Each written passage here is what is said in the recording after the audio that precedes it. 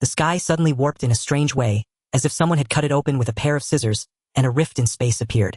The tear vanished in an instant and a half-transparent human silhouette stepped out of it hovering in midair. Ah, that feels good. I finally escaped. The transparent silhouette let out 2 low satisfied groans. In a tilled field an old farmer stopped his hoe. He seemed to have heard someone speaking just now, but when he looked around in all directions he saw no one. The sound seemed to have come from overhead. He subconsciously raised his head to look at the sky but saw only an expanse of azure blue. Ahem, I really am getting old. Sighing, the old man bent his head and resumed digging. Only when he no longer paid attention to the sky did the shadow above reveal its form and drift away through the air. He had not floated far when a sudden explosion from the ground drew his attention. The shadow slowly drifted toward the source of the blast. A collapsed stone cave appeared before him. The shadow floated into the cave. A boy of a little over 10 lay there, half his body crushed beneath a massive boulder. One of his eyes, the only one exposed, had even been gouged out. The shadow moved closer to examine his condition. His aptitude is still passable, but half of his body has been ruined. What a pity. The shadow drifted out of the cave, then rose into the sky where he saw not far away 2 groups of people chasing and fleeing. My primordial spirit will not last much longer. I must seize a body at once. At the very least, I need a temporary vessel where my Yuan Shun can recuperate. When the shadow floated closer, he finally saw clearly a boy and a girl of similar age were being surrounded on all sides by dozens of burly men. The shadow hid to one side and listened for a while. Tisk tisk, looks like a battle. To send children this young onto the battlefield. This world does not seem very promising. With a single glance, the shadow took a liking to the boy with the unique single eye and his potential, deciding to seize his body at the moment of his impending death. The boy was clearly at the end of his strength. When he forcibly tried to launch another attack, it backfired, and he collapsed unconscious. What a perfect opportunity. The shadow was just about to drift over when a golden flash streaked past. When the light faded, a young man with yellow hair stood at the boy's side. The shadow hurriedly halted. This youth gave him an intense sense of danger. Several throwing weapons suddenly appeared in the blonde youth's hand. He hurled more than 10 hidden weapons toward the dozens of burly men opposite them, yet none of the weapons struck their bodies, instead embedding themselves into the ground nearby. The next second, golden light flashed again, and all dozens of burly men were slain with a single strike. Spatial abilities, the shadow exclaimed in astonishment. The blonde man cast a doubtful glance toward where the shadow lurked, but having penetrated deep into enemy territory, he had no time to investigate. Any delay and they would be surrounded. He scooped the boy into his arms, grabbed the still crying girl with one hand. Golden light flared, and the 3 vanished without a trace. Only after they had gone did the shadow reappear. That was truly dangerous. He drifted toward the corpses of the burly men the blonde youth had slain. He did find several who were not yet dead, but their aptitudes were abysmal, and they were already adults with little room left to develop. Forget it, I'll take that boy in the cave instead. Hopefully he's still breathing. The shadow slowly ascended and floated back toward the collapsed cave. Once inside, he drifted to the boy and placed an illusory fingertip against the youth's neck, which was pinned beneath the boulder. Good, there is still breath. The shadow stood up, closed his eyes, crossed his hands, and his lips moved silently. A moment later his eyes flew open, and his form turned into a streak of smoke that shot into the boy's body from the top of his head. The instant the shadow entered the sea of consciousness, that feeling of imminent dissipation vanished. The boy's soul lay dormant within his own spiritual sea, seemingly ready to depart his body at any moment. Should I seize his body now or reside here for the time being? The shadow discovered a strange black energy within the boy's sea of consciousness, one that could nourish the Yuan Shun and keep him from scattering into nothingness. Body seizure is an act that defies the heavens and alters fate, and within the unseen workings of destiny, there is always a price. Those who seize bodies rarely meet a good end. The shadow wished to be reborn by another method, by reshaping a physical body of his own. Yet, in this lower realm, who knew whether he could find the heavenly materials and earthly treasures needed to reconstruct a body? In any case, he would first save the boy and think on it later. He was already more inclined toward the path of remolding flesh. The shadow approached the youth's soul at the center of the sea of consciousness, and extended a finger to touch the point between the boy's brows. A flash of cyan light erupted, and the shadow and the boy exchanged positions. The shadow now occupied the very center of the entire spiritual sea. Outside, the boy's fingers twitched. After taking control of the body, the shadow discovered that the boy's right eye was linked to that black energy in the sea of consciousness. Oh! So it's also a spatial ability. Then let me give it a try. The Sharingan in the crushed boy's right eye evolved from a Tutomo pattern to 3 Tomo, and that was not the end. The 3 Tomo slowly merged together, forming the shape of a 3-bladed shuriken. The boy's body actually phased through the boulder, just like the shadow in a soul state. The shadow was about to guide the boy's body out when the cave collapsed again. The ground below was hollow. The shadow could only control the boy's body to phase through the torrent of falling rocks. Ah, his body is passing straight through the stone. The shadow frowned. There was actually someone below. In his view appeared a bizarre figure clothed entirely in white. Madara-sama, look what I found. An Uchiha brat. The white creature waved its limbs, excitedly brimming with obsequious enthusiasm. From the darkness behind, a man stepped forward, his eyes identical to the boy's lone right eye, scarlet and terrifying. He looked 80 or 90 years old, and from his faintly trembling steps, he seemed liable to die at any moment. Only when he came closer did it become clear that several long white tubes extended from his back. Following the tubes with one's gaze, one could see where they led. The shadow's brows lifted. That demonic statue. Then he gave a faint smile. How interesting. The old man called Madara let the tomo in his eyes rotate ever so slightly. The shadow secretly cried out that things were bad. He immediately relinquished control of the boy's body, gathered his mind, and hid deep within the youth's sea of consciousness, utterly still. Sure enough, a wave of spiritual energy swept through the boy's sea of consciousness. White Zetsu, go investigate his background. Perhaps he will be the executor of our future plan. Yes, Madara-sama. The white creature known as White Zetsu sank into the ground and vanished. Toby used Hashirama's cells to restore his ruined body. At Madara's order, another white creature wearing a spiral-patterned mask stepped out. Yes, Madara-sama. The masked figure replied in a comically exaggerated tone that made one feel an urge to beat him. After issuing his instructions, Madara slowly retreated to his previous position and sat down on a chair. The lighting was so dim that only the outline of his form and his scarlet eyes could be seen.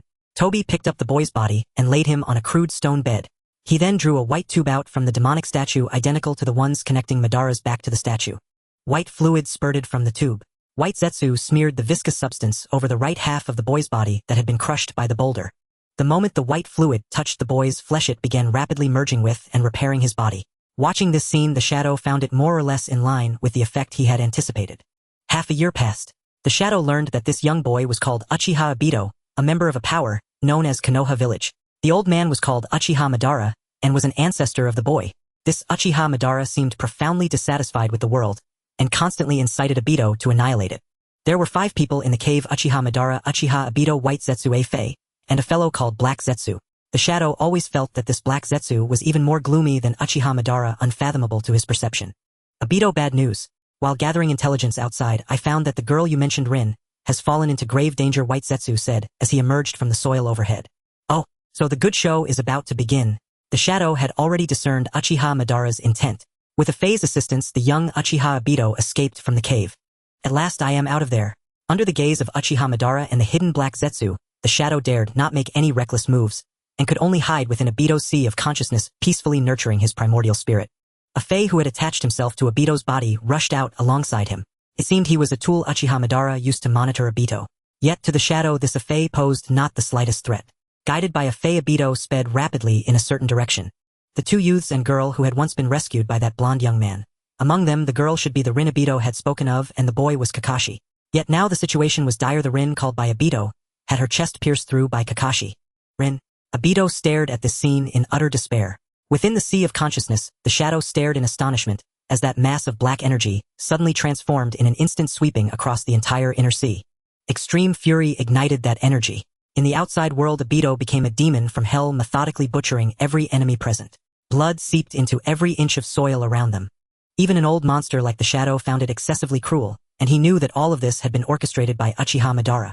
For the first time, the shadow felt that Uchiha Madara's talk of destroying the world was a genuine plan, not merely words of vented frustration born from dissatisfaction. After all the enemies had been slaughtered, Obito felt nothing but boundless emptiness within. He held Rin's corpse in his arms, while nearby the youth called Kakashi lay collapsed on the ground. Seeing this, the shadow could only shake his head helplessly. He had originally planned to assist Obito and thereby win his favor so Obito would help him rebuild a physical body. Over these 6 months, the shadow had learned that this Obito was deeply sentimental, and his actions upon seeing Rin's death had thoroughly confirmed that. Just as the shadow was extending his senses to see whether Madara had left any further contingencies, and to deal with Afei, he suddenly perceived a special mass of energy within Rin's body. The shadow intensified the infiltration of his primordial spirit and entered Rin's sea of consciousness. No sooner had he stepped into Rin's inner world than an enraged roar echoed forth. A colossal turtle-shaped monstrosity with 3 tails dwelled in the girl's sea of consciousness. At the moment, however, it was bound by a sealing technique that restricted its movements, leaving it unable to approach the shadow. Interesting. The shadow noticed that this turtle-like giant beast resembled the golem in Uchiha Madara's stone cave. He cautiously approached the turtle behemoth. The nearer he drew, the more violently the beast roared, yet it could do nothing to stop him. The shadow placed his hand upon the beast's body. Wherever he touched, the beast's form dissolved into pure energy and merged into him. 30 seconds passed. The shadow withdrew his hand.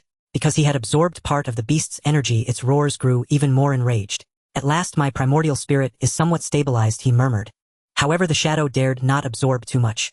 His primordial spirit was still too fragile. If he lost control by taking in excessive energy, the consequences would far outweigh the gains.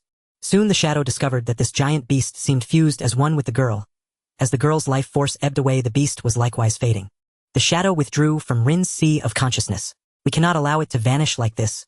Within Obito's sea of consciousness, the shadow transmitted a voice to him. Uchiha Obito, if you wish to save Rin, do exactly as I say. The sudden voice made Obito look around in shock and suspicion. Who are you? Who I am can wait. For now, listen to me and save the girl you love first. Being called out by the mysterious person made Obito's face flush, though he quickly returned to normal. What should I do? Open your mind. No matter what happens, do not resist. Otherwise, even an immortal could not save her. Before Obito could react, a sharp pain tore through his head, as though someone were battling within his mind. Remembering the mysterious man's words, he forced himself not to resist. After a vertiginous sensation of losing all sense of gravity, Obito arrived in a pitch-black space. At its center stood a young man in splendid red robes, long hair falling over his shoulders. Suddenly the youth opened his eyes. Do not attempt to reclaim control of your body and do not make any other moves. Simply watch in silence, he said. In the outside world, Obito opened his eyes, a sharp gleam flashing through them that made others dare not meet his gaze. Before anything else, we must first resolve a certain nuisance, the shadow said through him. Obito, what are you talking about? A face still attached to Obito's body asked in puzzlement. The shadow ignored him and closed Obito's eyes. The surrounding spiritual energy was rather decent and the shadow began slowly absorbing it. As the spiritual energy was drawn in, a Fae sensed something wrong and tried to flee, but the shadow gripped him firmly, leaving him no chance to escape. A Fae still attached slowly began to turn wooden, transforming into a towering tree. The shadow was briefly puzzled, then understood this white creature could not control the spiritual energy and was thus blown apart by it. Having dealt with this nuisance, the shadow moved to Rin's side. Dropping to one knee, the shadow, controlling Obito, sliced off a chunk of flesh from Obito's right arm. Because the arm consisted entirely of Hashirama cells, no blood flowed out. He kneaded the severed Hashirama cells into a mass and packed it into the hole torn through Rin's chest. No sooner had the Hashirama cells been inserted than signs of rejection appeared. Those cells contained immense physical power that ordinary people simply could not suppress. The shadow guided Obito's hand to press against the space between Rin's brows and entered her consciousness again. With ease, he dispelled the sealing technique that had bound the giant beast. Before it could react, he sealed it anew with another art. Compared with the previous seal, this one was far stronger. The beast could not even roar now. The shadow withdrew from Rin's sea of consciousness. As expected, her body no longer showed rejection. The emergence of the giant beast's energy allowed the Hashirama cells to divert some of their power to suppress it, weakening the repulsive force. Thus, the repair of her body was essentially complete. Next came the soul.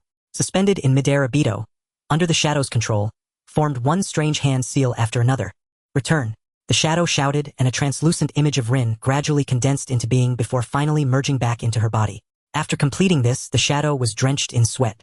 He retreated into Obito's sea of consciousness and relinquished control of the body. Everything had happened so fantastically that Obito struggled to process it. Senior, is Rin all right now? He asked. For the moment she is fine. However, her heart and the vital organs around it have suffered grievous damage. As for when they will fully heal and she will awaken, I cannot say. It is also possible she may never wake again, the shadow replied uncertainly. I see. Obito's heart tightened with sorrow. He still could not be sure of her recovery, but at least there was hope. Someone is coming, the shadow reminded him. Obito looked up to see distant silhouettes flickering closer. It was the village's Umbu reinforcements arriving. Obito raised his hand, ready to signal them, but halfway up he lowered it again. After glancing at Rin lying on the ground, he slowly lifted her into his arms. Kakashi, I will return. Activating Kamui, Obito vanished from the spot. The village boasted the finest medical care, but Obito knew all too well the significance of a Jinchuriki to the village. His sensei's wife Kushina Uzumaki served as a stark example, a member of the Uzumaki clan and granddaughter of the First Hokage's wife. Even with such exalted lineage, she had not escaped relentless surveillance and confinement. At least with his current strength, returning to the village remained inadvisable. One day he would return, because now he possessed the very same eyes as Madara Uchiha. A mysterious figure named Li Yuanxing had suddenly appeared within his mind. Though Obito felt gratitude for Li Yuanxing's rescue of Rin, he remained deeply wary, never fully lowering his guard. From Li Yuanxing's account, and corroborated by intelligence gathered during his time beside Madara, Obito deduced that everything unfolding was orchestrated by Madara Uchiha himself, who claimed to be his ancestral predecessor. Li Yuanxing warned Obito that Madara had sealed a binding talisman upon his heart, and that Tobi, the agent assigned to monitor him, had been eliminated. Madara therefore would not let him slip away so easily.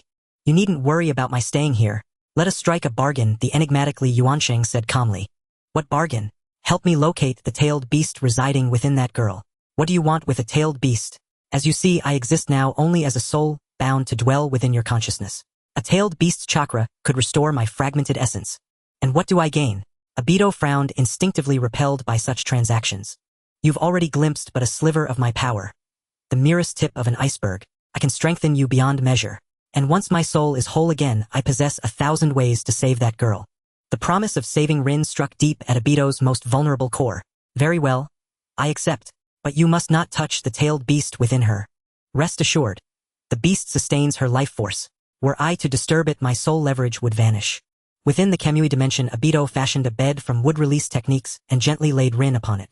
Her life now depended entirely on nutrient solution. A costly scarce commodity unavailable even in most provincial hospitals. Kusa no Kuni lay wedged between Tsuchi no Kuni and Hai no Kuni. Its proximity to Amigakure, the epicenter of the Third Shinobi World War, had drawn the war's devastation onto its soil.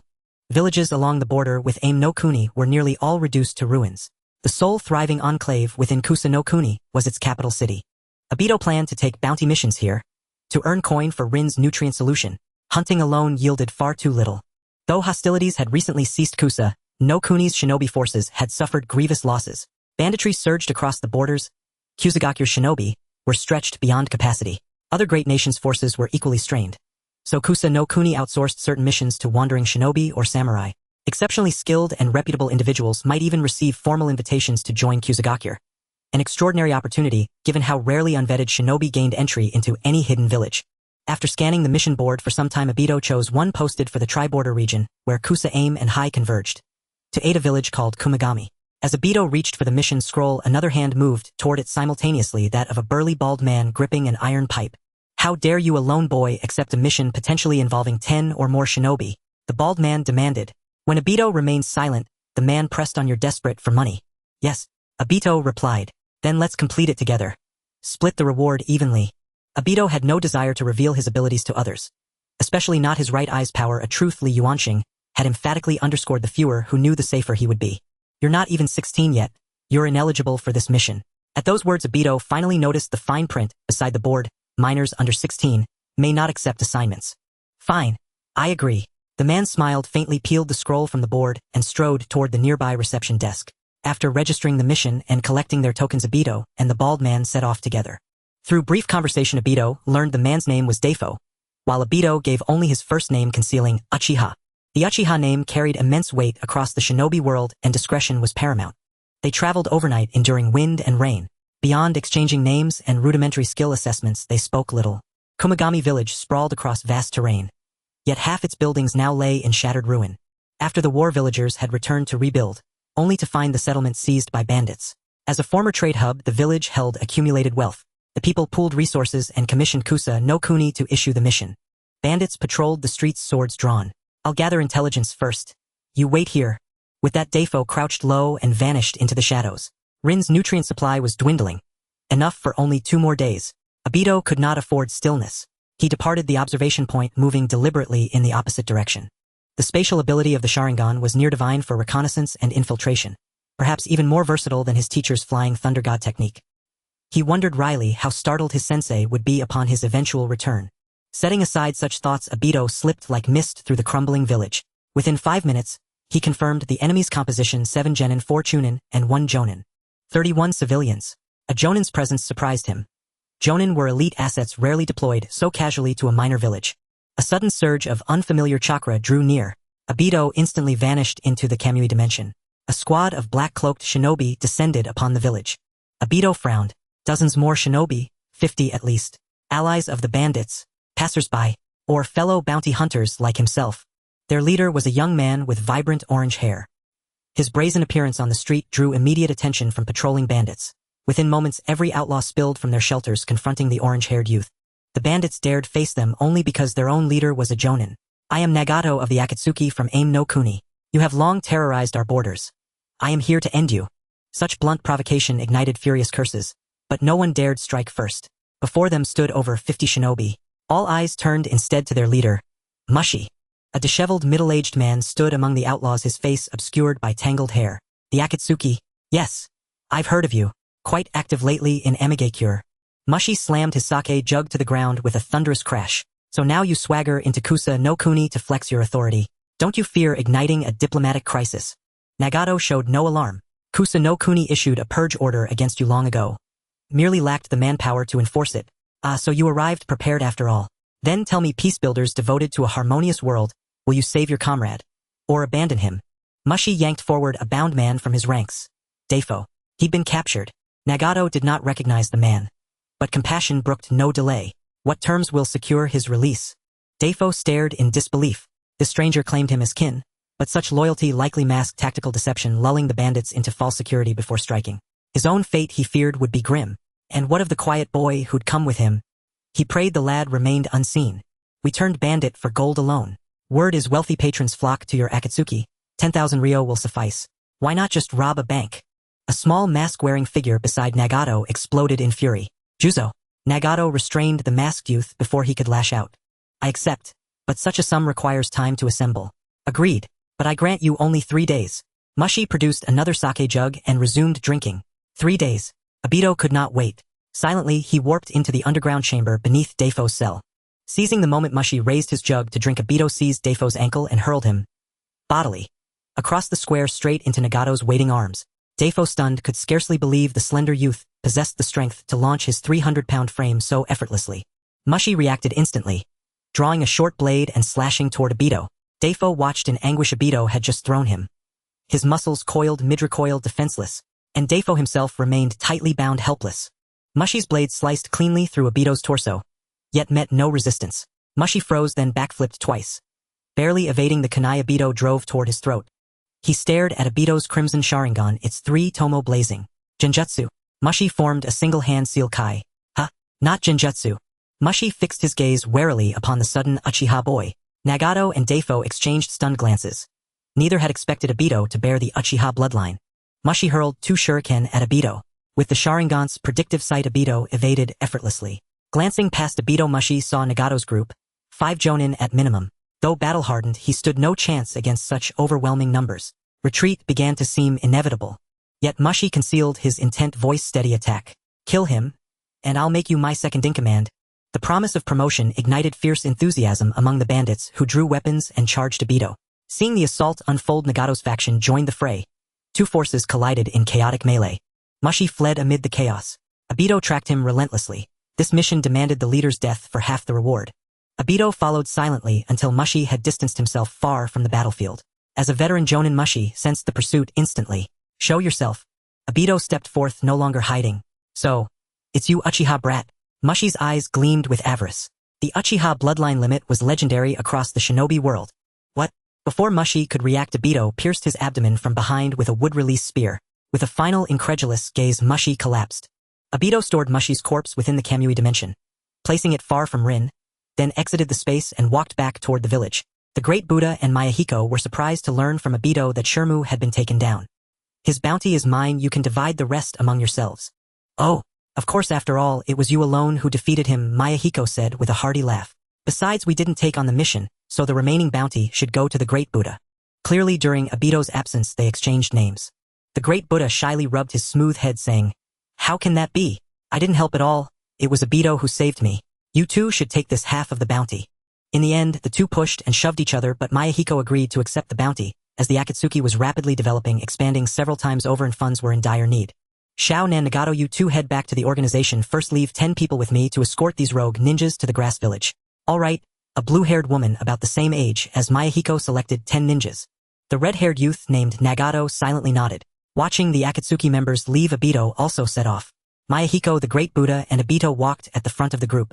Mayahiko, I want to join your Akatsuki organization. Hearing that the Great Buddha wanted to join the Akatsuki, Mayahiko appeared exceptionally happy. As long as you yearn for peace, the Akatsuki welcomes you at any time.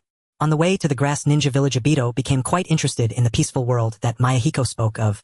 Having experienced war, Obito clearly understood the pain it brought. His comrades fell one by one before him. Countless civilians were affected, displaced, and suffering. His own parents also lost their lives in the war, and Obito was raised by his grandmother. If Rin were to die before him this time, he did not know what he would do. Perhaps he would carry out Madara's world-end plan. The immensely confident and sunny Mayahiko seemed to possess a special charm, making one feel as if they could see the future of a peaceful world. The mission handover went quite smoothly. The higher-ups of the grass village promptly paid the bounty after seeing Shima's corpse and the group of rogue ninjas they captured. Obito and the others had resolved a bandit den with a jounin in such a short time, and the higher-ups of the grass ninja offered them an olive branch. The Great Buddha had already joined the Akatsuki, and naturally declined the invitation while Obito could not join another village. Mayahiko and the others planned to return to the Rain Village immediately after completing the mission.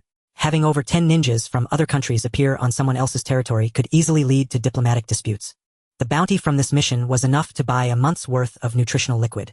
Following Li Yuansheng's suggestion, Obito built a simple house in the wilderness using wood release living off hunting and wild fruits each day. Li Yuansheng, whose soul was damaged, was mostly in a dormant state, but suddenly contacted Obito today. "Senior, my soul has stabilized a bit.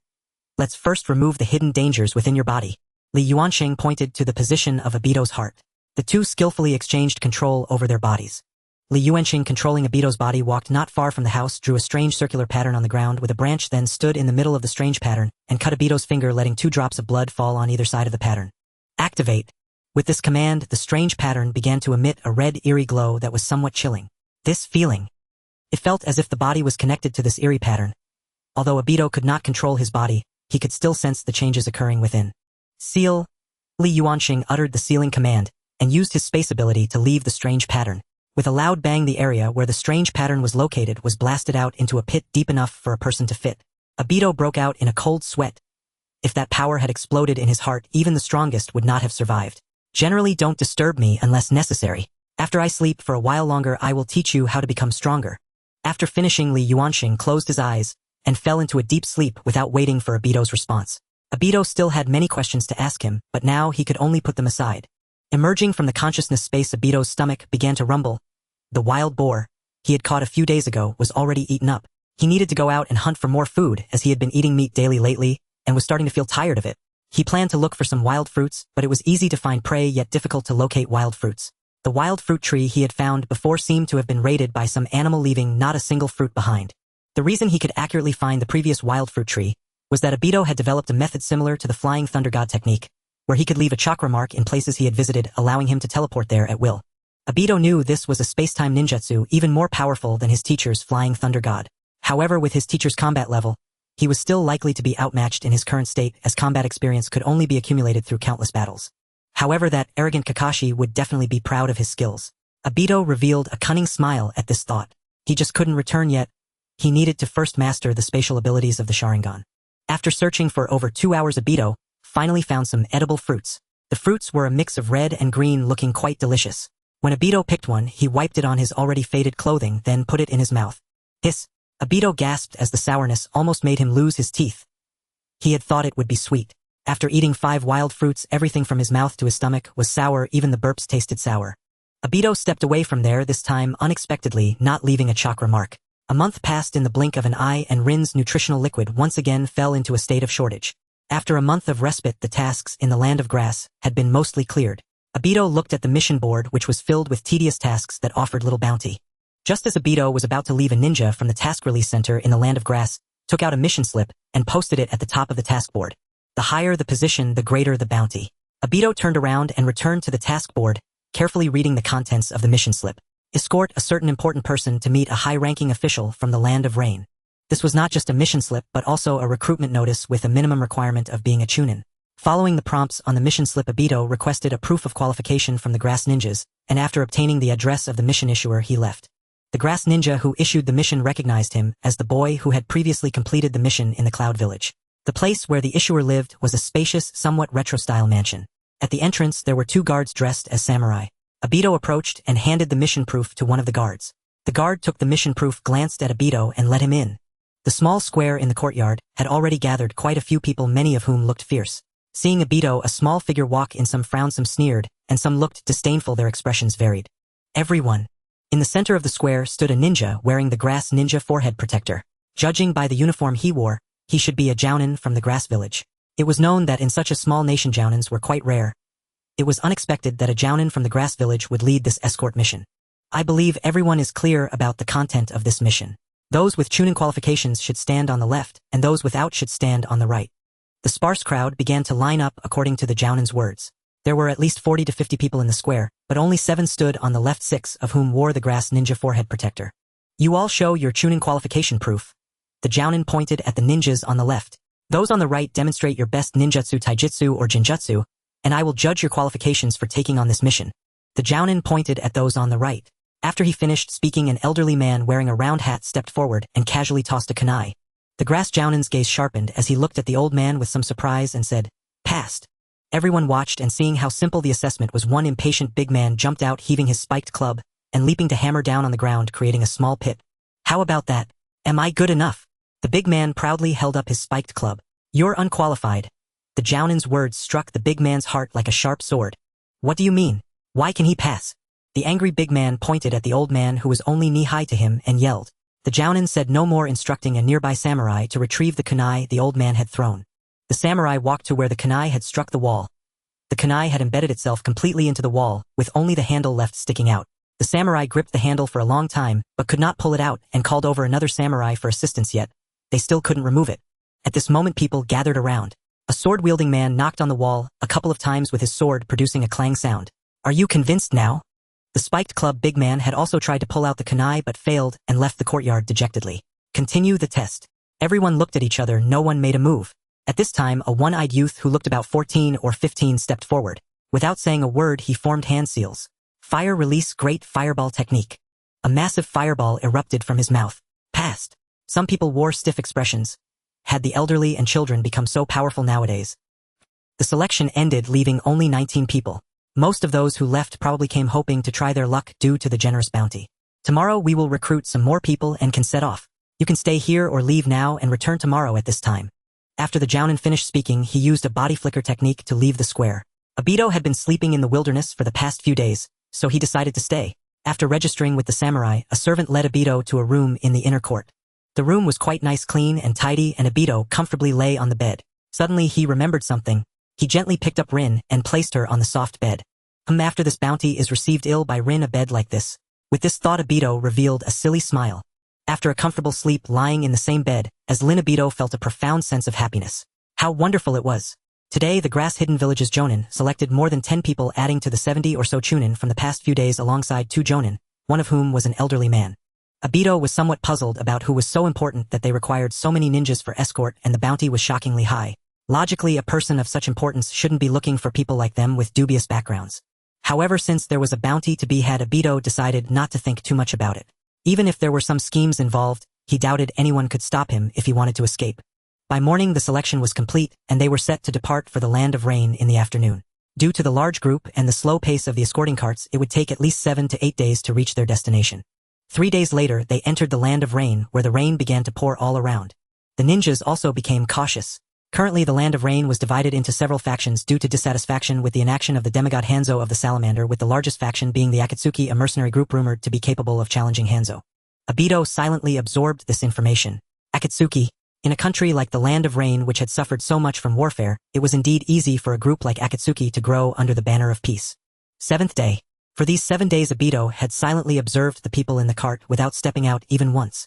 Only during mealtimes did someone bring food inside, and there were occasional trips to take out the night pots. The elderly man and another bearded Jonin were also observing.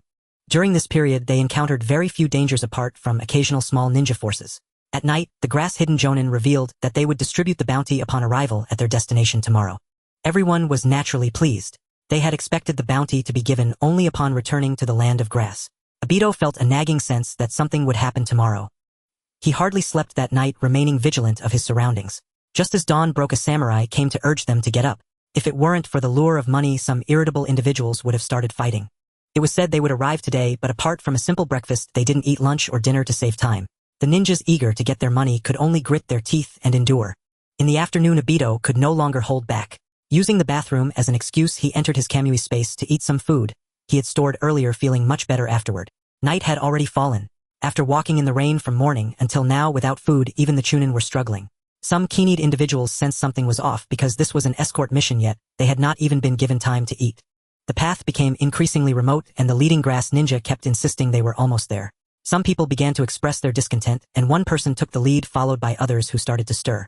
Seeing the ninjas lose control of their emotions, the grass ninja laughed fearlessly. "Since you don't want to walk anymore, then let's stay here." The grass ninja emitted a strange cry. In less than 5 minutes, more than 20 ninjas wearing patterned masks appeared surrounding Abito and the others. Umbu. Someone showed fear as the Umbu members formed two lines, and a man with one eye covered stepped forward. Obito was startled to see the newcomer. Wasn't that Danzo? The root of Konoha, how could he be here? Obito quickly retreated, hiding behind the tall figure in front of him, quietly observing the situation around. You've worked hard. Danzo patted the grass ninja on the shoulder. No need to be polite, it's mutually beneficial. The area around the land of grass is basically stable. These wandering ninjas who have been stranded here, due to war, have become a source of unrest. If we don't deal with them, the daimyo won't be able to sleep well. Very good. As soon as the words left his mouth, Danzo suddenly struck, hitting the grass ninja in the back, causing him to black out and collapse. Capture them alive. After issuing the order, Danzo took the first action. This exhausted group stood no chance against the well-trained and well-rested Umbu of Konoha. Only the two Jonin struggled a bit longer. Watching the bounty ninjas all tied up in ropes, a Konoha Umbu cleaned up the battlefield and reported to Danzo, Lord Danzo too have escaped. What? Danzo's eyes twitched slightly. They lost two people while doing this kind of work. He waved his hand to send two teams to chase after them and kill them, for people split into two teams heading off in different directions. Danzo waited in place for an hour. One of the teams returned within half an hour, while the other team had still not returned. The members of Root had trained as ninjas in assassination arts since childhood. Why hadn't they returned after so long? They were either ambushed or the tracking techniques of the dispatched Root members couldn't keep up. Members of Root who failed their missions faced severe punishments upon return. We won't wait any longer. Take this person back and hand them over to Orochimaru. With so many test subjects, he will have enough for research for a while. Just as Danzo and the others were about to leave, a distortion in space occurred, and Obito walked out. He frowned as he watched Danzo depart. He had some suspicions in his heart. The spatial distortion reappeared and Obito vanished without a trace. He couldn't go to the grass-hidden village. This plan was meant to eliminate them as potential threats. He decided to stay in the Land of Rain for now, even though he didn't like the constant rain. The chaos in the Land of Rain allowed Obito to quickly find a bodyguard job. This village was called Sho Village, nestled between several factions. Due to their mutual checks and balances, some wandering warriors had turned into bandits running rampant. When Obito arrived here, he happened to see a wandering warrior trying to bully an older sister. Miss Anko, I've already had my fill. Her name was Anko, a gentle and elegant person with a figure and appearance of high quality. Even dressed in a simple burlap outfit, her outstanding figure could not be concealed. No wonder that warrior wanted to bully her. Obito was currently living in her house. Anko also had a father who was initially not fond of the suddenly appearing Obito, but things improved after Obito repeatedly drove off the warriors. The villagers, knowing that Obito needed money, offered him financial support. This village had also been relatively affluent before the wars, so they still had some financial surplus. Hey, it's Obito. Come try this freshly baked sweet potato. Obito's gentle demeanor won the favor of many villagers. Thank you, Auntie, I've just had lunch. Obito patted his slightly round belly. Anko is such a good girl. You should cherish her well, Obito. Faced with the teasing from Auntie, Obito could only leave with a flushed face. The villagers around him gave Obito a sense of familiarity akin to being in Konoha. Everyone was so harmonious. A month later, Dato and Zu and Anza's father sat in the living room having dinner. The three of them were unusually silent today, unlike their usual banter and laughter. Dato, you should leave tomorrow. If those factions start fighting, this place will likely be reduced to rubble, and Zu said softly. Dato paused with his chopsticks. Although he had only been in this small village for less than 2 months, he did not want to see it destroyed. Previously, he had heard rumors that the conflicts among the major factions were intensifying and war was imminent, causing panic among the villagers. But without concrete news, everyone had nearly forgotten about it after a few days. It wasn't until yesterday that Grandpa Ju, at the village entrance after his son went out to buy some daily necessities and didn't return for 3 days, decided to leave the village to search for him. Only then did he discover that the village had been surrounded, and even taking another route, he found himself surrounded by ninjas. Upon learning the news, Dato went to investigate, and the result confirmed the rumors. The 3 factions nearby were preparing for war, and the village was to be the battlefield. Dato hesitated. According to his investigation, the highest-ranked ninjas of these 3 factions were only elite chunin, with each faction having no more than 20 ninjas, most of whom were merely warriors.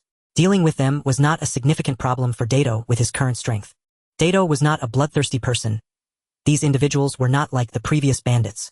They had families, relatives, and companions, and they were forced to fight due to the interests of the factions, making this place seem like a miniature version of the Shinobi World War, reminding Dato of those days of slaughter.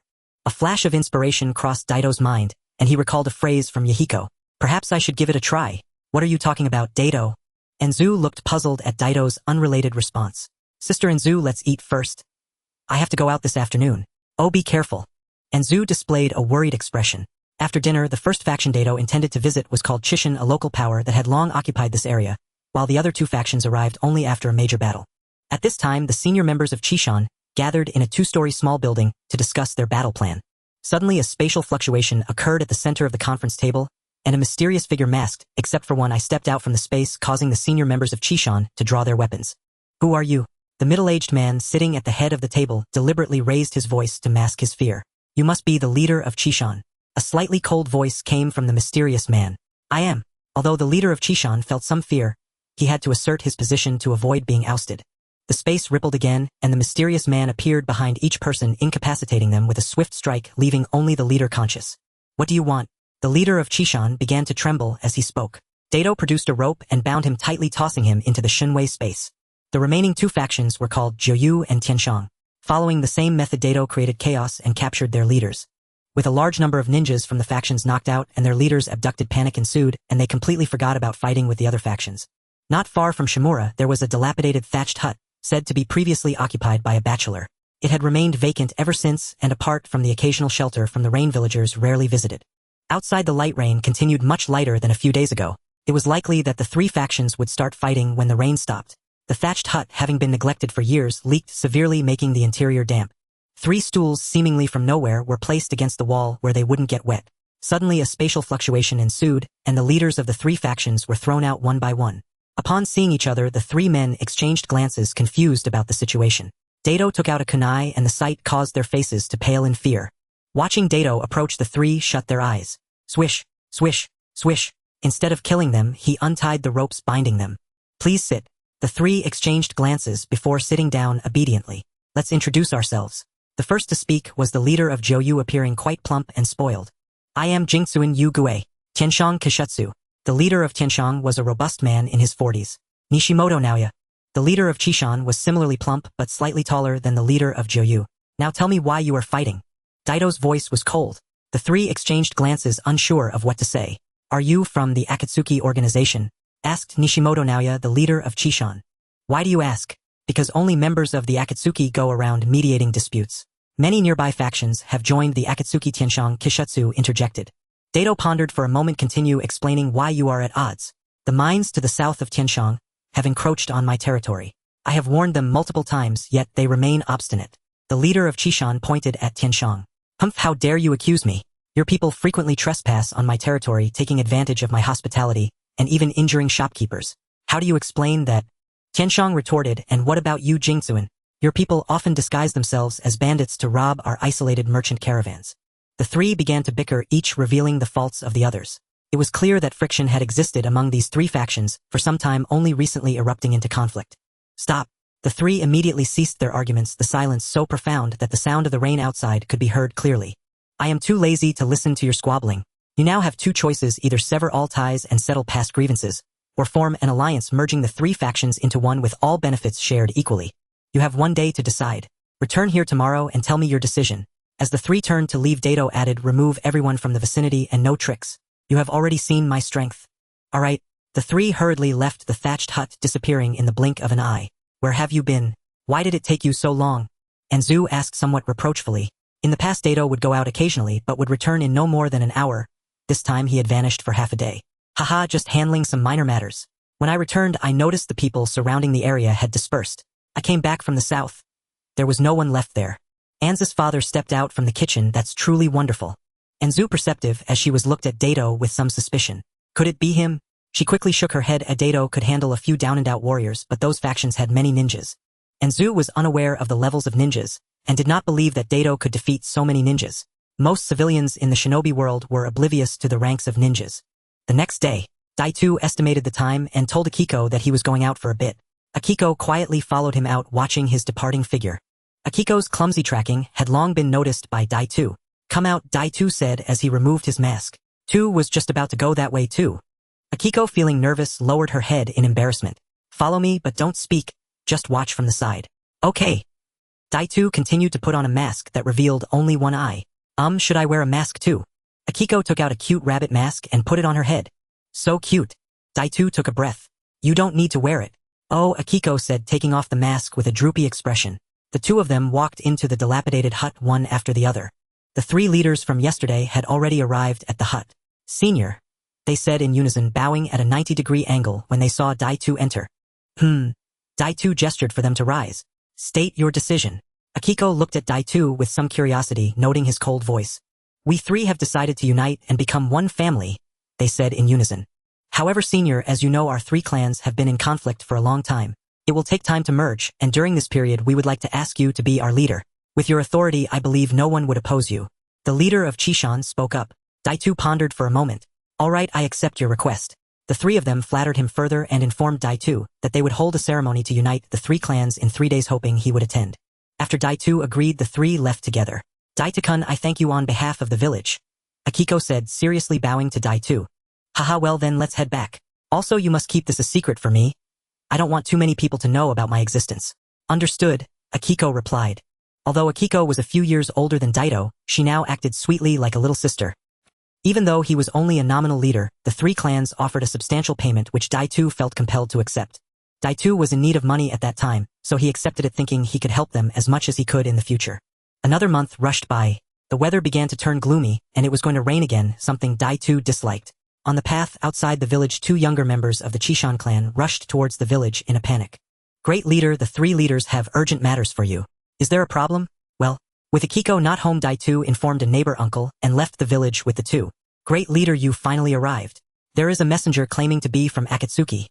Tanaka pointed to the 3 people standing in the hall. Daitu looked in the direction he pointed. With orange hair, it was Yahiko, and at that moment Daitu was wearing a mask, so Yahiko did not recognize him. Next to him stood a short figure Jozu and another young female ninja with orange hair, whom Daitu had never seen before. I was entrusted by Mr. Kyo to mediate the conflicts between Kyu Tanaka and Chishan clans. Yahiko moved aside, revealing Kyu behind them. Kyu. He was the son of Lord Ju, and it turned out he had come to Akatsuki for help, although it seemed he had arrived a bit late. You all can leave for now, Daitu said to the leaders of the 3 clans. Daitu took off his mask. Daitu, it's you, Yahiko exclaimed in surprise, not expecting the great leader they spoke of to be Daitu. Previously the conflicts among the 3 clans escalated, preparing for war, so I consolidated them to avoid casualties.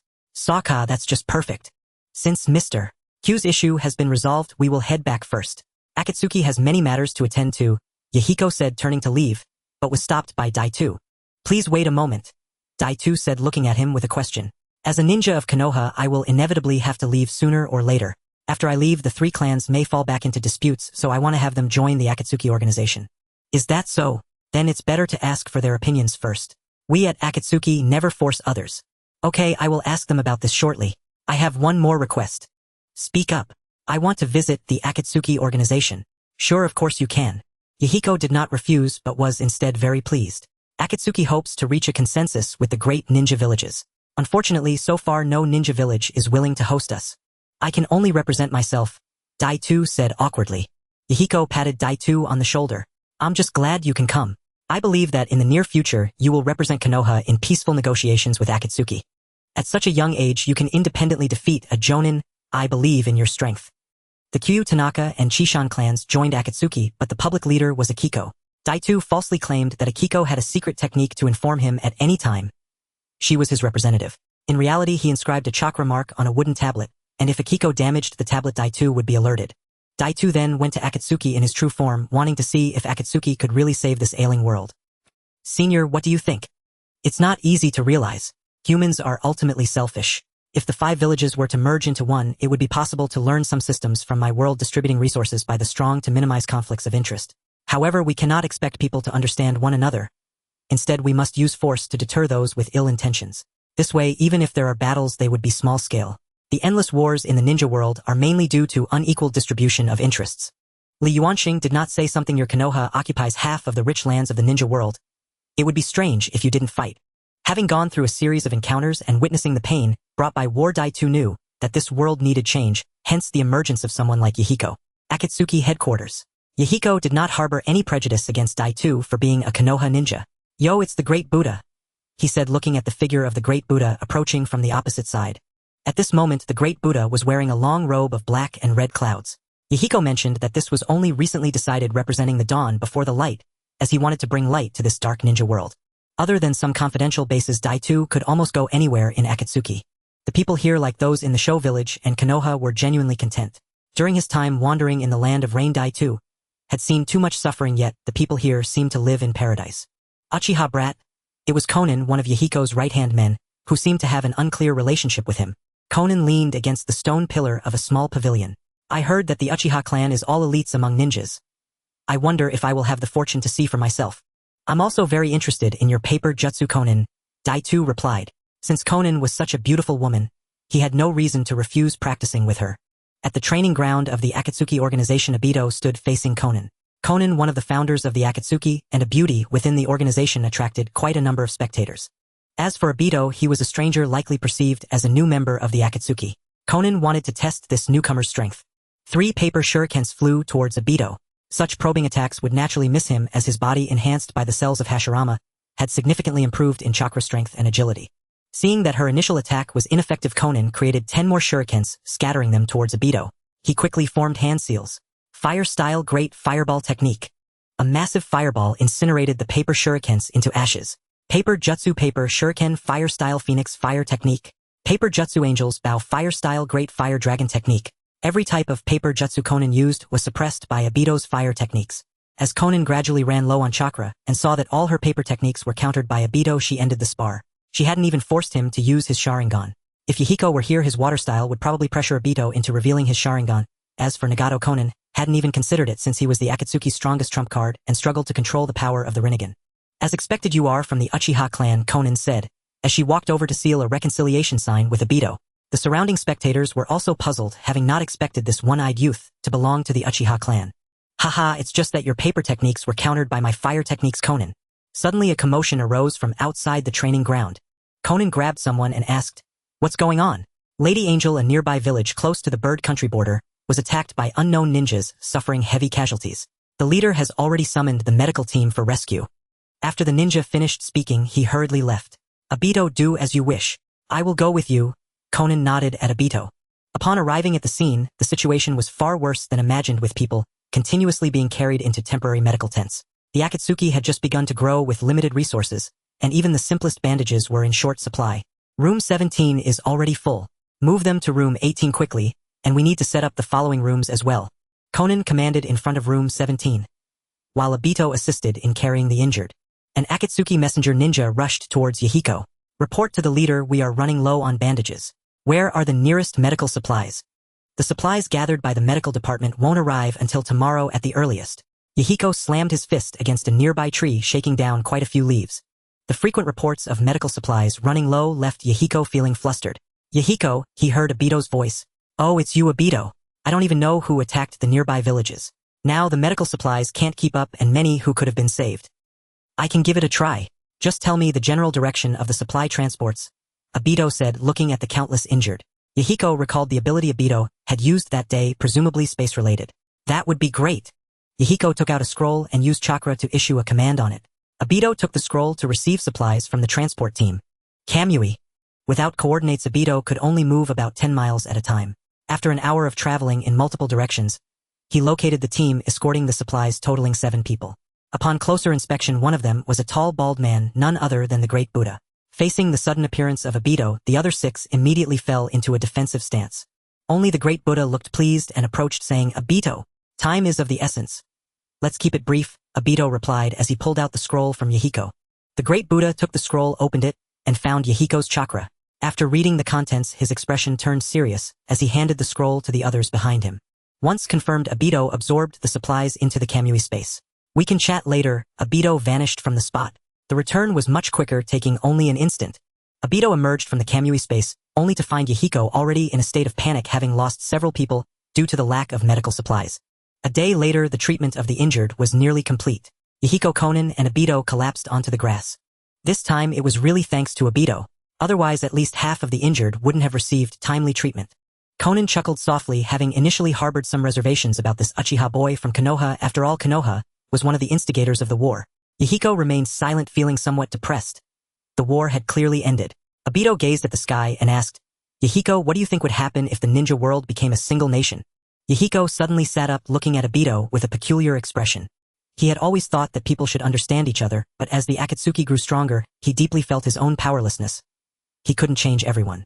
However, unifying the ninja world is as difficult as making people understand each other. If it means waging war for this, it would completely defeat the original purpose.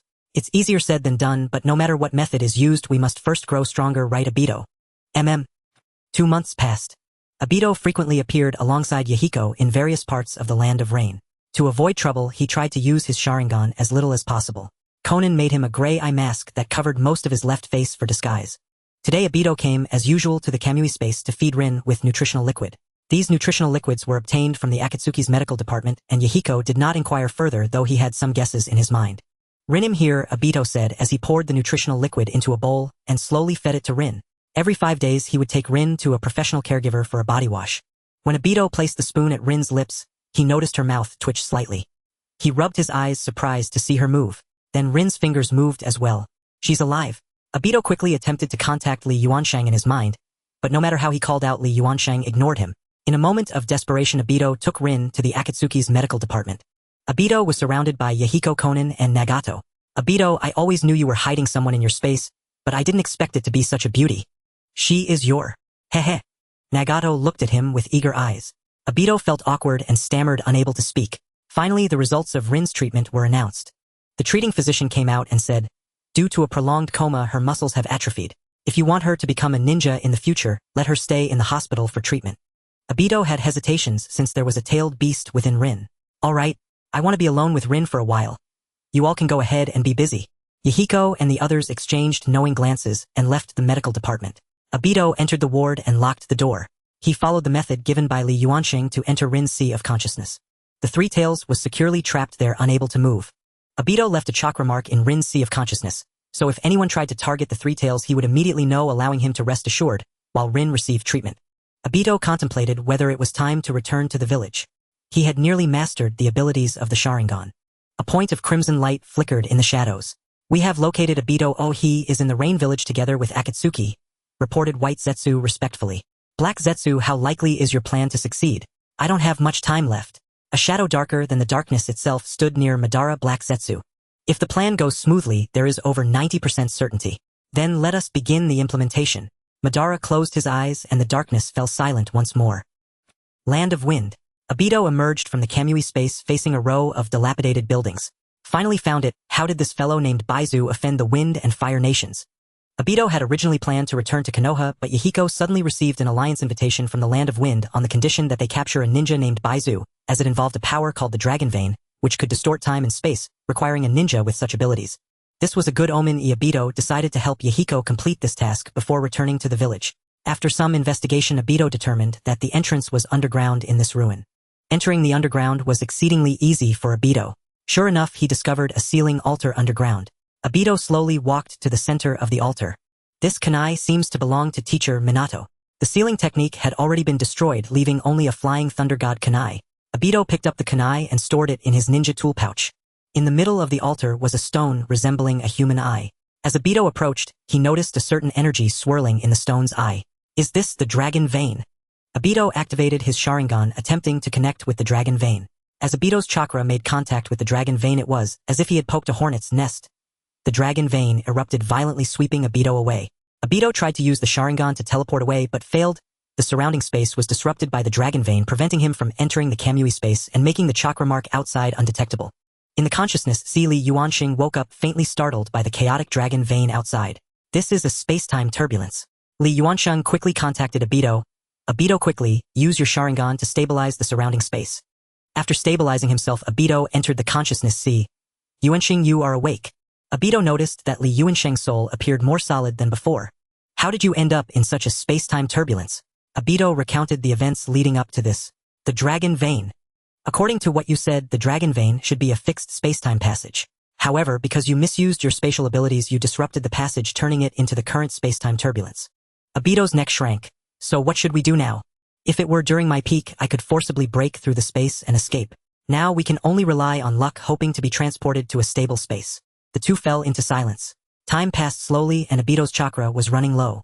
Just as they were at a dead end, another space-time turbulence appeared ahead. As Obito was about to curse, the two currents of turbulence collided, causing him to lose his balance. Is someone there? A shadow brushed past Obito. Was that a Sharingan? Although their meeting was brief, Obito clearly recognized it as a Crimson Sharingan. Who was he and why was he amidst the space-time turbulence? In the blink of an eye, Obito was engulfed by darkness. Where is this?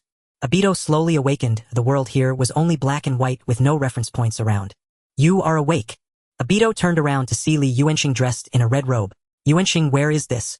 This is the place closest to hell, a layer between reality and illusion. Am I dead? Obito looked down at his hands and feet. There were no shadows on the ground. You are not dead. There is only one way to survive. Obito raised his head in realization. What way? Sign a soul contract with me and we shall coexist. What do you mean? It means our lives will intertwine, our fates will be linked. Obito fell into silence. Yuanxing, can't you escape alone? No, without a physical body I cannot survive in this place. Only by signing a soul contract and utilizing the power invoked by the contract can we forcibly break through the space and have a chance to survive. No one wishes to die. Naturally, Obito would seize this lifeline. Alright then, let us begin. Li Yuansheng's hands glowed red as he slashed Obito in half, then aimed the blade at himself. Now Obito. As the two different souls fused, the power of the contract surged to its peak. The half of the soul with the Sharingan pushed the Sharingan to its utmost limit. A bright light appeared in the black and white space. In the consciousness sea, Obito slowly awakened. It should not be a fusion of Obito and Li Yuanxing. Obito, relinquish the consciousness of your half-soul, and my other half will also relinquish its consciousness. A soul with two consciousnesses will inevitably go mad. The two peculiar souls began to refine the other half of the soul, and slowly Obito returned to his original appearance, while Li Yuanxing also regained his former self. I didn't expect to merge into a dual soul with you. Li Yuanxing felt somewhat satisfied with the current strength of the soul, as it was enhanced by Obito's half-soul. Obito also benefited. His mental strength was significantly stronger than before, and with the Sharingan he could clearly sense it. Where is this? Obito stood up. Not quite clear. The Kamui activated and the Sharingan's ability was usable. Obito entered the Kamui space. However, he could not sense the chakra mark he left in the ninja world, meaning he could not return to the ninja world this way. It should be because we are too far from the ninja world and your chakra is insufficient to support such a long-distance transmission. Li Yuanxing provided an explanation. So how can we go back? Well, theoretically, as long as your chakra is sufficient to sense the chakra mark you left behind, you can return. Huff. Obito exhaled. In any case, I temporarily cannot return. What Obito was most worried about now was Rin's safety. Li Yuanxing also wished to return to the ninja world. That tailed beast was a good thing for restoring souls, and it seemed not too difficult to obtain. With one person and two souls, they wandered in this unfamiliar world for over a month, eventually grasping some basic situations. This world is called the Grey Origin Realm, where martial arts flourished, largely similar to the physical techniques and sword techniques of the ninja world, but much more refined. Warriors used an energy similar to chakra, which they referred to as inner strength. No cultivators were found as described by Li Yuanxing, but many rumors of immortals had been heard which relieved Li Yuanxing secretly. It seemed this world was not one where cultivation was prevalent, and even if there were cultivators, their cultivation levels were not high enough to pose a threat. In this month, the two did not wander aimlessly. Under Li Yuansheng's guidance, Obito found a place with good spiritual energy.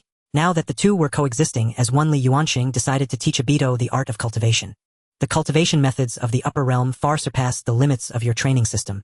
The chakra cultivation in the ninja world merely extracts the potential of the human body, and this potential is always limited. In contrast, the cultivation methods of the upper realm allow us to strengthen ourselves by absorbing the energy from nature, which is infinite. When cultivated to a profound level, destroying an entire realm is not a difficult task. Moreover, absorbing natural energy not only grants immense power, but also increases one's lifespan, as one's cultivation level rises, potentially allowing one to attain immortality at its peak. Hearing this, Obito swallowed hard. The amount of information was overwhelming. However, I can only pass this cultivation method to one person, and you can only take on one disciple. Until you leave the ninja world or perish, your disciple can only then take on the next disciple. Li Yuanxing. Obito asked, confused. Why is that? If this cannot be achieved, I cannot impart the cultivation method to you. Seeing the greedy glint in Obito's eyes, Li Yuanxing speculated about his intentions. Do not harbor any ill thoughts. If this rule is violated, all who practice this method in this realm may face obliteration. Obito chuckled awkwardly. Is it really that serious? Li Yuanxing closed his eyes and sighed. This concerns the sects of the upper realm. There are many sects in the upper realm, and your realm clearly does not belong to my sect. If I am not mistaken, the ninja world should be a subordinate realm of the opposing force to my sect. Hence, from the sect's perspective, you and I are enemies. The cultivation methods of the upper realm are obviously superior to those of the ninja world. Once spread, the chakra cultivation methods will surely be eliminated, just like how ninjas replaced samurais in your ancient times. Thus, if the entire ninja world practices my upper realm methods, it would effectively mean promoting the teachings of my sect, transforming another realm into a missionary territory for my sect. Once this situation is discovered by the higher-ups, it could likely ignite a war between the two sects. The best outcome may be compensation with a vast amount of cultivation resources while simultaneously annihilating all practitioners of my sect's techniques in the ninja world. By then, the ninja world would be largely practicing the upper realm's methods, and the consequences are unimaginable. Therefore, my intention is not only to protect my sect, but also to ensure the safety of your ninja world. Obito lowered his gaze and said, Isn't Yuanshenkin's world also in turmoil? Li Yuanxing discerned Obito. The upper realm is not as you imagine. The powerful beings there can casually destroy worlds. Thus, while there may be friction between sects, large-scale wars do not occur. Obito forced a smile. I see. For the sake of the ninja world, I will not go against this. That is excellent. However, to be safe, I must impose an additional restriction. This method can only be passed down to one person until you die or leave the ninja world, and your disciple must adhere to the same rule. Obito nodded in agreement, understanding that his ability to keep the promise does not ensure that future generations would do the same. The cultivation methods of the upper realm are divided into the 5 elements: metal, wood, water, fire, and earth, somewhat akin to the categorization of ninja techniques in the ninja world. However, the wood techniques of the upper realm are not the same as the wood release of the ninja world. They are akin to metal, water, fire, and earth, and do not transcend the 5 elemental techniques like wood release does. In the natural world, there exists varying levels of spiritual energy, which is akin to the natural energy of the ninja world. I speculate that the sage arts of the ninja world forcibly extract a large amount of natural energy, using chakra within the body to enhance their combat power. The stronger the chakra, the more natural energy one can obtain.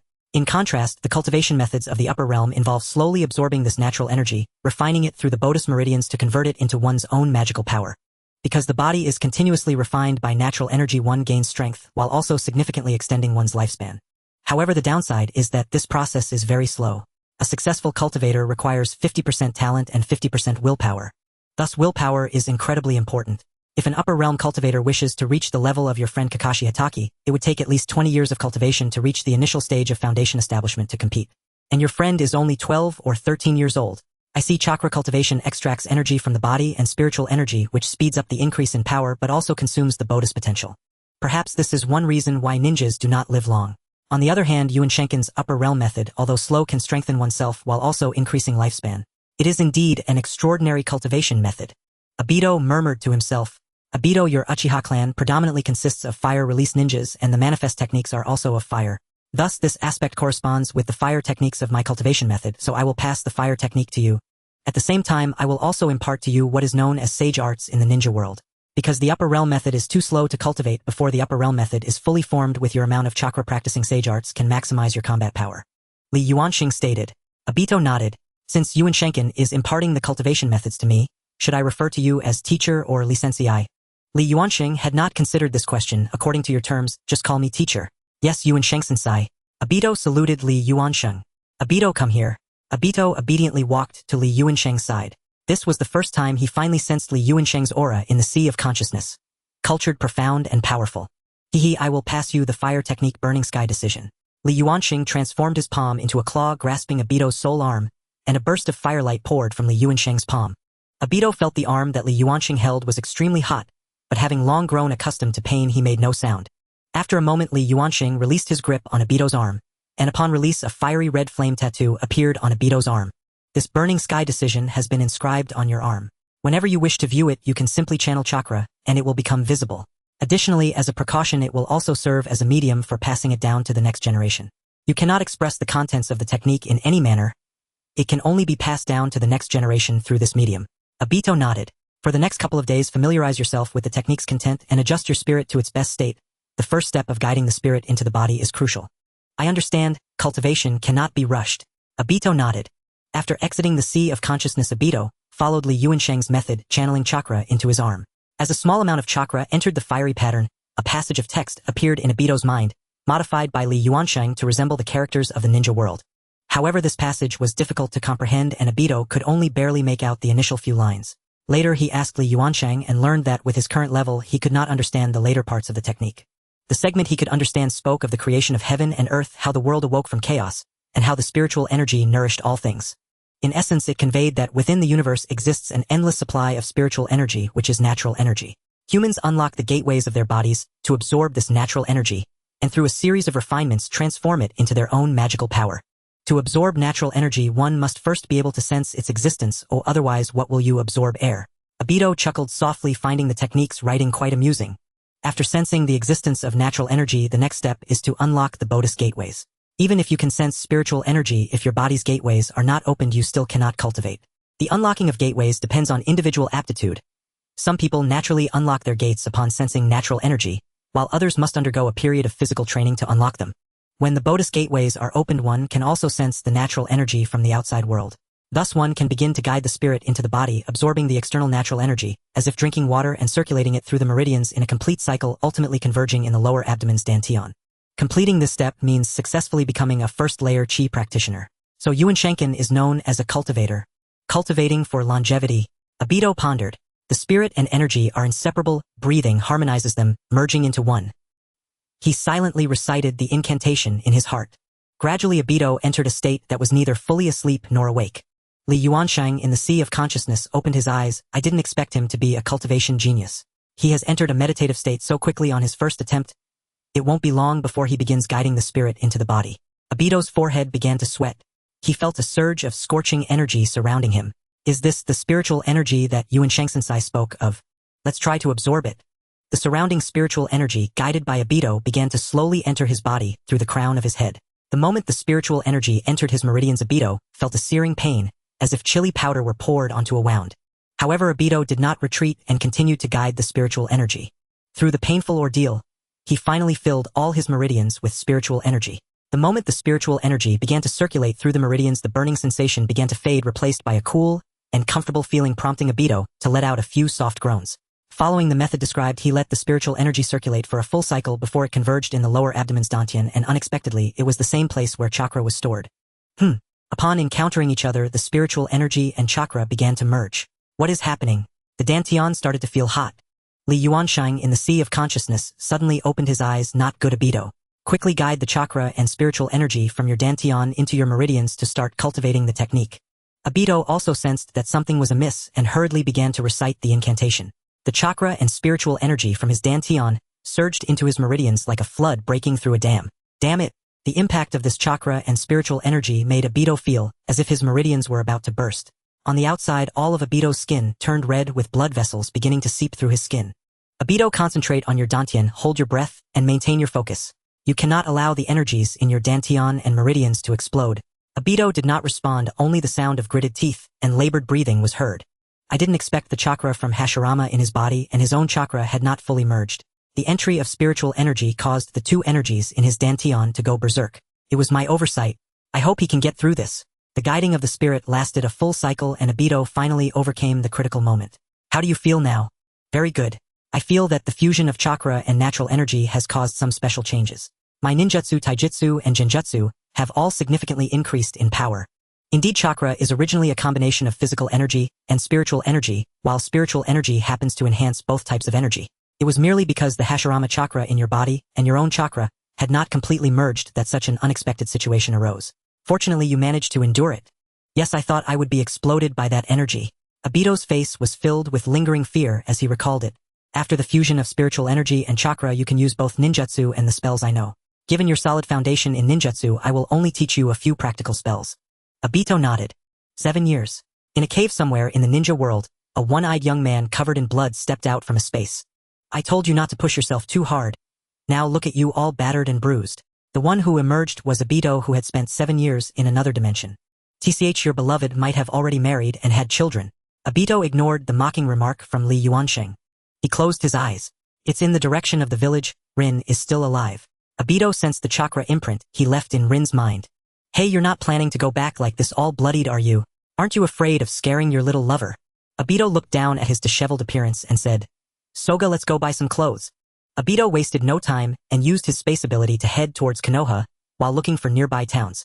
On the way, he encountered a water source and cleaned himself up, looking a bit less ragged, though his clothes from the other world still seemed out of place in this one. Not long after entering the land of fire, he found a bustling city. Abito took out a large bag filled with silver from his previous savings. Abito's peculiar attire drew the attention of passersby, but he paid no mind to their gazes and focused on finding a suitable shop. Li Yuanxing watched as Abito showed no regard for the stares of others and commented, What a thick skin you have, how did I end up with such a disciple? Ignoring this talkative teacher who spoke even more than he did, Abito couldn't understand how he had been so serious when they first met, especially since he spent most of his time in a state of slumber. Most clothing stores on the street offered loose-fitting kimonos, but Abito was looking for something more fitted for combat. After searching for a while without success, he finally found suitable clothing in a ninja tool shop, although it was several times more expensive than the clothes outside. In fact, Abito wanted to customize a coat featuring the Uchiha fan, but thinking about the ready-made ones available in his clan's territory, he gave up, especially since he didn't have much time to wait. The new shirt he bought was gray and white. As it was nearing winter, he chose long sleeves. The pants were light blue, forming a fitted outfit that made Obito look spirited. Li Yuanxing fell back into slumber again. If it weren't for the need to perform a cross-dimensional transfer, Obito wouldn't have bothered waking him. Finally heading back, Obito was excited to see Rin again, along with his good friends Kakashi Minato Sensei and the members of the Uchiha clan. Although most of them were not very friendly towards him, there were still many who treated him well, and ultimately that was his family. He believed that with his current strength, those who previously looked down on him would be left speechless. This time he was determined to become Hokage, a lifelong aspiration of Obito.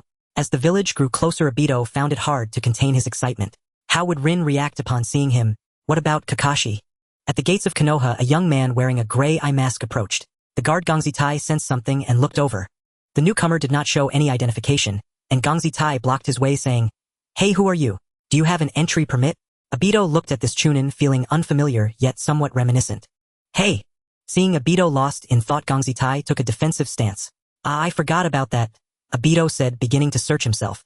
Gongzi Tai, feeling tense as he watched Obito rummage through his belongings, prepared his ninja tools. "Haha, found it." Obito pulled out a forehead protector from his jacket pocket. Since it was from his youth, the headband was somewhat short, and it took Obito a considerable effort to put it on. Gongzi Tai looked at the forehead protector that was too small for Obito's head and said, "You better reveal your identity soon or I won't be polite." As Gongzi Tai was about to attack him, Obito waved his hands, repeatedly saying, Whoa, calm down, I am Uchiha Obito." Upon hearing the name Uchiha, Obito wore a proud expression, waiting for Gongzi Tai to show him a look of admiration. Gongzi Tai stumbled back in shock, saying, "Uchiha Obito? What kind of expression is that?" Obito was somewhat displeased with Gongzi Tai's reaction. "How can you prove you are Uchiha Obito?"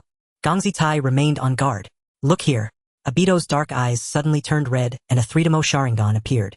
Seeing Obito's Sharingan, Gongzi Tai was able to roughly confirm based on the information he had that this should indeed be Uchiha Obito, or at least a member of the Uchiha clan. "Wait here. I need to report to Lord Third." "No problem, but hurry up. I can't wait." The third Hokage in his office had witnessed everything unfold. After watching, the wrinkles on his face seemed to deepen as he sighed and took a couple of puffs from his cigarette.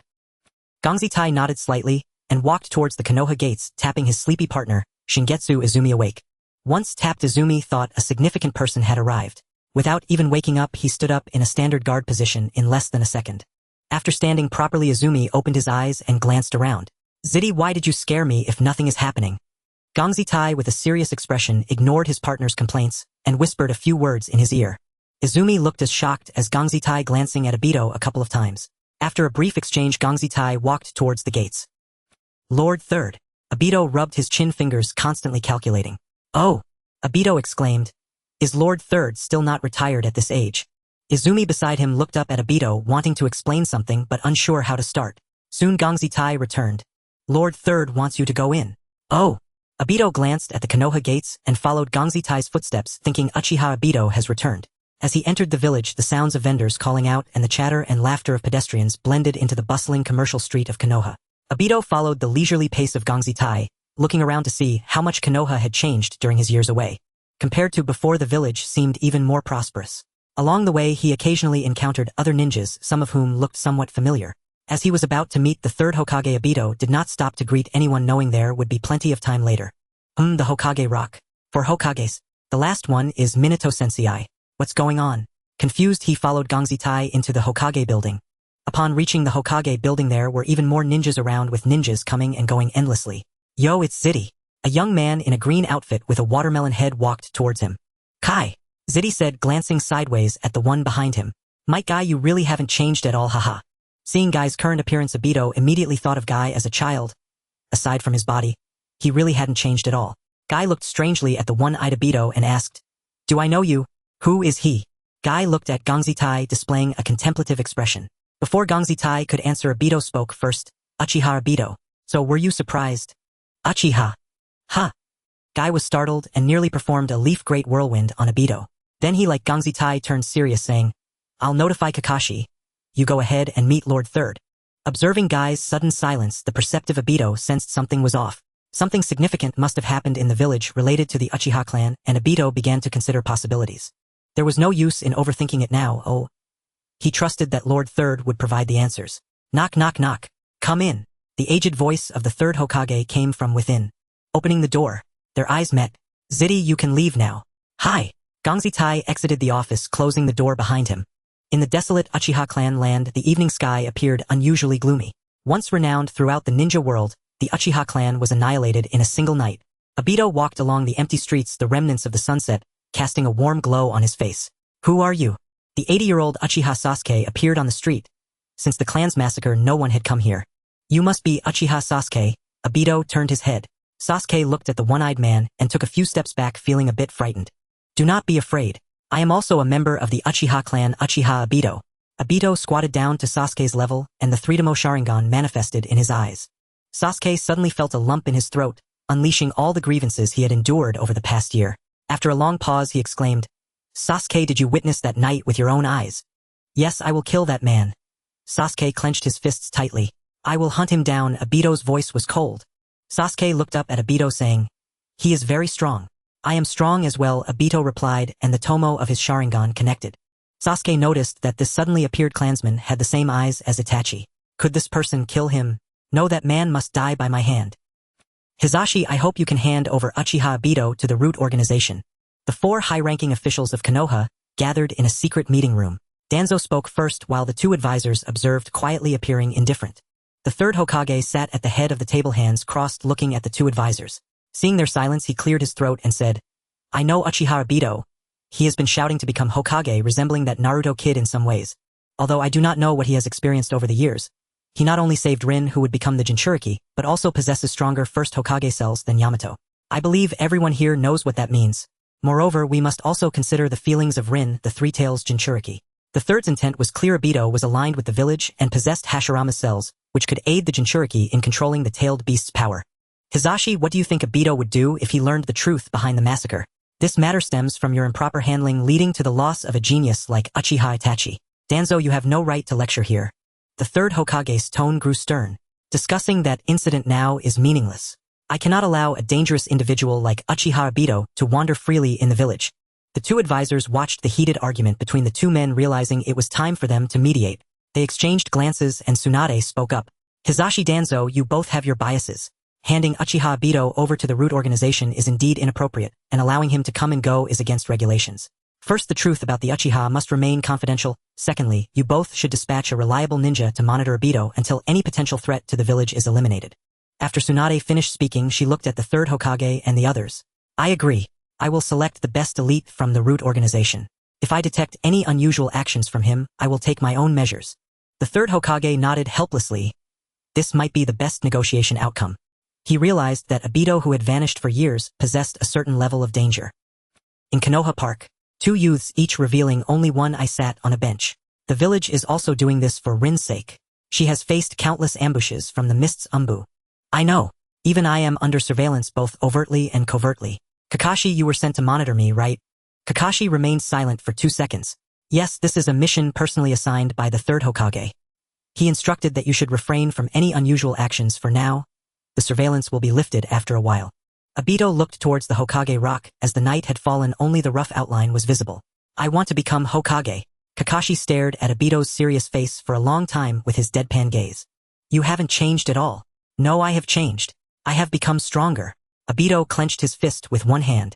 Well then, let me see just how strong you've become. Kakashi stood up from the chair. Let's go to the 7th training ground. Obito knew Kakashi was sent to test his abilities, and he also wanted to showcase his strength to the higher-ups of Konoha through Kakashi. The 2 vanished from Konoha Park in a few flashes. At the 7th training ground, Kakashi, without the Sharingan, you stand no chance against me. Obito activated his 3-tomo Sharingan. Hehe, that was precisely my intention. Kakashi lifted his forehead protector, revealing his ever-open 3-tomo Sharingan. The moment Kakashi revealed his Sharingan, Obito understood. The Sharingan had become a burden for Kakashi. No wonder he sensed that Kakashi's chakra was less than that of an average jonin. He initially thought Kakashi had used some secret technique to conceal his chakra. The 2 exchanged several shuriken, testing each other's reflexes. Even with only a bit of moonlight, they easily evaded all shuriken attacks. Fire-style fireball technique. 2 fireballs collided, resulting in a significant explosion. Just as the flames extinguished, a glimmer of cold light surged from behind the fire. Smack! Obito accurately caught the kunai that Kakashi had thrown. With one hand, he formed seals. Fire-style fireball technique. Not good. Kakashi attempted to break free from Obito's grip, but felt as if he were caught in a vice, unable to move an inch. The fireball struck Kakashi, exploding into smoke. It was a shadow clone. Obito scanned his surroundings for Kakashi's movements. From underground, Obito leaped high, narrowly avoiding Kakashi, who emerged from the ground. Kakashi pursued relentlessly and Obito, unyielding, pulled out a kunai. The two engaged in a close-quarters combat duel. Kakashi's family heirloom, the Hitaki sword technique. Though he hadn't used a blade in years, in terms of taijutsu, only Might Guy could consistently outmatch Kakashi in Konoha. The more they fought, the more alarmed Kakashi became. Just how strong had Obito become? According to intel, he had not only awakened the Manjikyu Sharingan, but also fused with Hashirama's cells, allowing him to use wood-style ninjutsu stronger than Yamato. Smack! The two clapped hands and separated. Kakashi, you've become quite strong. Now let me show you my true power. Kakashi's expression turned serious, knowing that Obito was about to get serious. Never mind, I'll use Raikiri first. Kakashi formed seals, lightning crackling in his hand. Wood style, wood spike technique.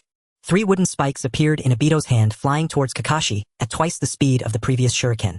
Kakashi's 3-demo Sharingan spun, dodging the wooden spikes as he charged at Obito with Raikiri. Halfway through his run, Obito vanished, appearing behind Kakashi. He caught the wooden spike he had just thrown and used it as a weapon to lunge at Kakashi. Kakashi turned to use Raikiri for defense, but Obito vanished again. Kakashi panicked for a moment, quickly reacting by thrusting Raikiri behind him without looking. Raikiri pierced through Obito's body. Behind Kakashi, the wooden spike in Obito's hand pressed against Kakashi's neck, while he threw another wooden spike at a nearby wooden post. The wooden spike penetrated the post and Obito formed seals with one hand, causing the spike embedded in the post to erupt, shattering it like a hedgehog, suddenly bursting forth. Phew, I lost.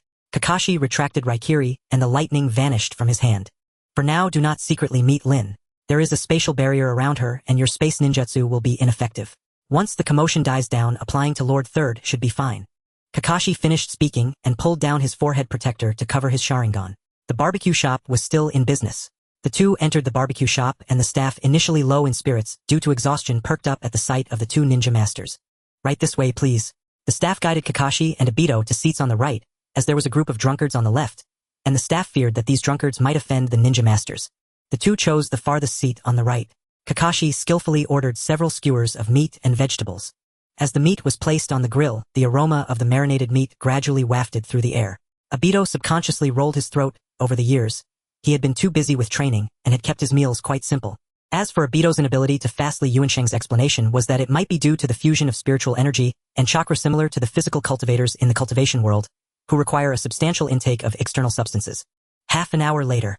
Hey uncle, bring me another 10 plates of grilled meat. Kakashi looked at the mountain of empty plates, his dead fish eyes twitching. How did Obito become such a glutton? He could eat more than the Akimichi clan. Kakashi quietly took out his wallet from under the table and unzipped it. Oh no, it seemed like he didn't have enough money. Here you go, customer, your grilled meat. The barbecue shop owner, smiling with squinted eyes, brought over 10 plates of grilled meat. He especially liked customers from the Akimichi clan, but unfortunately they rarely came to eat out due to their family business. Thank you. Obito took the plates and immediately grilled all 10 at once. Kakashi, I didn't bring enough money, let's come back next time. Oh, it's fine, I have money, Obito said, tossing his wallet onto the table. Kakashi looked at the bulging wallet as he took it and unzipped it. It was filled with 1,000 yuan bills. How did Obito have so much money? Eat freely. Today it's my treat. Obito chuckled heartily, leaning back against the sofa while waiting for the meat to be grilled. Kakashi felt a bit awkward. Had Obito secretly made a fortune all these years? Wasn't he supposed to have ventured into another world? Obito finished the last 10 plates of meat and patted his stomach in satisfaction. So delicious, burp.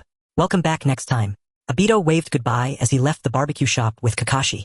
As night fell, the streets of Konoha appeared quite tranquil, with the occasional sound of a cat meowing from a corner. Obito held his head with both hands, a toothpick in his mouth, wearing a content expression. Obito, where do you live?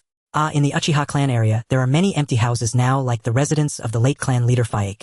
Kakashi glanced sidelong and roughly understood Obito's intention. Alright, see you tomorrow.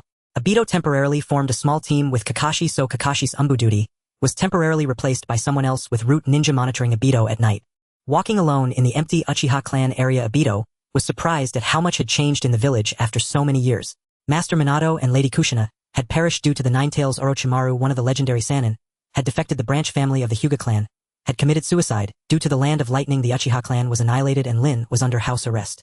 The ninja world needed a new order. He wondered how Yahiko and the others were doing.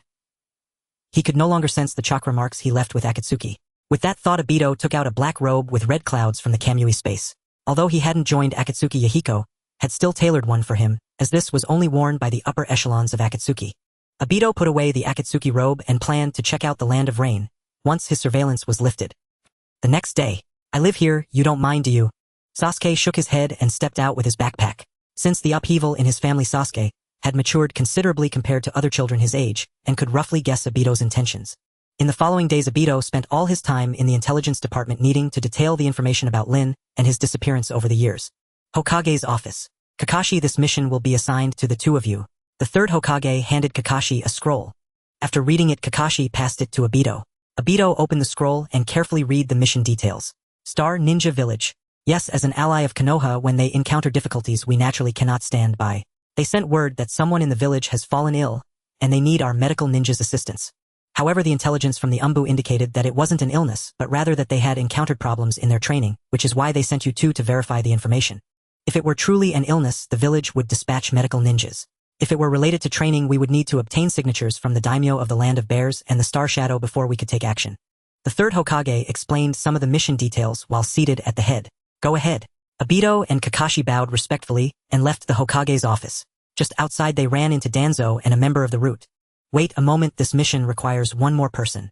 Saying this, Danzo ignored the two and pushed open the door to the Hokage's office. Kakashi, Obito, and the Root member waited outside. A few minutes later, Danzo and the third Hokage came out. Kakashi, one more person will be added to this mission. I hope you all can work well together to complete it. The third Hokage lit a cigarette again at some point and took a couple of puffs. Understood. My name is Oil Girl Toryun, please take care of me. Kakashi looked at the masked Oil Girl Toryun. He had heard of him. He was one of Danzo's right-hand men. Kakashi didn't expect Danzo would send him. He discreetly signaled Obito to be cautious, and Obito nodded in understanding. This person indeed gave off a dangerous vibe, and Obito instinctively took a step to the side. Star Ninja Village is located in the middle of the Wind Earth and Ghost countries quite far away. However, the three of them were elite jonin, and when they moved quickly they reached the border of the Land of Bears by noon the next day. In front of them was a chasm filled with poisonous gas. Obito gently rested his hand on Kakashi's shoulder and turned to glance at the Oil Girl Toryun behind them. Oh, you don't have to worry about me. I can get across by myself. After saying this, Toryun walked directly into the poisonous mist chasm and soon reached the other side. Kakashi and Obito exchanged glances as they had not noticed how he mobilized his chakra or what ninjutsu he used. He simply walked across. With a ripple in space, Obito and Kakashi appeared next to Toryun. I've heard Lord Danzo speak highly of you, Uchiha Obito. Your space ninjutsu is indeed impressive. Toryun said with a smile that did not reach his eyes. You flatter me. Let's go. Star Ninja Village is not far ahead.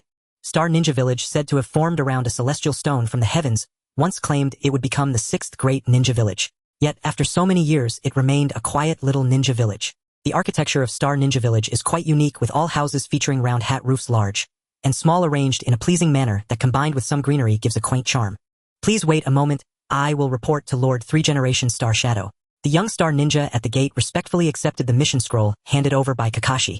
After a brief wait, the gatekeeper Star Ninja returned at a jog, informing them that Star Shadow had summoned them. They entered Star Ninja Village, turning left and right, and in less than 10 minutes they arrived at the largest and most well-situated building in the village, the Star Shadow Building.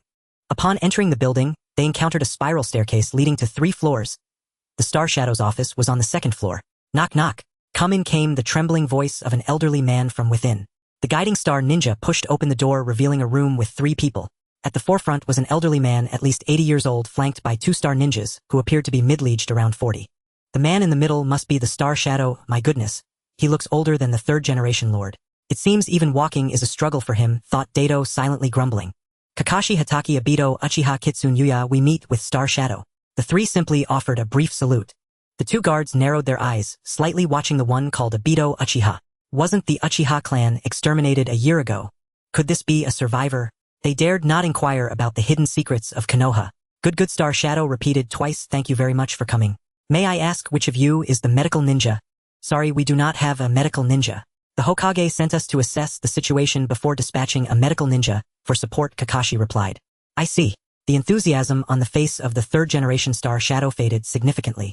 Wuxing, please take these 2 esteemed guests from Konoha to see the patients. Yes, Lord Star Shadow.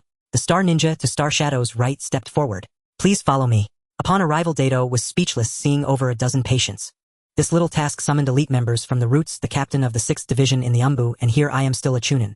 Wuxing introduced them, stating that these individuals had long suffered from chaotic chakra, leading to damage to various organs, with over 20 already deceased.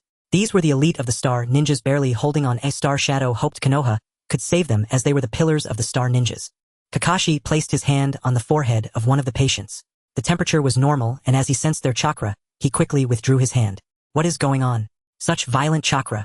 Wuxing sighed softly. Originally this was a closely guarded secret of the Star Ninjas, but it seems there is no need for secrecy anymore. Wuxing then recounted the sequence of events. It turned out that utilizing the star for cultivation presented significant hazards. The Star Ninjas had ceased this practice for 5 years. Half of those who previously relied on it had died, and even Wuxing occasionally experienced chest pains, though not as severe as those bedridden. Only 2 individuals remained unaffected: Star Shadow and Summer Star. Summer Star had left Star Ninja Village years ago, due to opposition against the ineffective use of the star for cultivation.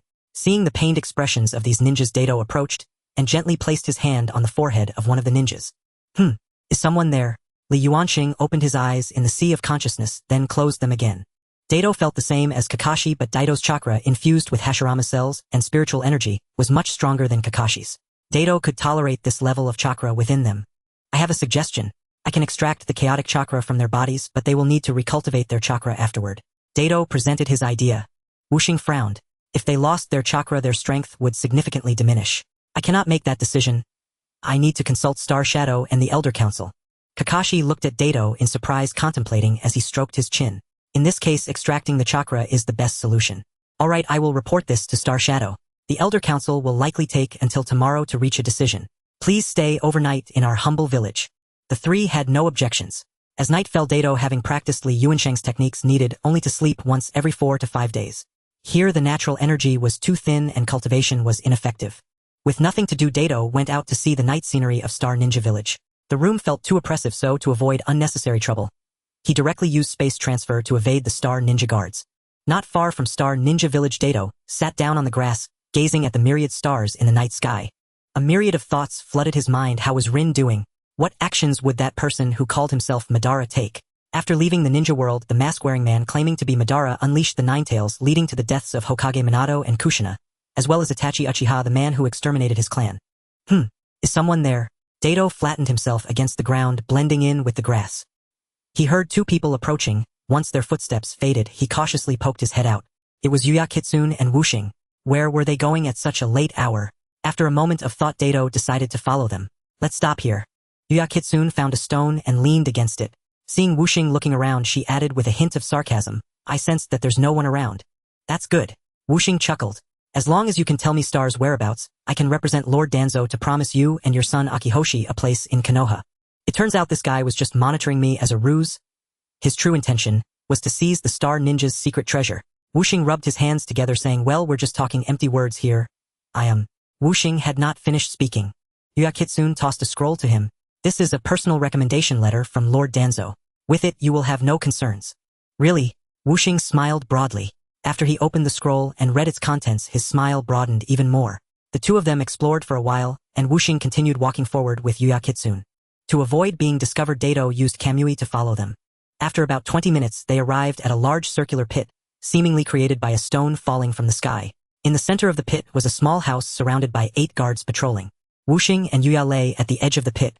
The star is right there, Wuxing said, pointing at the house in the center. Dato was on the other side of the pit, quietly observing the 2. Suddenly he heard Li Yuansheng's voice in his mind. Dato, go down and take a look, teacher.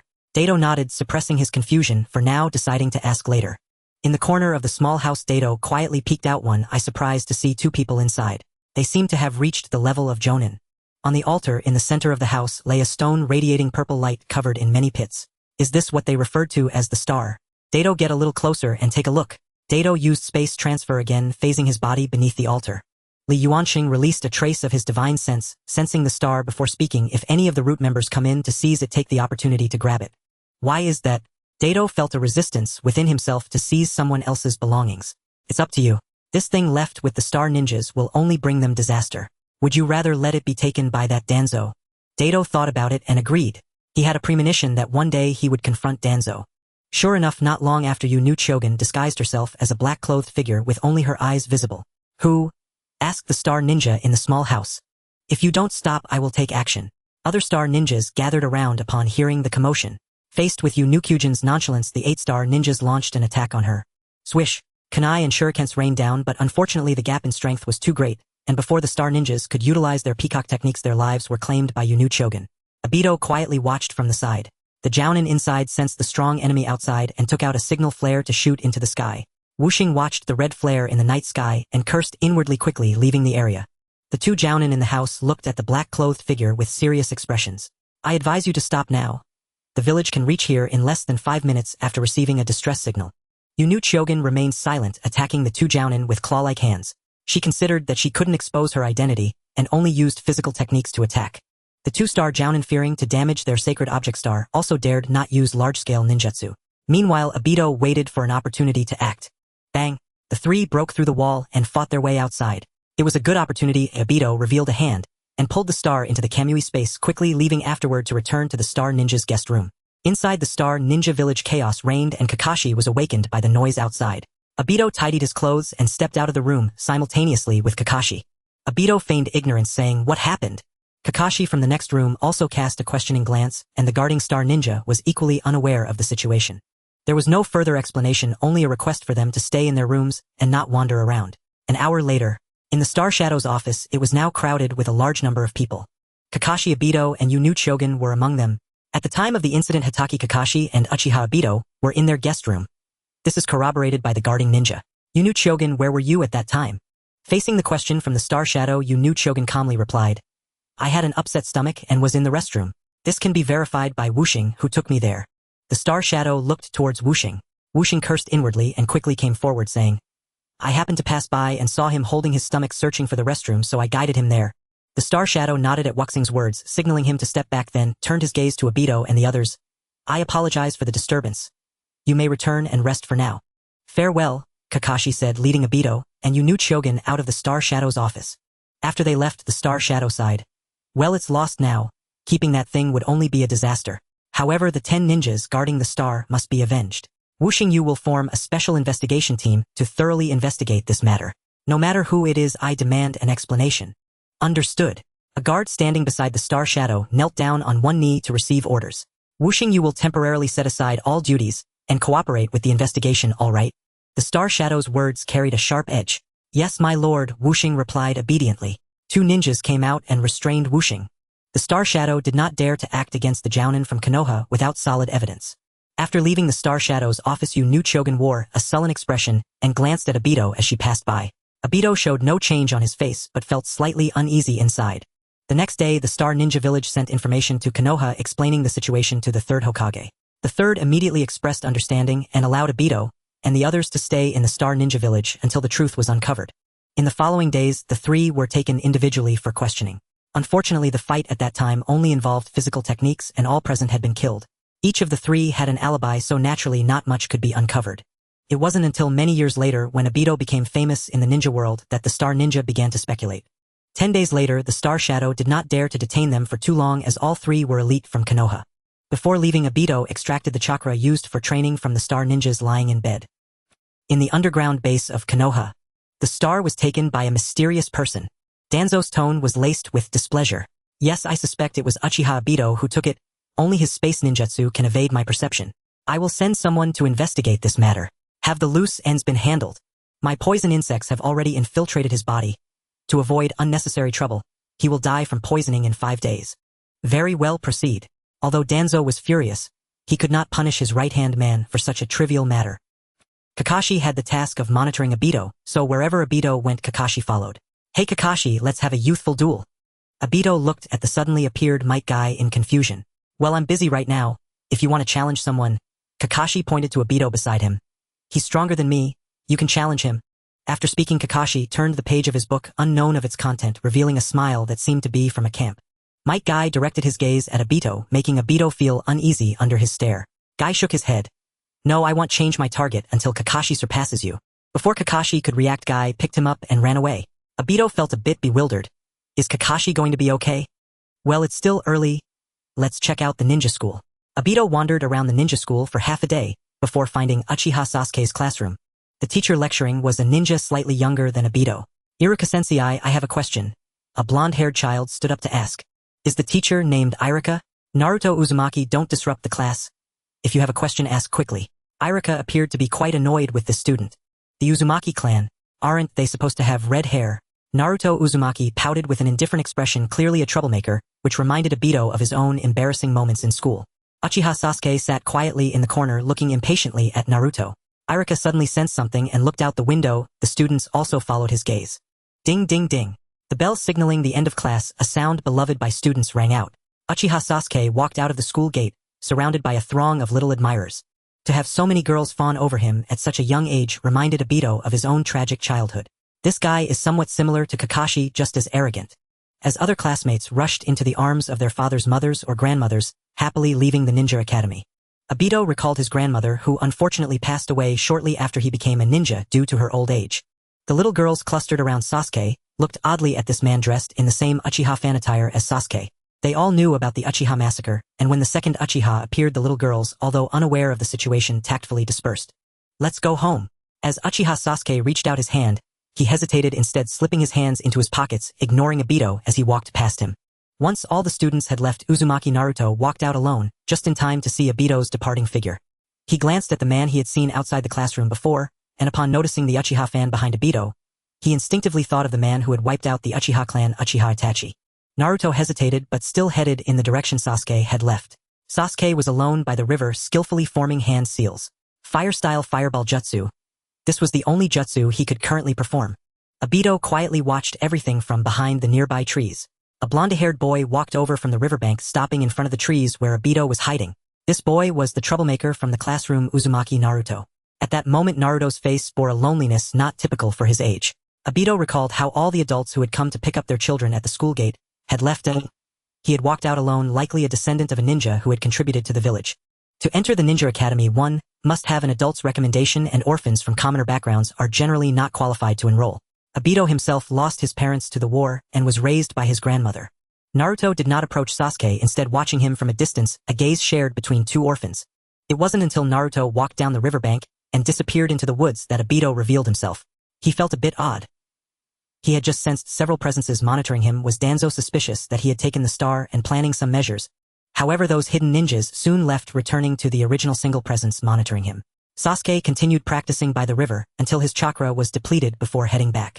Uchiha clan residence. Creak, the door opened. Obito was sitting at the table eating. You haven't eaten yet, right? Where's the bento? Obito wasn't much of a cook. He just needed to make sure the food was cooked. Sasuke put down his backpack and went to the sink to wash up briefly before coming over. Don't you welcome me staying here? Obito packed his food box into a plastic bag. No, I'm just used to being alone. Sasuke paused, his speech unclear as he said, as an exchange, I will guide you in your training starting tomorrow. Yes. Late at night, Konoha Cemetery. Obito stood before the graves of Minato and Kushina. Minato-sensei, you became Hokage before me. I also have the same space-time abilities as you, yet I haven't had a proper spar with you yet. Obito touched his Sharingan. Kushina-sensei, I've returned safely, although I didn't fulfill the promise of not getting hurt. Obito remained seated until dawn before leaving. At 5 in the morning. It's time to wake up. A silhouette sat on the window of Uchiha Sasuke's room. Sasuke was awakened. Sitting up, he rubbed his eyes, looked at the sky outside, and checked the alarm clock to find it was only 5 o'clock. Got it. Sasuke quickly rolled out of bed and got dressed. He walked to the bathroom for a quick wash. Meanwhile, Obito quietly waited in his room. All right. Sasuke felt a bit excited. He wanted to become stronger. Let's go. Obito took Sasuke using space transfer. Sasuke widened his eyes as he was pulled into a different space. This space ability, is this the power of Uchiha Obito? Sasuke, who knew space ninjutsu, only knew of the Second Hokage and the Fourth Hokage. This man had said he was strong before, but Sasuke didn't believe that a single Sharingan-wielding Obito could match up to his genius brother. They reappeared in a forest where Sasuke usually trained. Attack me with your strongest technique, treat me as the person you most want to kill. With a gritting of his teeth, Sasuke pulled out a shuriken from his homemade ninja tool pouch and hurled it at Obito. Thud, the shuriken lodged into the trunk behind Obito. Another shuriken thudded, embedded into the trunk again. Seeing that the shurikens were ineffective, Sasuke chose to engage in close combat. This time Obito did not use phasing and fought back with Sasuke. An hour later, Sasuke collapsed onto the ground, large beads of sweat constantly oozing from his body, soon soaking the grass beneath him, while Obito remained unflustered. That's enough for today. After a short rest, we will begin refining chakra. There's no need to practice the fireball jutsu anymore. You are already very proficient. Once your chakra amount increases, I will teach you some other jutsu and genjutsu. After saying this, Obito used space transfer to leave the spot. After leaving, he arrived at a street in Konoha. Ichiraka ramen was already open, and the taste was pretty good, not to mention cheap. He used to come here often to fill his stomach. Hey uncle, 10 bowls of special flavor ramen. The chef with squinty eyes was pleased to receive such a big order right after opening. As Obito just sat down, another customer arrived at the ramen shop, choosing to sit in the furthest corner. Uncle, 1 bowl of chashu ramen. The chef who was starting to boil the noodles did not turn around. Oh, it's Naruto. You'll have to wait a bit. This customer ordered 10 bowls of ramen. Huh. Naruto cautiously scrutinized this person who seemed to be older than him. He was the person from yesterday, a member of Sasuke's clan. You're Naruto, right? Obito smiled gently at him. Uncle can split one bowl for him first, then cook mine. Oh, understood. The chef eagerly began to cook the noodles. Naruto felt a bit uneasy. Besides the third Hokage, this was the second person to show him a friendly attitude. He nodded at Obito in gratitude. Soon the chef had cooked 2 bowls. He handed the special flavor ramen to Obito and the chashu ramen to Naruto. Naruto took the ramen with anticipation, mixing the noodles with his chopsticks and thoroughly enjoying the meal. Obito thought he ate quickly, but unexpectedly this little guy could keep up with him. Uncle, I left the money here. Naruto placed the money down, shouldered his backpack, and left the ramen shop. The chef watched as Obito looked in the direction Naruto had left. This kid is always the first to come, but today you got here a step ahead. Oh, isn't class at 8? It's only 6 o'clock now. Why does he come so early every day? The chef paused for a moment. He was born in the place where the Nine Tails appeared, and the villagers regard him as the reincarnation of the demon fox. The Nine Tails destroyed the village, so they vent their hatred on this child. Other shops won't sell anything to him at all. Is that so? So he comes first every day to avoid running into those people. The chef fell silent after speaking, and the ramen shop was enveloped in quiet. Obito patted his belly with satisfaction. Thank you for your visit again. He left the noodle shop amidst the cheerful farewells. Currently the village is still in a state of manpower shortage, mainly because many ninjas are assigned to the security work handled by the Uchiha clan. As a result, Obito frequently has to be dispatched to carry out missions. Danzo has also sent another member of Root Mu to join Kakashi's team for monitoring Obito. The heavy duties of the Hokage have prevented the aging third Hokage from getting a good night's sleep, and he was yawning early in the morning. Obito, regarding the location of Madara you provided earlier, the Umbu has already sent someone to verify it. That cave has been completely destroyed. In case there is other useful information, you are to investigate it again since you stayed there for a while. Kakashi and Mu will be waiting for you outside. Remember to focus on reconnaissance. The third Hokage said this while suppressing the urge to smoke again, realizing it was still morning. Yes, Lord Third. Obito, is that Uchiha Madara really still alive? Kakashi asked curiously. I'm not too sure. He claims to be Uchiha Madara, but one thing is certain, he is a member of the Uchiha clan and quite powerful. Speaking of the Uchiha, Kakashi instinctively touched his covered Sharingan. Obito had mentioned that the Sharingan works best in pairs perhaps. But you don't need to worry too much. The Madara I've seen is already an old man on the verge of death. It seems he won't live much longer. Obito and Kakashi were joking with each other, while Mu silently followed behind them. Members of Root seemed to be very quiet. The original cave had completely collapsed into a mess. Kakashi, Mu, wait here for me. I will go take a look. Kakashi nodded and Mu silently nodded as usual. Below the ground the area had also collapsed into utter disarray, completely unrecognizable from its original form. After searching for a while, Obito found nothing useful. Just as he was about to leave, he recalled Li Yuansheng's voice. Obito, go check the right side. Following Li Yuansheng's advice, Obito moved through the pile of rubble to the right, remembering where Uchiha Madara used to sit. Obito arrived at Madara's stone chair, which had also been crushed to half its original size by the fallen stones. There was a white object behind the chair. Obito cautiously approached, moving aside the obstructing stones. A white object seemingly alive was wriggling. This was the First Hokage's cells. Obito sensed it slightly and was startled. The First Hokage cells were more active than his own right arm. This is it. Obito sealed it away. It would be of great use to me in the future. Understood, sensei. Some basic sealing techniques are something every ninja knows a bit of. After sealing the First Hokage cells, he tossed them into the Kamui space. Obito carefully searched again, confirming that there was nothing else before leaving the underground stone cave. In the Hokage's office, the third Hokage received Kakashi's mission report, and it was expected that they would not find much on this trip. You have worked hard, you two should rest for today. Obito, stay behind. After Kakashi and Mu left, the third Hokage took out a scroll. Obito, take this technique back and master it quickly. Technique. Obito took the scroll, which contained a technique for suppressing tailed beasts using wood release. It could aid the Jinchuriki in mastering the power of the tailed beasts. Once you master this technique, I will have a reason to let you meet Rin. The third Hokage's words made Obito's spirit surge. I understand. I will master this technique as soon as possible. After leaving the Hokage's office, Obito began to look forward to meeting Rin. The name of this technique is Hokage-style ear-listening technique Koan Ruten Chueisho. Obito lay on the bed reading the contents of the scroll. Knock knock. Obito looked at the door. At this time Uchiha Sasuke should be back. Obito put away the scroll. When he opened the door, it was indeed Uchiha Sasuke, who had already changed into his training attire. Let's go. Obito closed the door and walked with Sasuke towards the woods outside the clan. In the underground of Konoha at the root base, Danzo sat in a chair constantly tapping on the armrest. Swish, a figure appeared in front of Danzo, handing him a scroll. Danzo opened the scroll and glanced at it for 2 seconds. Uchiha Obito, Uchiha Sasuke. This Uchiha Obito is indeed a problem. Danzo wanted to eliminate him but did not want to give up the perfectly integrated Hashirama cells within him. Moreover, he possesses the same space ability as his teacher, the second Hokage. Danzo instinctively touched his bandaged eyes. Perhaps he's worth it. Hekawa, go and invite Uchiha Obito over. Yes, Lord Danzo. The root ninja who had just appeared vanished into thin air. The speed and power of a technique's release mainly depend on the amount of chakra and the control over it. You're still young, the chakra amount is not urgent, so let's start with chakra control. Obito cut down a tree, causing it to lean at about an 80-degree angle against another tree. He then demonstrated the technique of climbing trees using chakra. In fact, when he was Obito's student, he was also taught to climb upright trees. Unfortunately, his comprehension was poor at that time and he couldn't learn it for half a day. Then he had a sudden idea to lower the difficulty by tilting the tree a bit. Before long, Obito mastered the technique of climbing trees using chakra. Sasuke imitated Obito's actions, gathering chakra at the soles of his feet. Although it was a tilted tree, he only climbed 5 or 6 steps. Alright, take your time to practice. Once you're proficient, try climbing upright trees. Come find me once you can reach the top in one go. Obito jumped a few steps away from Sasuke and said, "Come out." A member of the Umbu emerged. It was the root ninja Hekawa from before. Lord Danzo requests your presence. Obito frowned. What was to come would eventually come. Let's go. In Konoha's root, Danzo was still sitting in that chair. Hekawa brought Obito in, then was dismissed by Danzo, leaving only Obito and Danzo in the entire hall. Obito, come join root. We need talents like you in root.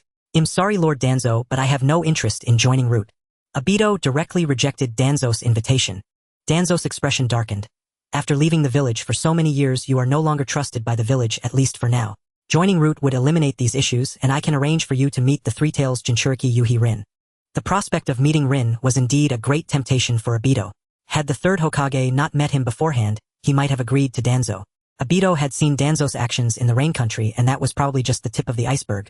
Moreover, joining root would mean being marked with a cursed seal controlled by Danzo. Obito did not want to become his tool.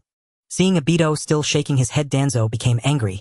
Then I will have to take matters into my own hands. Danzo untied the bandages covering his eyes, revealing a Sharingan with 3 tomo. You! Obito looked incredulously at the Sharingan revealed by Danzo. Don't you dare! Danzo's 3-tomo Sharingan suddenly transformed into a Manjikyu Sharingan. Obito pondered for a moment and said, "Please help me, teacher." Li Yuanxing chuckled lightly, forming a single-handed seal. Mind-clearing spell. Obito thought to himself that this spell seemed capable of dispelling all negative states, but Li Yuanxing said he couldn't learn it yet. As the invading chakra faded, Obito gradually regained his senses and took control of his body. Outside, Danzo observed Obito's awakening eyes and sensed that the genjutsu had been lifted. Danzo did not expect Uchiha Obito to be this strong. Perhaps it was due to his Sharingan that was of the same caliber as the genjutsu. Thinking this, Danzo's panicked heart calmed down. He should not be so strong that he was unbeatable, especially since this was the root base. Uchiha Obito, I didn't expect you to be this powerful. For the safety of Konoha, I must eliminate you here. With murderous intent, Danzo thought that if Obito learned the truth about the Uchihas, it would spell disaster for Konoha. The timing is perfect. Danzo smiled with satisfaction. Before Obito could act, a wave of barrier energy enveloped him and the dozens of Umbu present. This is a spatial barrier, or your spatial abilities cannot be used, and there is nowhere for you to escape. Dozens of Umbu surrounded Obito. Danzo stayed back, not rushing to attack. He let his subordinates test the waters and consume energy. He had just used a significant amount of chakra to release the genjutsu, and now he needed to recover, so he took out a pill and swallowed it. Obito sensed the barrier, realizing it was indeed a spatial barrier likely prepared specifically for him. As expected, Danzo had no good intentions from the very start. With his 3-tomo Sharingan activated, he looked around. The most troublesome opponent here was the oil girl Takina, who prevented him from using spatial transfer. Being touched by her poisonous insects would be very troublesome. Go! At Danzo's command. The surrounding Umbu charged at Obito. These Umbu had trained together in assassination techniques for many years. Their coordination was extremely synchronized. Without the advantage of the Sharingan, he feared he wouldn't last a round. Danzo watched from the side, recovering while observing the besieged Obito. The Uchihas are indeed combat geniuses. His murderous intent grew stronger, especially after witnessing Obito's Sharingan. He could not let him leave here. After fighting for 20 minutes, Obito showed no signs of fatigue, while many of the Umbu were injured by his would release and were gasping for breath. Danzo had underestimated Uchiha Obito, signaling the oil girl Takina, who stood beside him. Takina understood and said, "You all fall back." Seeing that the poison user was about to act, the Umbu quickly retreated, bringing the injured ones with them. Takina stepped forward, removed her gloves, and took off her top, revealing her mottled purple skin. Uchiha Obito, I do not wish to kill you, but for Lord Danzo, and for Konoha I ask that you die here today. With that she sprinted towards Obito. Sealing the hand signs. Fire release, great fireball technique. Taking advantage of the fireball, Obito jumped back a few steps. As the fireball dissipated, Takina's figure revealed itself. A few more fire releases were unleashed, but Takina's martial arts were formidable, and she narrowly evaded all of them. Obito, try that spell. Li Yuansheng's voice echoed in his mind. Obito understood. Oh. Looking at Takina, who was within arm's reach, Obito clenched his fist. Freeze. The rushing Takina suddenly appeared to slam on the brakes, freezing mid-action with her fist, just inches from Obito. Obito's Sharingan locked onto her purple fist, which was covered in countless insects, and he quickly retreated. As expected of the oil user clan. With all my strength, I cannot move an inch. Takina closed her eyes and attempted to release, but still couldn't budge. Obito looked at the struggling Takina. Don't waste your energy, this is not an illusion but a sage art body freezing technique. You are surrounded by natural energy, and as someone who cannot control it you cannot break free. He then glanced towards Danzo. Lord Danzo, shouldn't you explain why the Sharingan is embedded in your body? Danzo commanded the surrounding Umbu to attack. Unfortunately they were all instantly frozen by Obito. Danzo stood up. I merely allowed the deceased Uchiha to exert his remaining energy. Then Danzo removed the bandages from his hand, revealing a metallic casing. Clang, the iron clamp fell to the ground. This is... Obito took 2 steps back. His sealed arm was covered in a multitude of Sharingan. What did this guy think the Uchihas were? The power of the Uchihas will guard Konoha. For me, you should be pleased for your deceased clansman Uchiha Obito. Li Yuansheng inwardly shook his head. A provocation through words could only hasten one's demise in the face of absolute power. Die! Obito's face gradually transformed, displaying the visage of a sage. Perhaps it was because the energy in his dantian was a combination of natural energy and chakra. This would manifest when he forcefully activated it. With his fingers clenched into a fist, the body freezing technique activated. Danzo was taken aback, still unable to react when Obito appeared right in front of him, moving as fast as if he had used spatial transfer, while Danzo was completely immobilized. Swish! The gigantic wooden spike formed by would release pierced through Danzo's body, and a mouthful of blood spewed from his lips. Then the wooden spike exploded within him. Would release cutting technique. The immense pain made Danzo's veins bulge as he glared wide-eyed. It's over. Obito reached out for Danzo's pale arm, which was covered in Sharingan. Suddenly one of the Sharingan on that arm closed. Then Danzo vanished, becoming a mere illusion. Li Yuansheng frowned at this, did not resemble spatial ninjutsu, and it had just been a tangible attack that had taken him down. Could it be a sort of substitution technique? He shook his head. Obito was also puzzled when he suddenly sensed a dangerous aura behind him. Die! Danzo suddenly appeared from behind and struck Obito. Obito was sent flying over 10 meters. Cough cough. Slowly rising, he spat out a mouthful of blood. What was happening? He had clearly killed him with his own hands. Danzo watched Obito, who was still full of life, feeling a sinking sensation in his heart. Although the ambush had caught him off guard, the power he could wield was limited. The body freezing technique was troublesome, but it wasn't impossible to try. Danzo pulled out a kunai and charged at Obito, constantly shifting his position to avoid being bound by Obito's technique. It's useless. As long as you are in a place infused with natural energy, you cannot escape this technique. Obito slowly raised his arm. Body freezing technique. Just as Obito had said, Danzo was indeed frozen in place. Obito gazed at Danzo's arm, which was filled with Sharingan. Previously one Sharingan had closed when he dodged an attack, now that same Sharingan remained closed. Danzo's ability to escape was likely connected to the Sharingan on that arm, so he planned to sever that arm first. Before Obito could bring down his hand blade, Danzo's other hand surprisingly moved. Though slow, he was forming hand seals. Wind release vacuum wave. Obito had to retreat due to Danzo's attack, ultimately getting grazed by his ninjutsu on the arm. Then blue chakra burst forth from Danzo's body. Your technique is nothing but this. Danzo sneered. Obito instantly understood Danzo had preemptively attached chakra to his skin, and after being frozen, he unleashed it, breaking free from the natural energy's restraint. Li Yuansheng was also somewhat moved. While the cultivation system of this world was not that advanced, their understanding of battle was exceedingly refined. In just the first attempt, he had devised a way to break the body freezing technique, but the process was too slow, requiring at least 5 seconds. Afterward, Obito would likely not give him any opportunities. The moment was set. Tuanzong attempted to use the same trick again, but was pinned to the ground by a wooden spike from Obito. Obito sheathed his blade and severed Tuanzang's hand, which was covered in Sharingan. Yet the severed hand closed one of its Sharingan once more, and as expected that technique activated again, causing Tuanzong to vanish. It seemed that merely cutting off his arm had no effect. Instead, he would exhaust all his Sharingan. Obito stood still, the Sharingan in his eyes, spinning continuously, as he observed the possible directions from which Tuanzong might attack. Suddenly Tuanzong emerged from underground, but the moment he appeared, Obito had already caught sight of him. Now Obito's body had been enhanced by Hashirama's cells, and with the surge of sage energy, his reflexes had become exceedingly sharp. With a loud thud, Tuanzang's head was smashed into the ground. Unsurprisingly, Tuanzang vanished once more. Again and again he disappeared and reappeared until all the Sharingan on Tuanzang's arm had closed.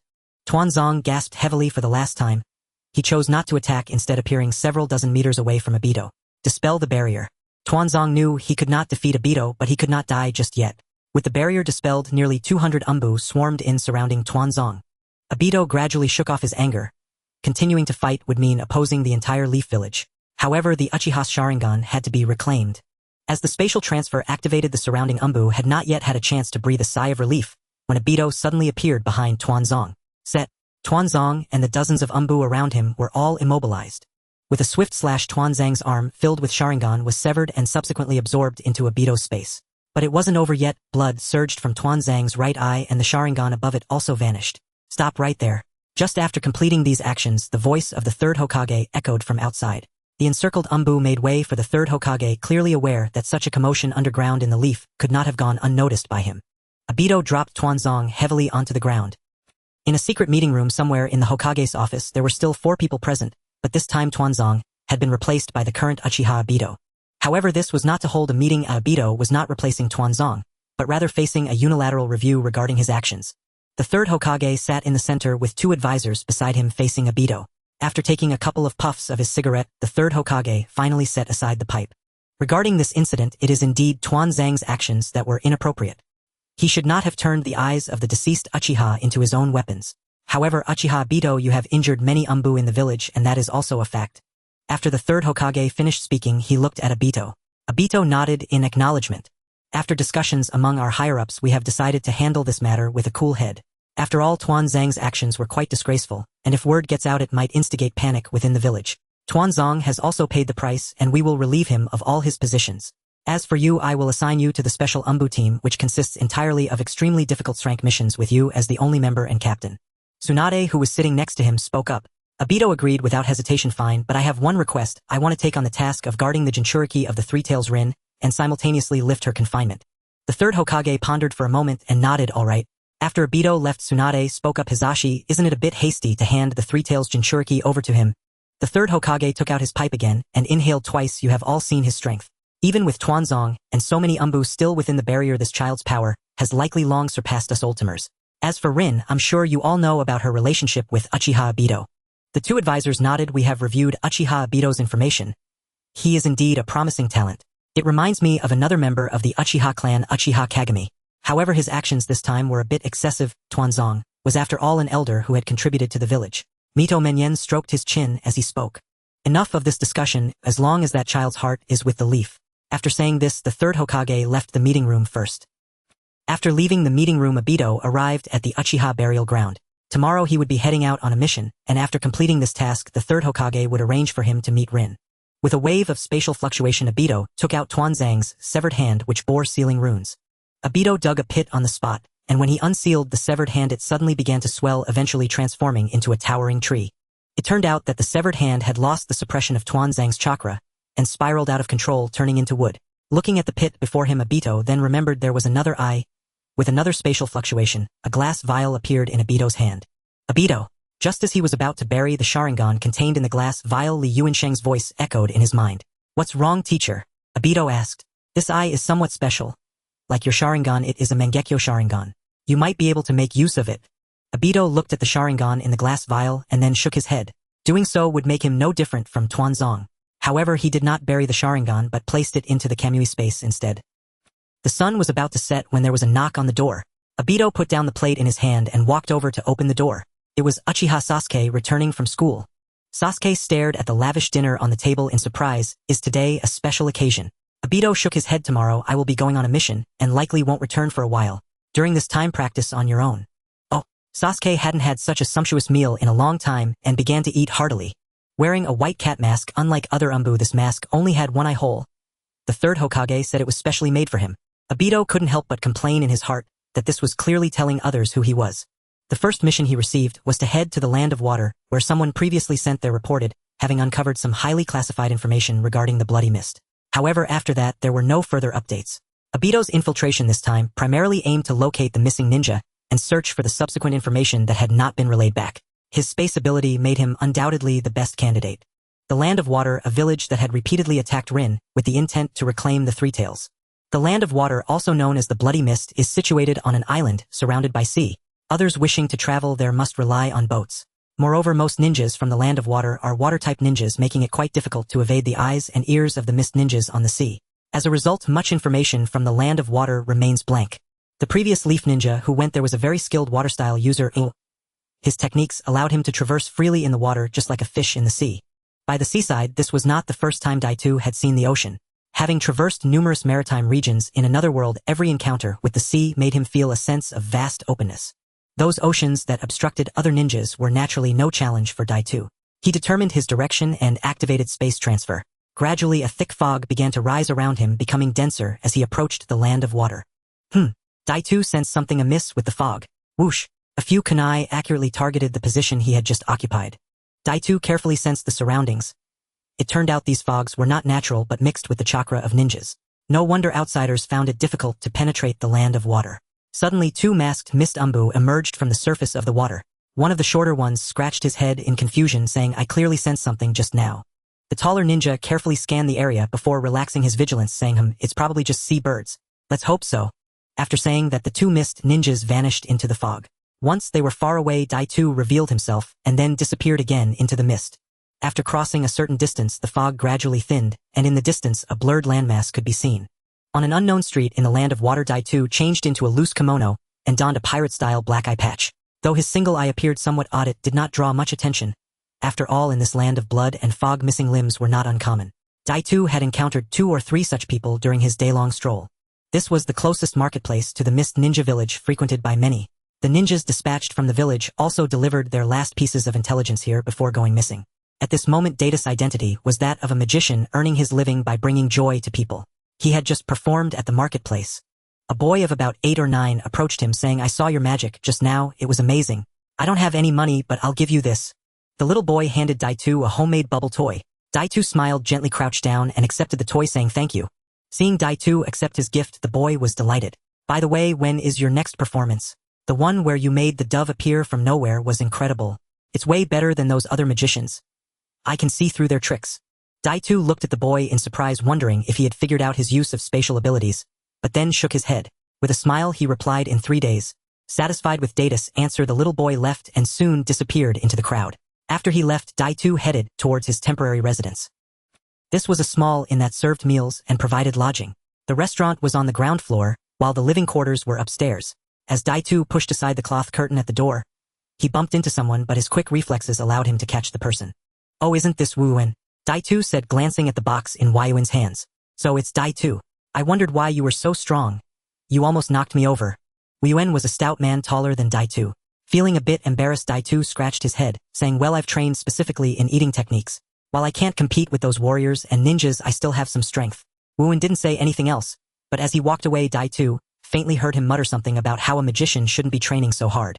At the front counter stood a flower spirit girl of 18 years. "Daitu is back. Are you still taking your meals to your room today?" Daitu responded affirmatively and went upstairs.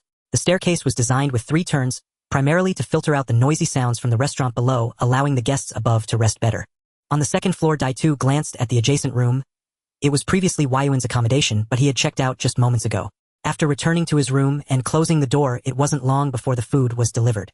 Once the server left, Daitu didn't start eating, but instead walked to the wall near Wei Wen's former room, using his phasing ability to penetrate the wall and arrive in Wei Wen's previous room. This recluse hardly ever goes out except to eat or stroll around. This was the same room that the infiltrating Konoha ninja had used as a base. Daitu approached the bedside, lifted the bedsheet, and gently tapped around. Sure enough, he found a hollow spot. Pressing it gently revealed a small hidden compartment containing a sealing scroll. Daitu took the scroll, covered the bedsheet back up, and returned to his room. He didn't rush to open the scroll, but instead used space transfer to arrive in a deserted grove. If the infiltrating ninjas were caught, the scroll could very well be a trap set by the Mist Ninjas. It was best to be cautious. After confirming that no one was around, Daitu opened the scroll. As the scroll slowly unfolded, a burst of white light erupted from within. Not good. With a bang, a small crater was blown out where he stood. At least 10 explosive tags were contained within. Daitu materialized from the void, realizing he had indeed been caught, and any further intelligence would naturally be unattainable. Therefore, he could not return to the inn. Based on the task's contents, Dai-tu had technically completed it, albeit not perfectly. After pondering for a moment, he decided to personally investigate the Mist Ninja Village. Escaping with his abilities was not an issue. In the Mist Ninja Village, Captain, it should be that person named Dai-tu who took the scroll, but by the time I arrived he had already vanished. An Umbu member reported while kneeling on one knee. Continue to monitor that inn and report any developments promptly. In some corner of the Mist Ninja Village, they were unaware that the individual had already slipped past numerous hidden sentries and entered the village. Dai-tu cautiously revealed himself. The Water Shadow's office was filled with countless hidden and visible sentries. However, he couldn't help but feel there were perhaps too many of them. Dai-tu did not mind, as these people held no significance for him. He quietly entered the building, and the short figure seated at the head should be the fourth Water Shadow. Dai-tu did not dare to approach too closely. After all, this was the Water Shadow, the strongest individual in the village. Moreover, this Water Shadow was also the most mysterious among the 5 shadows. Dai-tu always felt something was off about the fourth Water Shadow, yet he couldn't pinpoint what it was. Knock knock. Someone knocked on the door and entered. The fourth Water Shadow gestured for the person to come in. The newcomer was a masked ninja carrying a large sword, and the ferocity in his eyes indicated he was a fierce character. The fourth Water Shadow spoke. Zai Bujan, has the mission been completed? Zai Bujan remained silent, kneeling with his head lowered. Suddenly a murderous intent burst forth. The ninja known as Zai Bujan swung his large sword towards the fourth Water Shadow. At such close range, an ordinary person would struggle to react. But the one seated was the Water Shadow. The fourth Water Shadow wielded his flower staff to block Zai Bujan's sword, expressionless, as he stared at him, saying, "You have finally revealed yourself. Your era should come to an end, Water Shadow." In that moment, countless mist umbu surrounded the Water Shadow's office tightly. Dai-tu did not expect to witness an assassination by the mist ninjas. He remained quietly in place, observing. Faced with so many umbu, Zai Bujan showed no fear, his eyes filled only with endless killing intent. Zai Bujan stood with his great sword drawn, facing off against the Water Shadow. Suddenly sounds of fighting erupted from outside. It seemed that Zai Bujan was not alone. It had long been rumored that the fourth Water Shadow enforced a strict regime, continuously suppressing the bloodline ninjas of the village, leading to frequent rebellions, and the rogue ninjas of the mist had the highest number among the 5 nations. The battle between the two sides escalated rapidly, but Zai Bujan's rebellion had already been noticed by the fourth Water Shadow, making his failure inevitable. Realizing the situation was untenable, Zai Bujan fought while retreating. The fighting continued until they reached a cliff by the sea, where Zai Bujan was left alone. Facing the ferocity of Zai Bujan, the other umbu dared not approach recklessly, and the fourth Water Shadow seemed to have no intention of intervening. At that moment, a small boy was brought forward. Upon seeing him, Obito realized this was the child who had given him the bubble toy earlier. What did they intend to do? A person emerged behind the boy, and the fourth Water Shadow instructed Chun Yu release his seal. Chun Yu hesitated, saying, "Lord Water Shadow, Yu Gao is still young, and has not fully mastered the power of the tailed beast.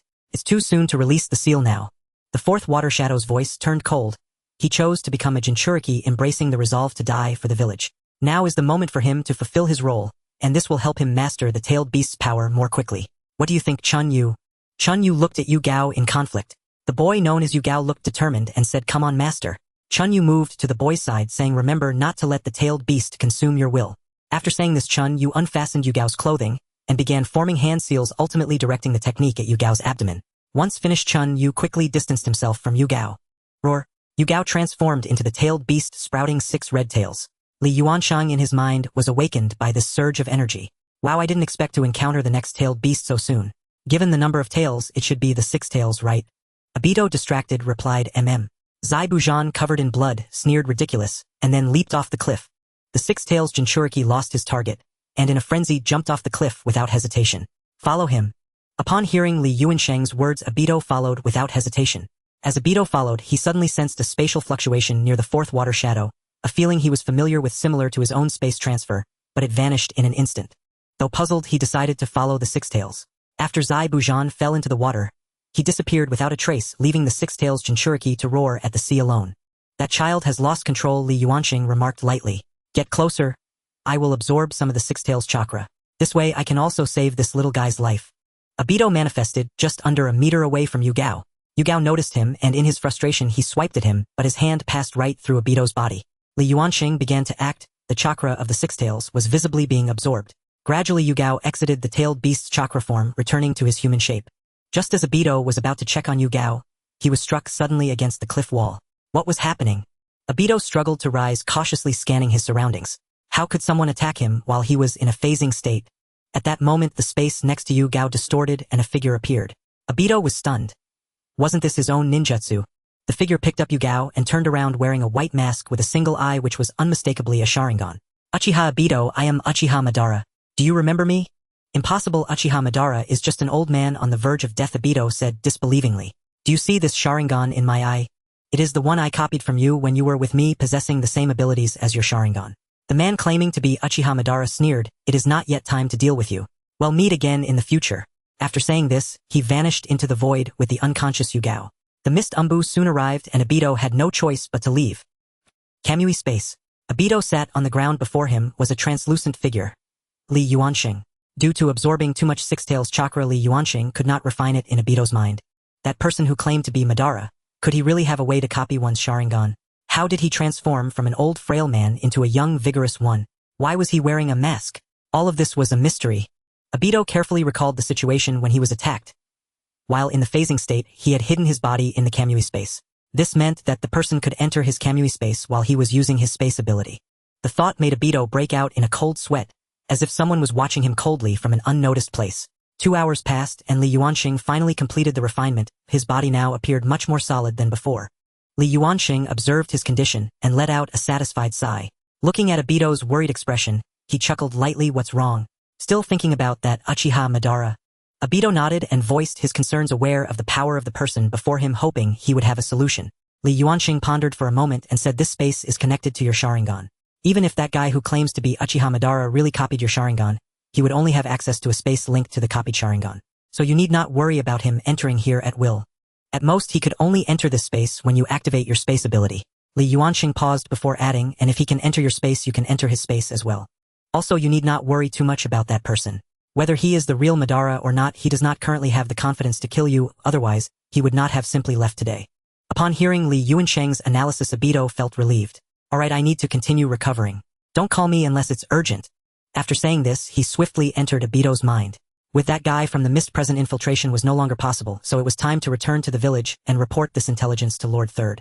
The village had Ibito's space mark, making the return much less troublesome than before. While leaving, he also left a space mark in a hidden corner of the water country, which would surely be useful in the future. However, the space marks could not be left arbitrarily without limits. Too many retained marks would affect his ability to sense spatial locations accurately, especially in emergencies. Ibito planned to eliminate many unnecessary marks. Yet the space marks left in the rain country and at the apricot tree were missing. In the future, when he had the time, he might need to check them out. From what he understood, the Akatsuki organization seemed to have vanished, and the rain country was currently in a closed state. Many informants who infiltrated had lost contact. In a secret base somewhere in Konoha village, Ibito gazed at the dim lights following the Third Hokage while wearing an umbu mask. At every intersection, 2 umbu members stood watch. Is this where Rin lived? The Third Hokage leading the wayside and replied, this is also for her safety. The information about Jinchuriki is supposed to be a village secret, but unfortunately her tailed beast does not belong to the village. Speaking of Jinchuriki, Ibito recalled that the village had a 9-tails Jinchuriki rumored to be the strongest tailed beast. If he could come into contact with the 9-tails Jinchuriki, perhaps the teacher's injuries would heal even faster. As for the one who called himself Madara, Ibito did not have much confidence in defeating him.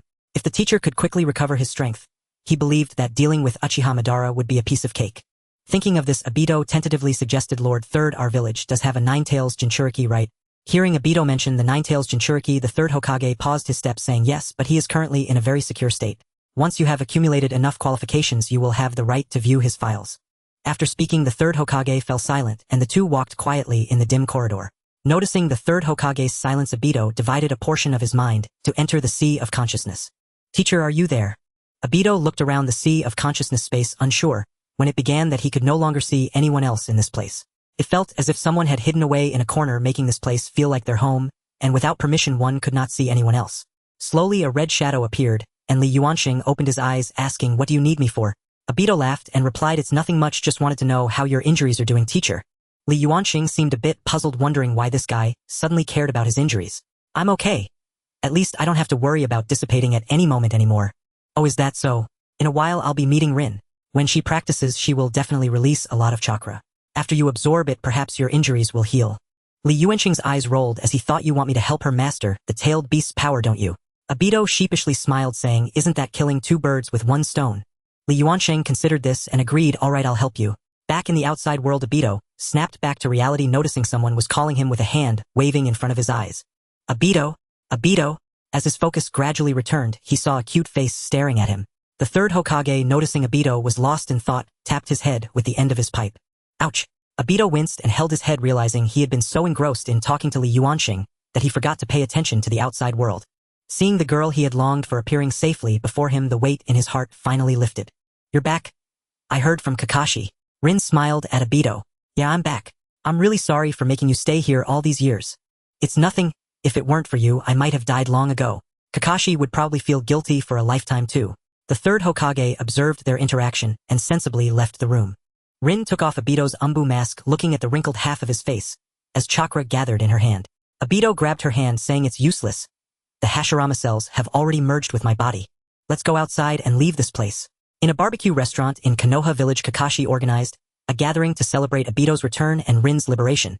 The few people who received the invitation were initially puzzled, as Kakashi typically kept to himself and rarely attended gatherings, so they were surprised he took the initiative to invite them this time. However, when they saw Obito and Rin, they understood. The round table had a total of 7 people: Might Guy Asuma, Sarutobi Kurenai Yuhi, and Anko Mitarashi. Along with Kakashi and the others, Anko looked like a mischievous girl, and remarked, I've heard that Uchiha Obito has returned, and I didn't expect it to be true. By the way, your one-eyed look really suits Kakashi. Upon hearing Anko's words, everyone's eyes fell on the two of them. Might Guy, stroking his chin, pretended to ponder. They used to spend a lot of time together as kids. Maybe that's when. The relaxed atmosphere allowed Obito to easily blend in. After enjoying several rounds of food, everyone expressed their satisfaction, except for Obito, who continued to pile meat onto the grill. Rin looked at him with some concern, noting that Obito had eaten the most during the barbecue earlier. Kakashi, as expected, had brought extra money today.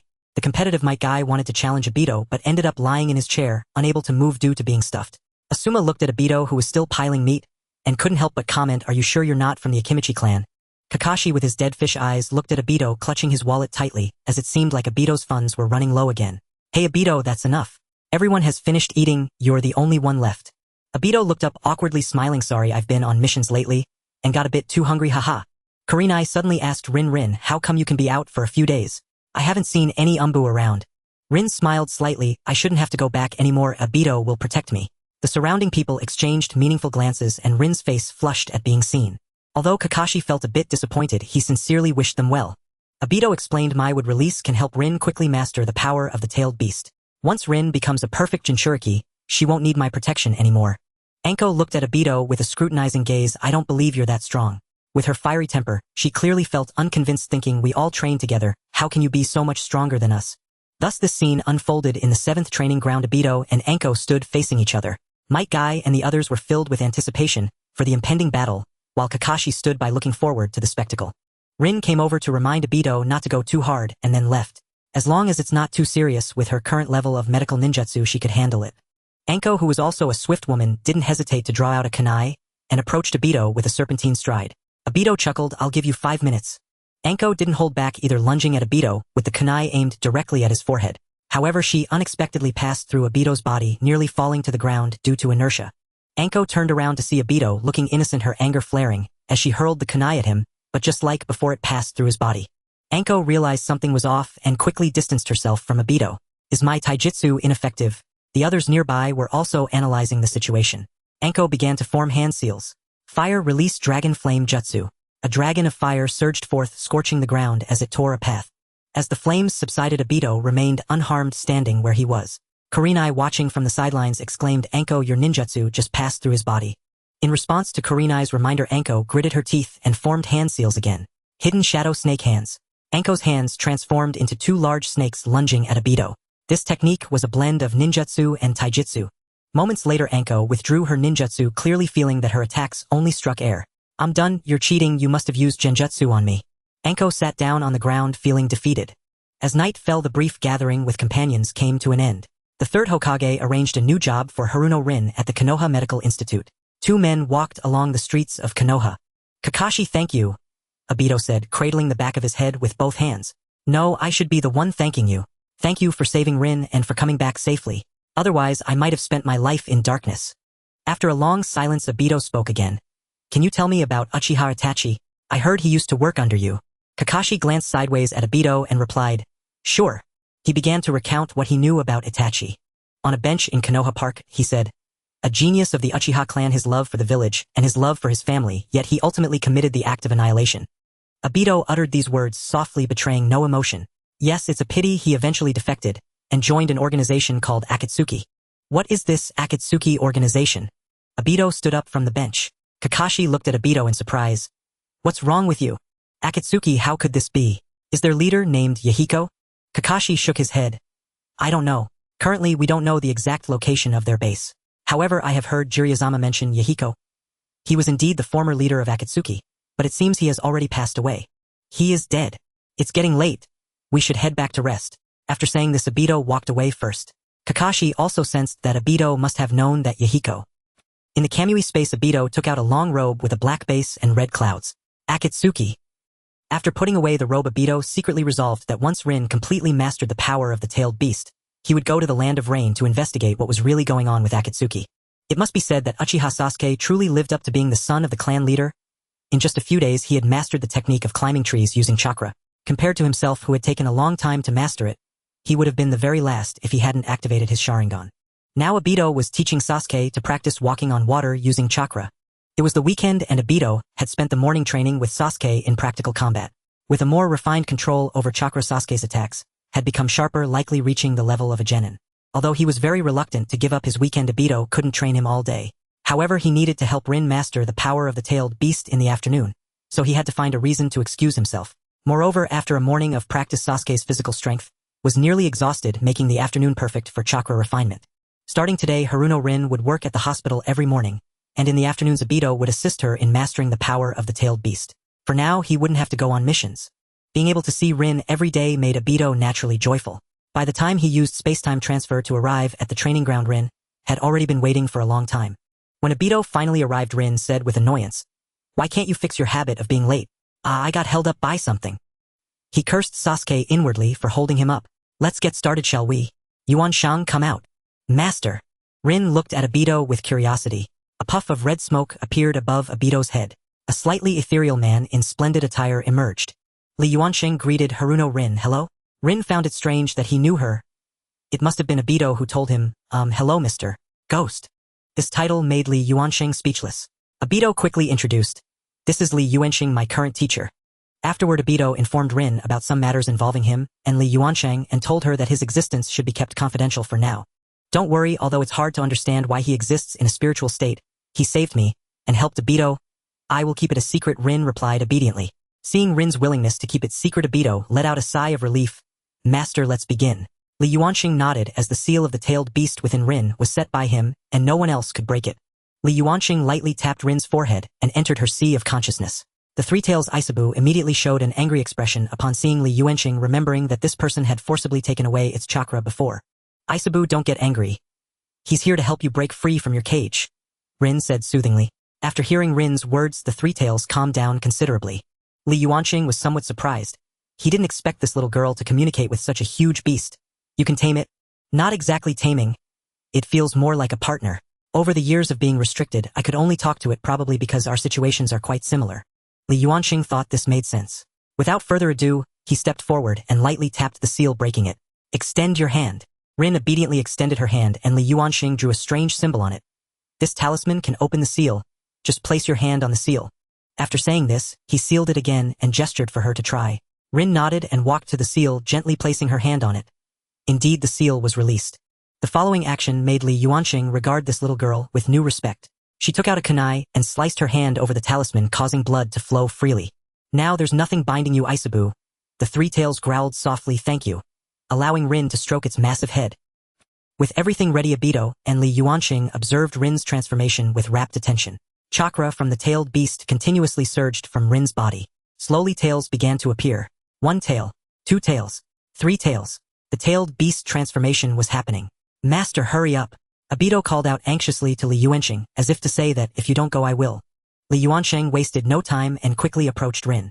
Just as he was about to absorb it, the chakra from the Three Tails receded like a tide, rapidly retreating back into Rin's body. Li Yuansheng and Obito were left bewildered. What was happening? Obito rushed forward to ask, "Rin, are you okay?" Rin shook her head. "I'm fine," Isabu said. "I'm clever for mastering the tailed beast transformation so quickly." "Really? So that means you've already mastered the power of the tailed beast?" "Yes, more or less, but I still need more time to adapt." Isabu said that practical combat is the fastest way to adapt. Upon hearing this, Obito confidently said, Then let me be your sparring partner. After chatting for a long time, Obito finally noticed Li Yuansheng, who was looking dejected on the side. It dawned on him that Li Yuansheng needed to absorb the chakra of the Three Tails to recover from his injuries. Master, don't be disheartened. During my and Rin's practice, there will definitely be plenty of chakra spilling out. Obito reassured him. Hearing this, Li Yuansheng perked up. Right, so you two should start fighting. Li Yuansheng had originally wanted Rin to transform into the tailed beast, so he could absorb some chakra, but found it hard to bring himself to say it. A man's screams echoed through the forest, resonating endlessly. Obito had previously used his intangibility ability, but this did not achieve practical results, leading to this moment where he was being beaten, while Li Yuansheng cheered him on. Hold on a little longer, Obito, you can do it. Obito was knocked back and crashed into a large tree, remaining motionless for quite some time. Yuan Yilin quickly released her beast transformation and rushed over, using healing techniques to treat Obito's wounds. Obito, are you okay? I'm fine, Obito replied with a miserable smile. At that moment, Li Yuansheng said playfully, enjoy the iron fist of your beloved. You don't feel any pain at all, do you, Obito? Yuan Yilin's face turned red at this comment. Obito also turned his head, quietly enjoying Yuan Yilin's healing. In Konoha village, at the Uchiha compound, a mummy walked quietly down the street. Sasuke watched the strange figure approach step by step, only to realize it was Obito. Who beat you up? Obito had bruises all over, which definitely could not be from a mission. He waved his hand, saying, tomorrow you will train alone. After saying that, he walked past Sasuke step by step. Late at night. Teacher, did you say that absorbing the chakra of the Three Tails is no longer effective? Although I didn't absorb much this time, I indeed feel it has no effect. When I absorbed the chakra of the Six Tails, I didn't feel this way. It seems that I can only absorb different tailed beast chakras. I must do my best to restore Li Yuansheng's combat strength. I have no confidence in defeating Madara myself. However, the tailed beasts of each village are top secret, making it nearly impossible to gather intelligence. Perhaps the Nine Tails in my own village might offer an opportunity. The Nine Tails are said to be the strongest of the tailed beasts. I wonder if absorbing its chakra will yield miraculous effects. The next day, Obito was lively and bouncing back to life. The cells of Hashirama possess extremely strong regenerative abilities. This is somewhat similar to the blood revival of body cultivators. Speaking of blood revival, could it be related to that guy from Penglai? In the Hokage office, the Third Hokage was meeting with Obito and Yuan Yilin. The Third Hokage could hardly believe how quickly Yuan Yilin mastered the tailed beast. In that case, Lin, you should continue working at the medical department, while Obito will return to the Umbu. Wait, did Obito join the Umbu like Kakashi? Yuan Yilin was a bit surprised. Obito proudly lifted his head, saying, of course I will surpass Kakashi sooner or later. The Third Hokage puffed on his cigarette, saying Kakashi has completed over 500 missions, including 140 rank missions and 25 rank missions. Obito, you have only completed one rank mission. The Third Hokage's slyness made Yuan Yilin cover her mouth and chuckle. Obito, you need to work hard. Alright Lin, you should go work at the hospital now. Obito, you don't have any missions yet, so you are on temporary leave. Obito and Lin withdrew together. Yuan Yilin had her hospital work and Obito didn't want to cling to her. Besides, he had other matters to attend to while he had the time. Searching for the Nine Tails. He did not want the Third Hokage to know about this to avoid unnecessary trouble, especially since he had just returned to the village. Obito sat on a bench on the streets of Konoha, continuously observing the people coming and going around him. Li Yuansheng also released his divine sense to scan the area, covering roughly 30 meters around them, as there were many sensory-type ninjas in the village, such as the Yamanaka clan. An hour passed. 2 hours passed. Indeed, waiting idly was ineffective. Obito began to walk around the village. Clothing stores, weapon shops, dessert shops, toy stores, residential areas. Throughout the day, he found no suspicious individuals, but he did encounter many acquaintances. For example, he was being followed by Hatake Kakashi. Hey Kakashi, how long are you going to follow me? He couldn't continue searching for the Nine Tails with Kakashi tailing him. Seeing that he was discovered, Kakashi awkwardly stepped out from behind, saying, haha, well, the weather is really nice today. Since their brief encounter in a residential area, he had quietly followed Obito. What are you inviting me to eat barbecue today? Upon hearing barbecue, Kakashi shook his head vigorously. I just found you suspicious, so I followed you secretly. Obito felt anxious and forced a calm expression, saying, you're the one who is suspicious. Why are you wandering around in the residential area? Isn't your home in that direction, Kakashi? Hearing Obito say this, Kakashi's face flashed with a hint of panic. No, it's nothing. I'm just wandering around. The two of them found a nearby bench to sit on, which had a clear view of Hokage Rock. Obito looked at the Hokage faces, saying, I heard that Teacher Minato and Kushina Sensei got married, but unfortunately they didn't leave behind any offspring. Kakashi remained silent. Obito, Lin was released from confinement because you are strong enough, right? Obito was puzzled as to why Kakashi asked this. You should already know part of the reason. Come with me, Kakashi said, walking straight ahead. Obito followed Kakashi, turning left and right, and entered the residential area. Obito wondered if this was not the place where he had encountered Kakashi before. Kakashi jumped to the second floor and Obito followed him up. Kakashi stopped in front of a window, opening it slightly. A blonde boy eating instant noodles came into view. Wasn't this the child he met at the ramen shop before? Naruto Uzumaki, why did you bring me to see him? Do you know him? Yeah, I met him once at the ramen shop. He seems like a pitiful child. Are you trying to have me help him? Obito questioned. Kakashi shook his head. The Uzumaki clan has nearly been exterminated and Konoha has another Uzumaki appearing. Obito was taken aback. Could it be him? Kakashi nodded. I didn't expect that Kushina Sensei has such a young brother. Bam! Kakashi jumped up and struck Obito on the head. He is the child of teacher Minato and Kushina Sensei. Obito was truly stunned. Because he is the Jinchuriki of the Nine Tails, the village had to conceal his identity for his safety. Obito was furious. Teacher Minato and Kushina Sensei are heroes who sacrificed for the village. Is this how the son of a hero is treated? Kakashi lowered his head. The village has its difficulties. Slap! A heavy punch struck Kakashi's face. I'm going to find the third Hokage. In the Hokage office, the third Hokage sighed. What is meant to come will eventually come. He quietly awaited the arrival of Uchiha Obito. Bang! The door to the Hokage's office was kicked open. You're here. It seemed that the third Hokage had seen him. Obito knew that there was a barrier in the village that could observe every corner. Shortly after Kakashi also arrived. Third Lord Uzumaki Naruto is the son of the fourth Hokage Namikaze Minato, right? The third Hokage silently nodded in response to Obito's question. I understand. I will take care of that child in the future. With that, he slammed the door and left. Hey Obito! Kakashi tried to pull him back. Let him go. Obito is not a fool. He won't act recklessly. Kakashi nodded and excused himself, chasing after Obito. Outside Naruto's room. Who is it? Naruto's voice came from inside. He found it strange. The only ninja who came to his door every month was the one delivering his allowance. Could it be Grandpa Third? Naruto happily ran to open the door because every time the third Hokage visited, he would bring him lots of delicious food, though he came too infrequently. When the door opened, it was not the third Hokage but a one-eyed young man. Ha, you're the guy I met at the ramen shop before. Naruto still remembered this person who had shown him kindness aside from the third Hokage. Obito remained silent, squatting down to carefully observe Naruto, who indeed bore some resemblance to his teacher with yellow hair. My name is Uchiha Obito. I heard you often get into fights with Uchiha Sasuke at school. What? He's here to pick a fight. But I've lost every time, Naruto thought to himself. Naruto didn't mention his losses. Yeah, who told him to be so arrogant? I agree. I also think he's very arrogant. So how about I teach you ninjutsu starting today? That way you can teach him a lesson. To his surprise, Naruto scoffed. Humph, you teach me, but you'll also teach Sasuke. You're both from the Uchiha clan, so you will definitely be biased. Obito was left speechless by Naruto's rebuttal. How about I teach you then? Kakashi's voice came from behind. Naruto saw another one-eyed uncle arrive, picking his nose. Who are you? Kakashi suddenly emanated a terrifying killing intent. Jonin of Konoha Hatake Kakashi. After saying that, he immediately retracted his killing intent. Naruto shivered in fright.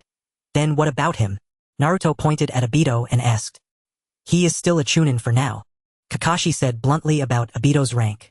Alright then, I choose you. Naruto was not foolish. He understood that a Jonin was stronger than a Chunin. Then you should rest well today. Tomorrow I will start training you. Naruto cheered and happily agreed. I will take care of the basic training for him. Once he's ready to harness the power of the tailed beast, I'll pass him on to you. Obito nodded. After chatting for a bit, Kakashi and Obito parted ways. After separating from Kakashi, Obito quietly returned to Naruto's room. Seeing Obito return, Naruto curiously asked, Do you have something else? Obito smiled at him. I need to borrow something from you. What do you want to borrow? Naruto asked curiously, wondering what he had that could be borrowed. Obito remained silent, and then a barrier opened in his room. Naruto was knocked unconscious by Obito's strike. Outside, the observing Umbu suddenly found that they could no longer sense the situation in Naruto's room, and immediately sent someone to report to the third Hokage. After Naruto was knocked out, Li Yuansheng emerged. You found the Jinchuriki of the Nine Tails so quickly. Teacher, hurry up, there are Umbu monitoring Naruto. If it takes too long, it may attract trouble. I understand. Li Yuansheng approached Naruto and transformed into smoke, drilling into Naruto's body. Inside Naruto's consciousness space, the Nine Tails opened its large eyes upon sensing someone arriving. This sealing technique actually has some resemblance to the Taoist five elements Bagua concept. Li Yuansheng couldn't help but praise. He then opened the gate to unseal the Nine Tails.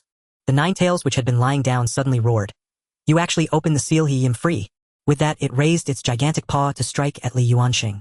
If the Nine Tails were a physical entity in the outside world, Li Yuansheng would definitely not be able to defeat it, but in here they were all energy bodies and Li Yuansheng was not afraid of it. With a casual wave, he used his powerful divine sense to bind the Nine Tails. Grabbing its foxtail, the Nine Tails chakra was rapidly absorbed by Li Yuanxing at a visible rate. This power!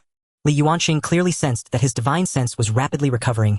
Indeed, the power of the Nine Tails is much better than the Three Tails and Six Tails. Li Yuanxing's body was gradually enveloped by the power of the Nine Tails. This lasted for about a minute before he withdrew his hand. What did you do to me? Faced with the enraged roar of the Nine Tails, Li Yuanxing ignored it and restored the seal. He emerged from Naruto's body, and before Obito could speak, he drilled into Obito's consciousness. Hurry to the Kamui space. I've absorbed too much chakra and need to refine it immediately. Upon hearing this, Obito gently patted Naruto twice and injected a bit of chakra into him, waking Naruto up. Naruto, I'm leaving now. I look forward to your future performance. Naruto felt confused, as if he had just lost consciousness. When the third Hokage received the report from the Umbu, he used the Heavenly Eye barrier to discover that Obito had already left. Out of guilt for Naruto, the third Hokage did not pursue what Obito had done inside. Upon arriving in the Kamui space, Li Yuanxing immediately ran out. At this moment, he was covered in red-tailed beast chakra. After emerging, he immediately sat down to begin refining the Nine Tails chakra. Half an hour later, the raging chakra became stable, and Li Yuanxing opened his eyes. This refining process may take a long time. You don't need to stay here with me. With that, Obito did not linger and returned to the Uchiha clan grounds, quietly checking on Sasuke, and found him quietly refining chakra, so he did not disturb him. His own cultivation had reached a bottleneck, and once he broke through, his strength would greatly increase, and he could also learn some more powerful techniques. Suddenly, he thought of a place he should visit. When he was young, he had heard his grandmother say that clan members who awakened the Sharingan would go to the Uchiha South He Shrine, where there was said to be a stone tablet recording the achievements of the Uchiha ancestors and some secret techniques. As a member of the Uchiha clan, he naturally knew the location of the South He Shrine. The South He Shrine was located underground. Obito passed through a dark passage and finally arrived at the bottom, a moderately sized room with nothing else around except for a stone tablet standing in the center. Obito walked up to the stone tablet. There were no inscriptions on it. Then he remembered his grandmother's words, the Sharingan. 3 tomo appeared. Sure enough, words began to appear on the stone tablet. It recorded some uses of the Sharingan, but Obito felt that there should be more content, so he activated his Mangekyo Sharingan. Indeed, the inscription changed again. However, the more Obito read, the more shocked he became. The activation of the Mangekyo Sharingan required witnessing the death of a loved one. Obito had somewhat guessed this, as he had activated his Mangekyo Sharingan after witnessing Rin's death. What was even more chilling was the subsequent content. The Mangekyo Sharingan was not the final form of the Sharingan. Beyond it lay the eternal Mangekyo Sharingan. Overuse of the Mangekyo Sharingan would lead to gradual blindness of the Sharingan. He himself had not experienced blindness thanks to the presence of Hashirama's cells. The eternal Mangekyo Sharingan possessed a stronger ocular power than the Mangekyo Sharingan, and would not lead to blindness. However, activating it required transplanting the Mangekyo Sharingan of a clan member. Obito suddenly thought of why Uchiha Itachi had exterminated the clan. He had killed his clan members in front of Sasuke to gain power, triggering Sasuke to awaken the Mangekyo Sharingan. The Uchiha are indeed a cursed clan. At the same time, Obito acquired an important piece of information that the Uchiha clan possessed a scroll passed down from their ancestors, which contained the secret techniques left by the Uchiha geniuses throughout the generations. He had indeed heard of such a thing said to be collected by the clan leaders of the Uchiha through the ages, and only those of exceptional talent were qualified to learn the techniques contained within. If the scroll still existed, it should be in the possession of clan leader Fugaku. Exiting the South He Shrine, Obito arrived at the clan leader's residence, which was the same place where he and Uchiha Sasuke currently lived. Upon closer inspection, he realized that this estate was excessively large with 6 courtyards and 3 halls, and he couldn't help but recall the small house he lived in with his grandmother. What's the use of a big house? In the end, we all meet the same fate. After a brief sigh, he began his search. Finally, 2 hours later, Obito ended in failure. He had searched every possible place, and with his spatial abilities, every hidden compartment and secret chamber proved useless. What are you looking for? Sasuke suddenly appeared at the door, and Obito, too focused, had not noticed his arrival. Seeing Sasuke, Obito slapped his thigh. This guy might know something. Sasuke, do you know if there's a scroll in the clan that records Uchiha's secret techniques? The clan's items were taken by the village, claiming that they could not protect them now. Sasuke's eyes lit up. You should be able to retrieve those items now, right? Obito ruffled his hair. Yes, Uchiha's belongings should be returned. Although Uchiha Sasuke was reluctant about Obito's actions, he did not resist. At the Hokage building, it was an unfortunate coincidence that he ran into 2 advisors from Konoha. Uchiha Obito. Obito turned around. He had sensed the 2 behind him long ago.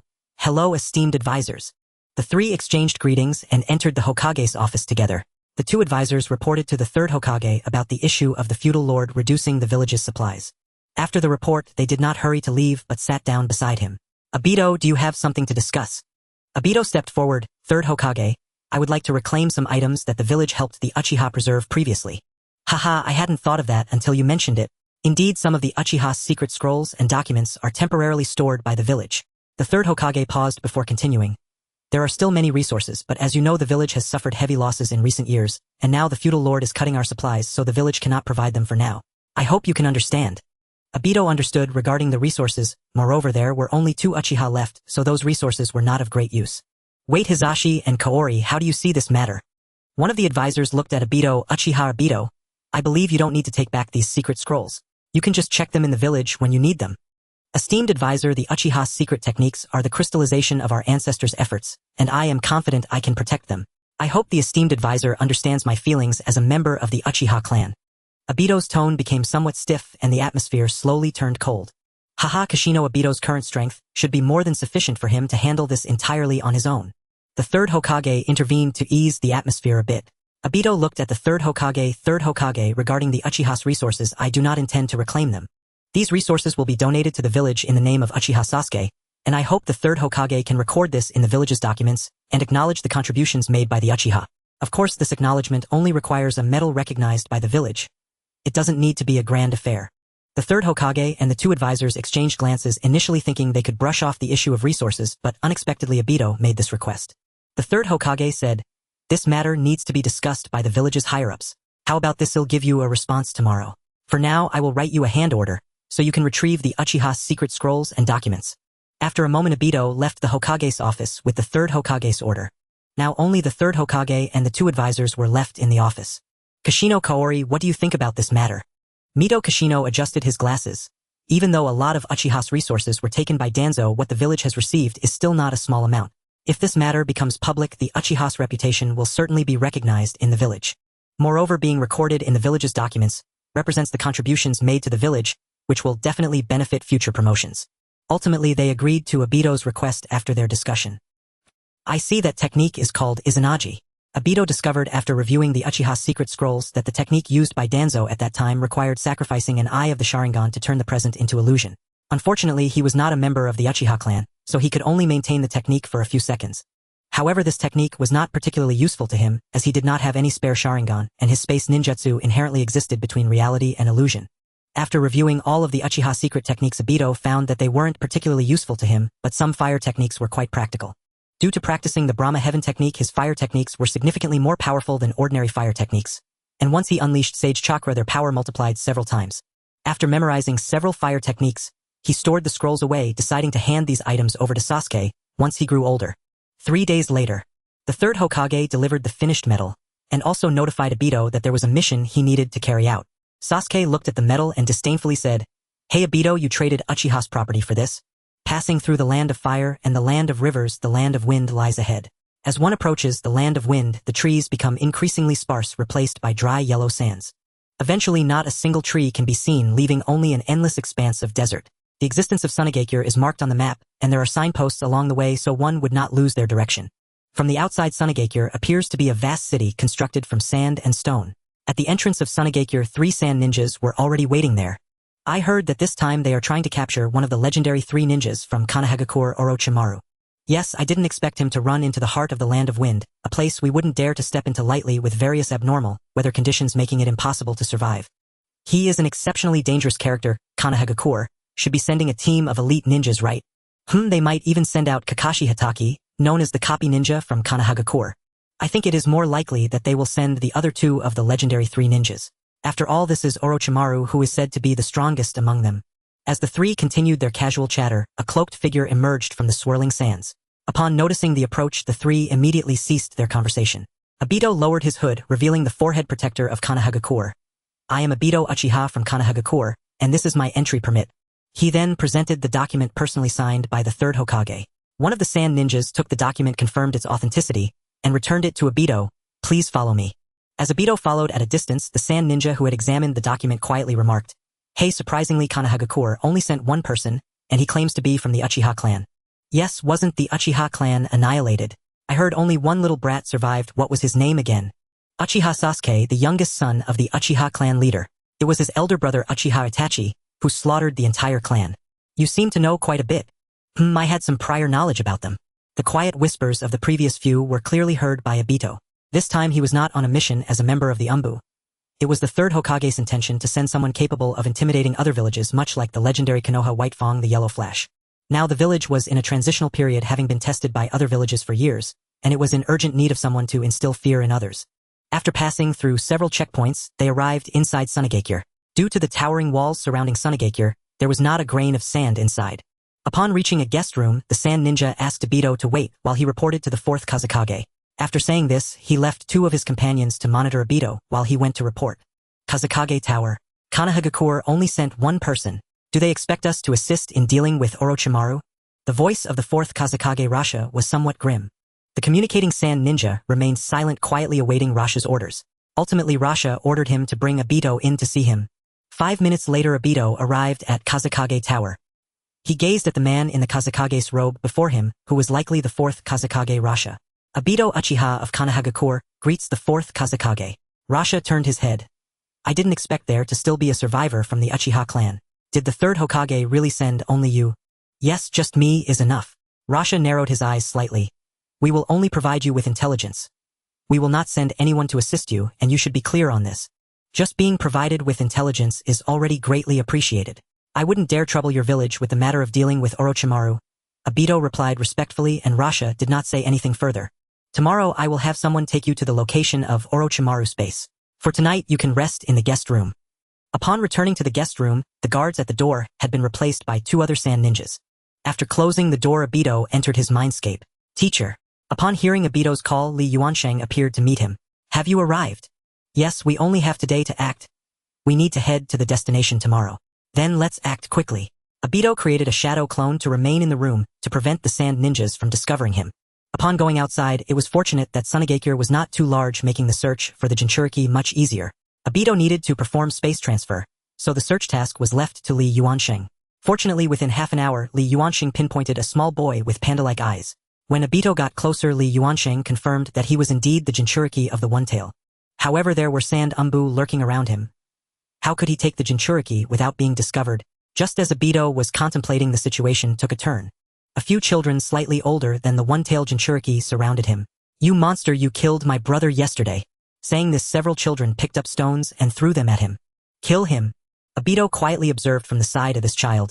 Seemed to be in a worse situation than Naruto, their eyes reflecting a sorrow beyond their years. However, Obito couldn't afford to intervene. If he were discovered interfering with the Jinchuriki, it could spark diplomatic issues between the 2 nations. The One-Tail Jinchuriki's emotions began to spiral out of control. The surrounding umbu, sensing something was wrong, emerged to surround him while dispersing the provoking children. Gaara, calm down. One of the umbu attempted to awaken him. It turned out his name was Gaara. Gaara, increasingly unstable, began to emanate tailed beast chakra from his body. The half of his face he covered transformed into a beastly visage, looking exceedingly terrifying. You all deserve to die. Sandstorm funeral. Gaara's sudden attack caught the umbu off guard, and they were overwhelmed by his sand. Then several screams echoed. Upon seeing the umbu eliminated by Gaara, Obito immediately revealed himself. Gaara had yet to react before he was absorbed into the Kamui dimension by Obito. Upon entering the dimension, Li Yuansheng immediately appeared to absorb Gaara's chakra. Without the tailed beast's chakra, Gaara curled up in the corner, remaining silent. Suddenly he lifted his head. You can control the monster inside me, right? Obito nodded. Can you kill it? If you kill it, you will die too. Gaara tightened his curled-up body. Go ahead and kill it. After all, my existence in this world holds no meaning. Looking at this child whose face was ashen, Obito shook his head helplessly. You are the Jinchuriki of the sand. I am a ninja of Konohagakure. Killing you would trigger diplomatic conflicts between our 2 nations and could even lead to war. What I can help you with now is to control the tailed beast within you, preventing it from causing chaos. After considering it, Obito decided to help him seal the One-Tail. This action might raise suspicions from Sunagakure, but as long as Gaara didn't disclose it, even if there were doubts, they wouldn't find anything. Really? A hint of color appeared on Gaara's face. Yes, but I have one condition: you must not mention my existence to anyone. Gaara did not hesitate. Alright, this is our agreement. Obito looked at Li Yuansheng. Teacher, I will trouble you. At this moment, Gaara finally noticed Li Yuansheng beside him. Li Yuansheng walked up to Gaara's side. Upon entering his sea of consciousness, he saw a large raccoon, and without paying heed to the provocation of the One-Tail, he used a sealing technique to bind it. After the One-Tail was sealed, Gaara felt a significant lightness throughout his body. Finally, I can get a good night's sleep. Thank you. This technique can only seal it for 5 years. If you still lack the ability to control it after 5 years, come find me in Konoha. My name is Uchiha Obito. After leaving this message, Obito released Gaara from the Kamui space and vanished. Gaara looked at the spot in the sky where Obito had disappeared and walked back to his residence step by step. Upon returning to his room, Obito dispelled his shadow clone. From the information received from the clone, it seemed that during his absence no one had come, which relieved him, as any slip-up from the clone could lead to considerable trouble. This time, while absorbing the chakra of the One-Tail, Li Yuanxing was not as greedy as he had been with the Nine-Tails, and the chakra of the One-Tail was not as intense as that of the Nine-Tails, thus the refining only took a few minutes. Each time after absorbing the chakra of a tailed beast, Li Yuanxing's body became more solid. Master, I have already absorbed the chakra of the Three Tails, Six Tails, Nine Tails, and One Tail. If I absorb the chakra of the other five-tailed beasts, will my injuries be able to recover? Li Yuanxing shook his head. My spiritual injuries are not as simple as you think. If I can absorb the chakra of a few more tailed beasts, it should be enough for me to have the ability to reshape my physical body.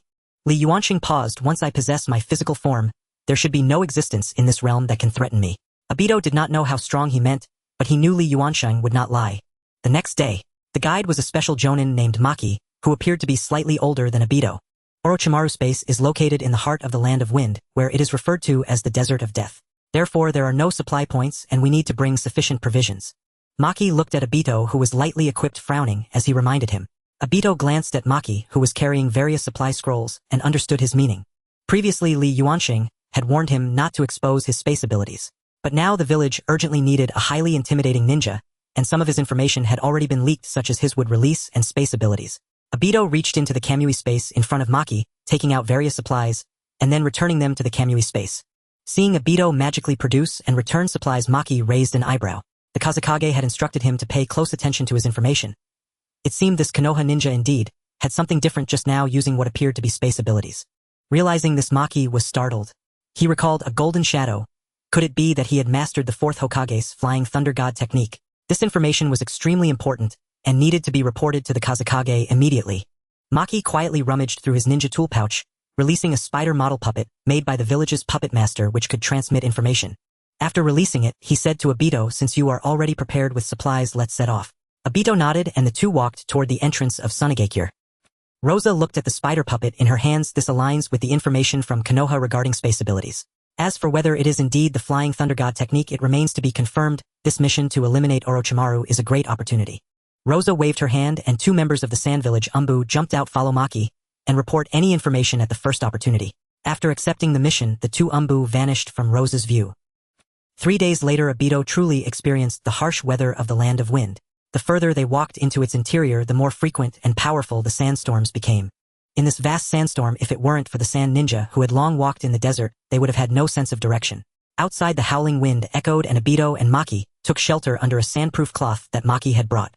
Sometimes I really envy you from the Land of Fire for having such vast and fertile land. Although the Land of Wind also has a large area, there are very few places suitable for habitation. In the 5 great nations, Konoha has the best geographical environment. The Land of Lightning is all mountains and forests. The Land of Earth is filled with rubble, slightly better than the Land of Wind, and the Land of Water is isolated. The first 3 Shinobi world wars all revolved around the Land of Fire. Seeing Obito not responding, Maki didn't continue on that topic, and instead asked about Orochimaru. I encountered Orochimaru during the 3rd Shinobi World War. I don't think you are his match. Don't blame me for fleeing alone if it comes to that. Obito grinned. Don't worry, if I can't win, I can run faster than you. I hope so. I heard your Uchiha clan was wiped out. How did you survive? As soon as he said this, Maki regretted it. A palpable killing intent rushed towards him, and Maki felt that if he made even the slightest move, he would be killed by the other party. With Obito laughing heartily, the killing intent receded like a tide. I was on a mission outside, so I narrowly escaped a disaster. At this moment, Maki realized that he was drenched in sweat. This man might really be able to eliminate Orochimaru, for he sensed the same aura he had felt from Orochimaru. The journey continued amidst the endless wind and sand. However, each time a sandstorm came, only Maki would hide under the sandproof cloth, while Obito would vanish until the storm subsided, and only then would he reappear. This further confirmed Maki's belief in Obito's space abilities. 10 days later, they arrived at their destination. Orochimaru certainly knows how to pick a location. Obito looked at the Orochimaru base surrounded by giant stones. Maki stopped hundreds of meters away using space transfer to arrive directly at the entrance of Orochimaru space. Deep inside the base, Orochimaru glanced at the direction of the entrance. It seemed that the earlier released fish had leaked information. Fortunately, he had anticipated this. Important experimental equipment had already been moved. Now it was time to meet the guests who had come from afar. Just as Obito was about to enter, footsteps echoed from the passage and a figure emerged. Seeing the forehead protector on Obito's head, Orochimaru did not expect that someone from Konoha had come. Hee, they actually only sent a junior. It seems the old man really is getting senile. Orochimaru's raspy voice seemed to hide a special charm. Obito looked at Orochimaru, who appeared unchanged from his memories. Time had left no marks on his face. Orochimaru and shrank rogue ninja from Konoha. Obito activated his 3-demo Sharingan. The Sharingan, I've heard, there's still a surviving ninja from the Uchiha clan before. Orochimaru instinctively licked his lips, truly a gift from the heavens. The Shadow Snake Hand technique similar to that of Akamichi, but the speed and angle of the attack are incomparable to Akamichi's. The 3 tomo in Obito's eyes connected as the Kaleidoscope Sharingan emerged. Orochimaru's attack penetrated Obito's body. This is the Kaleidoscope Sharingan. I never expected anyone besides Itachi to awaken it. Upon seeing the Kaleidoscope Sharingan, Orochimaru revealed a greedy expression. Suddenly his neck elongated, transforming into a giant snake that lunged at Obito, but his attack was again pierced by Obito. After several ineffective attacks, Orochimaru calmed down and began to analyze Obito's abilities. Then he decided to try a large-scale attack. He threw a shuriken and quickly formed hand seals. Shuriken Shadow Clone Technique. The famous jutsu of the Third Hokage, countless shurikens flew towards Obito. The shurikens again penetrated Obito's body. Orochimaru began to frown. Could it be an illusion? The Uchiha clan excels in genjutsu, and he had suffered greatly from Itachi's genjutsu before. Release. It was not an illusion. 3 figures were concealed in the distance, Maki, and 2 sand shinobi umbu. What kind of technique is this? The 3 were far apart, and 2 of the sand shinobi had never shown themselves, completely ruling out the possibility of genjutsu. While they were puzzled, Obito suddenly vanished and reappeared behind Orochimaru. As a renowned ninja since his early years, Orochimaru possessed an extraordinary sense of danger. He twisted his body in a manner impossible for ordinary people, like a snake. He narrowly dodged Obito's fist. Orochimaru looked at his torn clothing around his abdomen. Before he could think further, Obito charged at him again. Every time Orochimaru attacked, it merely passed through Obito's body, while he himself was battered and bruised. Watching Orochimaru being beaten without a chance to retaliate, Maki and the others were shocked. After all, this was Orochimaru, and even the Kazekage had said he could at most fight Orochimaru to a standstill. Years later, Maki would realize that the Kazekage was boasting. Orochimaru gasped for breath, looking at Obito not far away. He had a suspicion. If he was wrong, he would have to consider escaping. Once again, he activated the ninjutsu Shadow Snake Hand. The giant snake again inevitably pierced through Obito's body as Obito rushed towards Orochimaru. Just as Obito was about to attack him, Orochimaru suddenly spat out a sword from his mouth. Obito's attacking hand passed through Orochimaru. So that's how it is. Orochimaru roughly understood the principle of Obito's technique. Serpent's Gathering Technique. Countless snakes were summoned at Obito's feet. Seeing Obito emerge from the sea of snakes, Orochimaru bit down on the grass sword and charged at Obito. Unfazed, Obito used his phasing ability, allowing Orochimaru to pass through him, only to deliver a punch to Orochimaru's back. Unexpectedly, just when he attacked Orochimaru, his head elongated again, twisting 180 degrees to stab at Obito. With a slash, blood dripped from Obito's cheek. If it weren't for his timely phasing, this strike might have decapitated him. No wonder he was once one of the legendary 3 of Konoha. Obito lightly wiped away the blood from his cheek as the wound healed at a visible pace. Orochimaru licked his lips. Is this the perfect integration of Hashirama's cells? Orochimaru had been searching for the perfect reincarnation body, and he found Itachi, but unfortunately it failed. The person before him, this little brat of the Uchiha clan, seemed like a good candidate, though he was currently missing an eye, but he knew where that eye was. Orochimaru secretly calculated in his heart, but Obito was not going to drag this out any longer. His space ninjutsu had already been seen through by Orochimaru. The sage chakra in his dantian began to surge, and a sage mask slowly appeared on Obito's face. What, you've actually learned sage techniques? Seeing Obito use sage techniques, Orochimaru had already prepared to escape. Freeze! Obito calmly uttered a single word. Orochimaru suddenly felt as if something had bound him. Another immobilization technique. Having been caught in Itachi's immobilization technique before, Orochimaru was already on guard. He lightly bit his lip, summoning a small snake. The small snake bit Orochimaru's neck. Orochimaru struggled twice, but remained unable to move, and he couldn't help but exclaim in shock, "How is this possible?" Obito did not give Orochimaru any extra time to struggle, turning his right hand into a wooden spike, piercing Orochimaru's abdomen. Would release insert technique. Countless wooden spikes pierced through Orochimaru's body. Orochimaru lost consciousness with a very unwilling expression.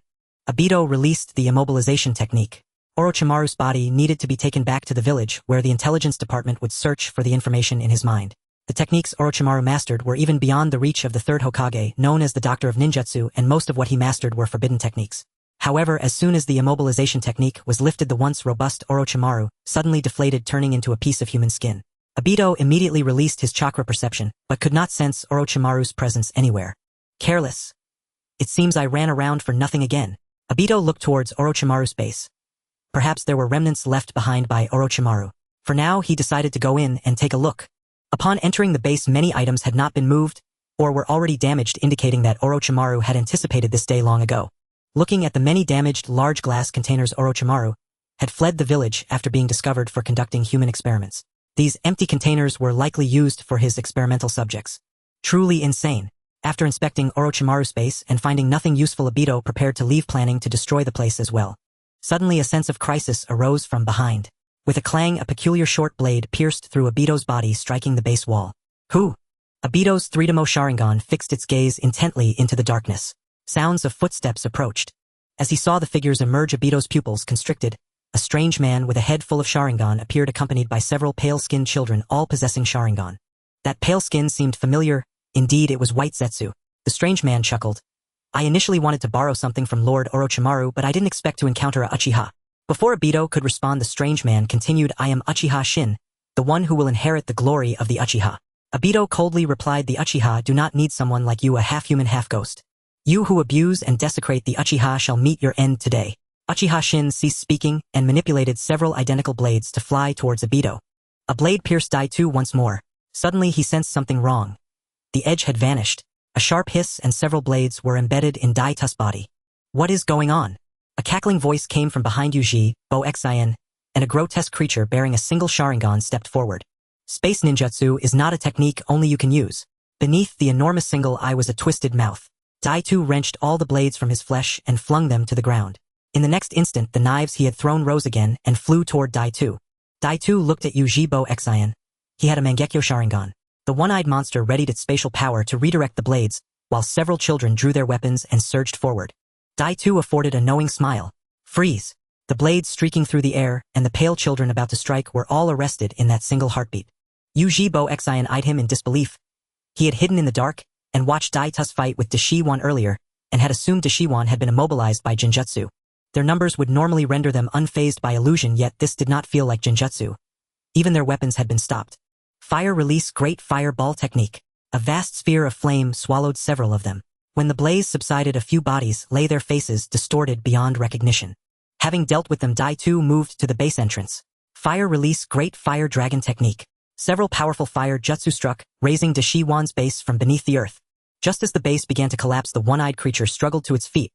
Its Sharingan ignited a space ninjutsu, and Uchiha Itachi was swallowed into an alternate pocket of space. Daitu, already gone, did not notice any of this. The thunderous explosion drew Ma-Jis' gaze toward Deshiwan's base.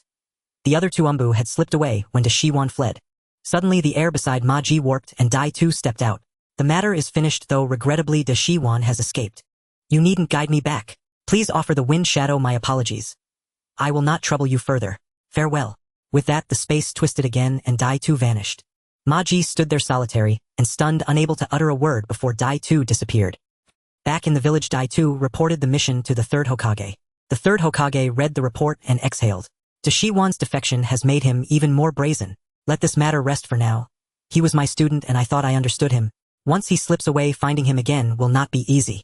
Third Lord, I wish to investigate intelligence in Yuji country. The Third Hokage asked with a frown. Yuji country is currently sealed off. Why do you wish to go there? I suspect the Shao organization's headquarters may be in Yuji country, so Uchiha, you might be there. The Third Hokage frowned. Had Daitu uncovered information about you? This placed the Third Hokage in a dilemma. Could Daitu understand the truth about the Yu clan? In reality, Daitu only wished to investigate why the Shao had become a terror organization. Finding Uchiha would be an added boon. In the end, the Third Hokage granted Daitu's request. Leaving the Hokage's office, Daitu went to the Muyi school. It was recess. Students bustled about, many at play. A crowd ringed the playground as if watching some spectacle. With a slight perception, Daitu detected Suaju's chakra, and Mingren's as well. He wondered how Kakashi had trained Mingren. Daitu pushed into the throng.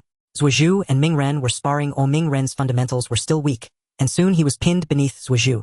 Suaju found it odd that this normally clumsy youngster had suddenly struck with such precision. As he left wearing the smile of victory, he spotted Daitu standing aloof in the distance. He followed. The two walked to a quieter spot.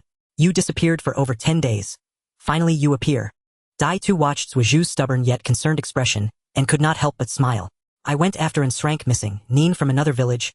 Regrettably, he got away in the end. Srank. Suaju's theoretical knowledge was sound. He knew what Srank implied. Very well. Your upcoming training will focus on refining chakra and on practical combat. I may be busy for the live sparring portion. The kid you fought earlier can be your training partner. Do not underestimate him. He has a formidable master and may one day surpass you. Humph. Zhuozhu scoffed. Then spar with me now. I can't. I'm about to embark on a mission. Next time, I might encounter Yu Ji Boyu on this mission. Take me along. The space beside them began to warp. You should train properly. For now you are of little use. Stepping into Yuji country again, everything was as before. Perpetual drizzle and gloom. In Shang village, Dai Tu visited Xing's former home. It had long been abandoned. Dai Tu did not disturb the villagers. He checked the three powers outside the village and found they too had vanished. The Shao's former encampment was likewise deserted. It appeared the Shao organization had indeed undergone a profound upheaval. Finally, Dai Tu traveled to the central city of Yuji country, where many of the village's informants were missing. With no significant intelligence, the village had abandoned its infiltration of Yuji country. This city, forged from myriad steels, possessed a style utterly distinct from other nations. Conduits for channeling rainwater were visible everywhere. The sudden rain that soaked him as he slipped into the city left Dai Tu ill at ease. He hurried to find shelter beneath an awning. Only after surveying the street did he notice that every stall was protected by canopies. Only under those shelters could merchants operate in such incessant rain. Dai Tu lightly touched a canopy. Thin paper-like yet unlike paper. Pressing it revealed a surprising resilience. What material was this? He had never heard of it. Young one, you are a stranger here, aren't you? An old woman of perhaps 70 approached from behind. Yes, I am a traveling magician. I have long heard of a land where it always rains and wished to see it. I did not expect it truly existed. Dai Tu wove his false persona with practiced ease. The old woman pointed to the canopies and said, "These are gifts from Lord Tianshi. Do not go about destroying them or you will invite his divine punishment." I wonder about Lord Tianshi. Dai Tu began, but the old woman waved him off, leaning on her cane as she shuffled beneath the awnings and melted into the crowd. Watching her receding figure, Dai Tu fell into thought. Perhaps Lord Tianshi knew more than he let on. If one were to speak of the prime location for gathering intelligence, it would undoubtedly be various taverns where patrons after a few drinks tend to disclose conversations that are otherwise unheard. In this perpetually rainy and chilly place, strong liquor is an indispensable and excellent beverage. Dato entered a hotel named Ueka, which is centrally located on the street, and is among the largest establishments in the area. At this time it was not yet mealtime, yet several tables were still occupied by guests. Dato found a relatively quiet spot to sit down, ordered a bottle of sake, as he was not accustomed to strong liquor, and also ordered some regular food. A girl no older than 15 or 16 brought the sake. Here is the sake you requested, and the dishes are being prepared in the kitchen, please be patient. After thanking the girl, she left and returned to her counter. Due to his practice of celestial arts, Daito's senses were significantly stronger than those of ordinary people. Even sitting in this relatively secluded corner, he could clearly hear the sounds from the entire hall. On a high building somewhere in the land of rain, a man with orange hair sat on the edge of the cliff. His eyes slowly opened, revealing pale purple irises with concentric rings at their depths. Someone has arrived, and it's our old acquaintance. Behind him was a young woman with pale purple hair, both dressed in long robes of black adorned with red clouds. Do you need me to take action? The young woman asked softly. He is Uchiha Dato, our former compatriot. Let Madara handle him. His abilities are quite troublesome. The two then fell silent, vanishing into the darkness. Dato spent the duration of a meal in the tavern gathering quite a bit of intelligence. Currently the one ruling the land of rain is referred to as a god, and that angel is merely a messenger at the god side with no mention of the Akatsuki. The current dilemma is how to locate this angel and the one called God. Is it really necessary to cause a commotion to draw them out? Clearly this is unrealistic. His goal is to gather intelligence. In any case, he needed to find a place to settle down. However, things did not go as planned. The space in the sky began to distort. As a user of spatial abilities, Dato immediately sensed the spatial fluctuations. As the fluctuations subsided, the figure that appeared was none other than Uchiha Madara, whom he had encountered in the land of water. Their gazes clashed in the air. Uchiha Dato, I did not seek you out, yet you have come to me. You are the one who claims to be a god. Dato frowned. Humph, there exists someone even more powerful than I. Dato's frown deepened. There was someone in this little land of rain more formidable than Madara. At this moment, Li Yuansheng in the Sea of Consciousness also awakened. Dato, this fellow is very dangerous. If you find yourself at a disadvantage, remember to retreat in time. I know. However, since we have crossed paths, I must see to what extent his clone Sharingan has developed. Uchiha Madara vanished and reappeared beside Dato. As Dato watched the hand reaching for him, he used his phasing ability to conceal himself within the Kamui space. Indeed, as he employed his phasing ability, Madara's Sharingan also initiated spatial transfer to attack him within his own space. At this moment, Dato also activated his spatial transfer. The two spatial transfers occurred simultaneously. Dato found himself in Uchiha Madara's time space, while Madara entered Daito's time-space. Fortunately, Daito had anticipated this, and the contents of his space had been concealed by Li Yuansheng's formations, making it impossible for Madara, who had not trained in formations, to discover. Daito surveyed the space. It was virtually identical to his own. After a thorough inspection, he found his space to be completely empty, indicating that Madara had taken precautions as well. Above in the right sky, spatial fluctuations occurred, and Daito realized that Uchiha Madara had returned. Initially, Daito intended to leave a spatial mark here, but then he abandoned that thought. He would inevitably be scrutinized throughout the space, making any mark he left utterly ineffective. Within this Kamui space, Daito could not use his phasing ability, and the release time for spatial transfer was a concern. Given Madara's prowess, it was highly likely that he could interrupt it. If he could not use spatial transfer, he would have to confront Madara in a life-or-death struggle. Currently, Daito did not feel confident in dealing with Uchiha Madara. Having grasped the principles of his time-space ninjutsu, a strategic retreat seemed to be the better choice. Before Uchiha Madara appeared, Daito used spatial transfer, this time directly teleporting back to the Land of Fire. Given that the Land of Rain was now on guard, there was no longer any necessity to remain. In Uchiha Madara's Kamui space, long after Daito's departure, a distorted figure emerged, revealing Uchiha Madara, who wore a mask. It seems there are some matters that need to be addressed in advance. On a high building in the Land of Rain space, distorted and Uchiha Madara appeared. In the shadows, a pair of Rinnegan opened. How is it that you cannot keep him? In the years he has vanished, he has learned celestial arts. Though they differ from the celestial arts of the three great summoning beasts, their power seems even greater. So after your spatial abilities proved ineffective against him, you are no longer his match. A mocking tone echoed from the shadows. Pain, are you questioning my abilities? Pain in the shadows remained silent, and Uchiha Madara did not further press the issue. I will retrieve something. The next time we meet, it will be his end. With that, Uchiha Madara vanished. After his departure, Pain spoke. Konan asked Itachi and Kisame to collect intelligence on Uchiha Daito in Konoha. Konan, the young woman, was one of the main members of the Akatsuki organization. Konan was somewhat puzzled as to why they did not use the body flicker technique to inform them. Itachi has already returned. Konan understood as she looked out at the torrential rain. The Rain Tiger's free will technique, similar to Konoha's Heavenly Eye technique, is a high-level perception barrier. As long as someone enters the technique's range and is drenched, Pain can sense them. Who could possibly guard against the raindrops falling from the sky? At this moment, two men wearing Akatsuki cloaks walked along the streets of the Land of Rain, neither holding an umbrella nor avoiding the rain, simply proceeding onward in the downpour. Mr. Itachi, getting drenched isn't good for your health. I, on the other hand, don't mind. The water is like my companions, my strongest weapon. Uchiha Itachi ignored Kisame's chatter. Kisame, accustomed to Itachi's indifferent expression, merely shrugged. A shadow in the sky reflected on the water's surface. Its shape resembled a person, yet it possessed two enormous wings. Itachi and Kisame halted and looked up.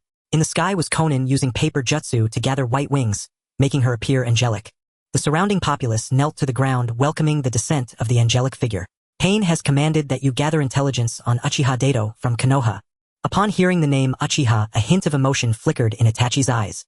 Hey, wait a minute. Wasn't the Uchiha clan decimated by Mr. Itachi, leaving only his brother? How is there another Uchiha? Kisame exclaimed loudly.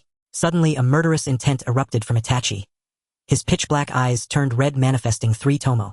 Kisame loosened his grip on his sword. It seems Itachi is angry now. Itachi coldly turned and said, Kisame, let's go. Sai just got back and already on another mission. We truly lead a hard life. As Kisame reluctantly followed Itachi's footsteps, Konan watched the two leave.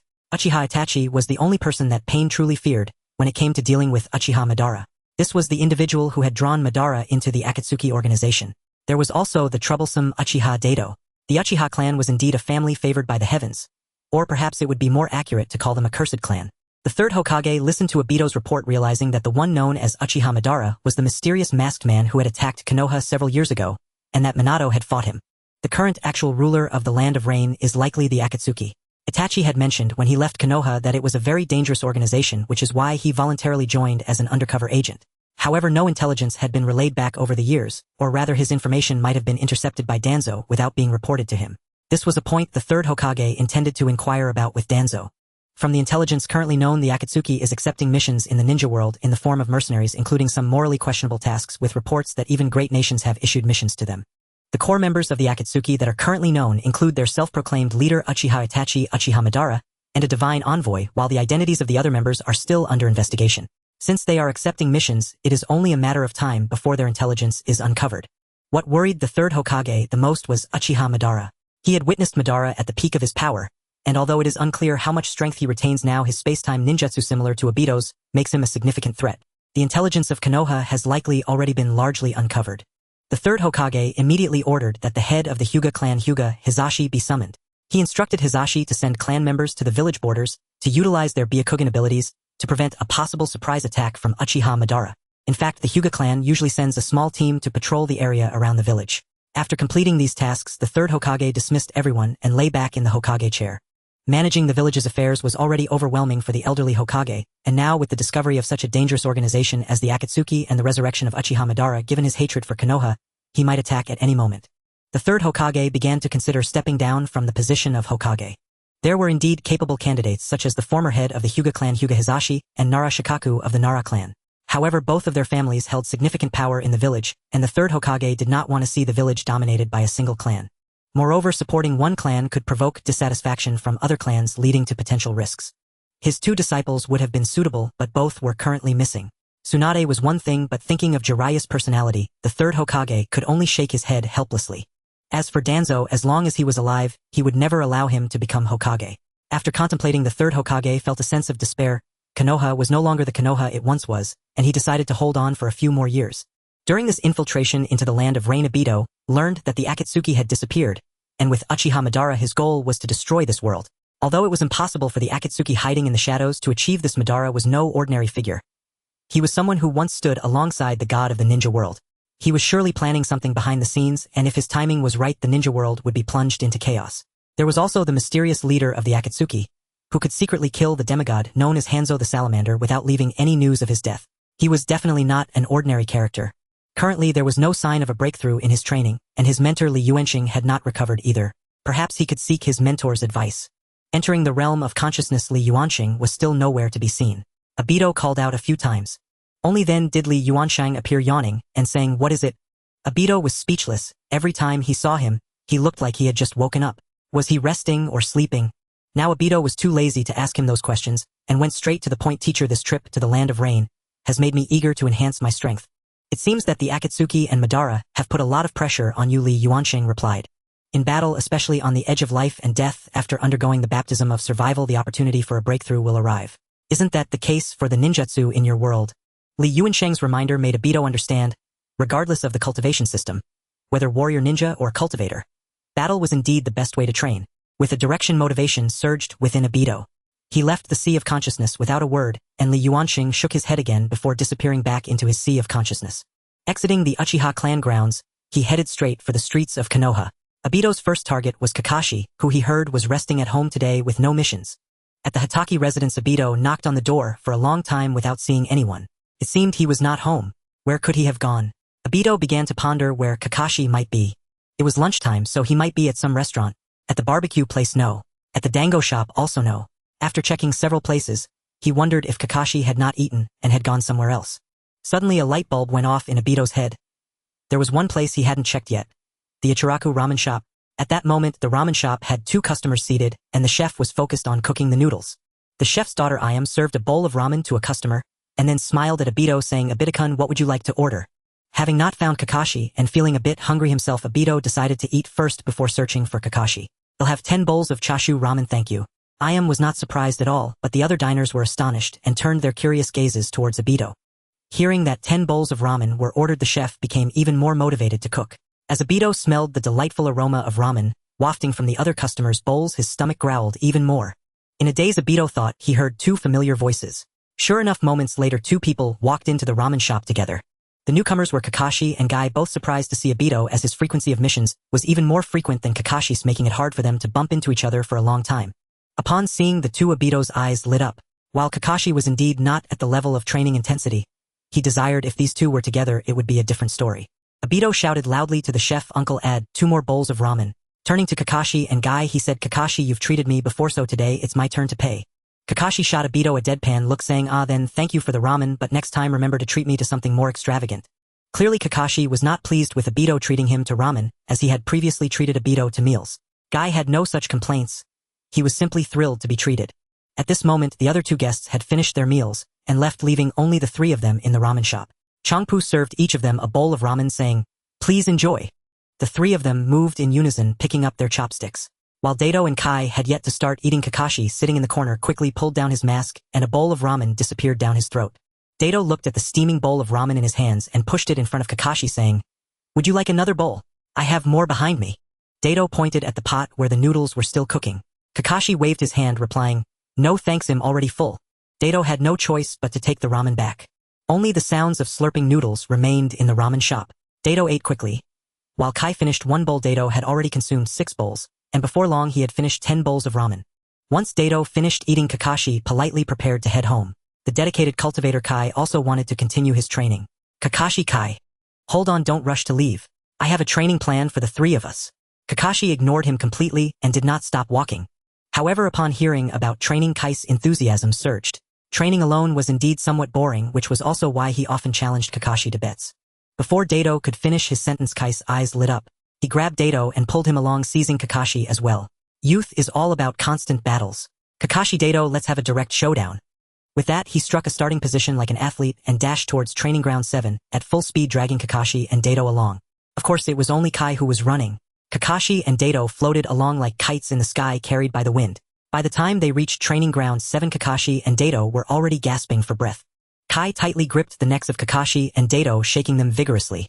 "Hey Kakashi, Dato, are you okay? Was the ramen from earlier poisoned?" Kakashi and Dato simultaneously swung angry fists at Kai, sending him flying until he crashed against a pillar at the edge of the training ground. Once Kai's fervor subsided, he quietly listened to Dato speak. "I believe you both are aware of the information regarding Akatsuki and Madara.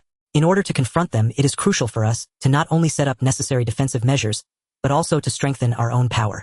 "Alright, let's have an intense training session then." Kai's youthful passion surged once again. "Very well, both of you are masters of physical combat, and your attacking coordination should be quite harmonious. Therefore you two will attack me, and I will utilize my space-time ninjutsu. You are both well aware of the weaknesses of my space-time ninjutsu. While I am attacking the enemy, they can also strike back at me, and Madara's eyes possess the same capabilities as mine. By training with you, I can improve my reaction abilities."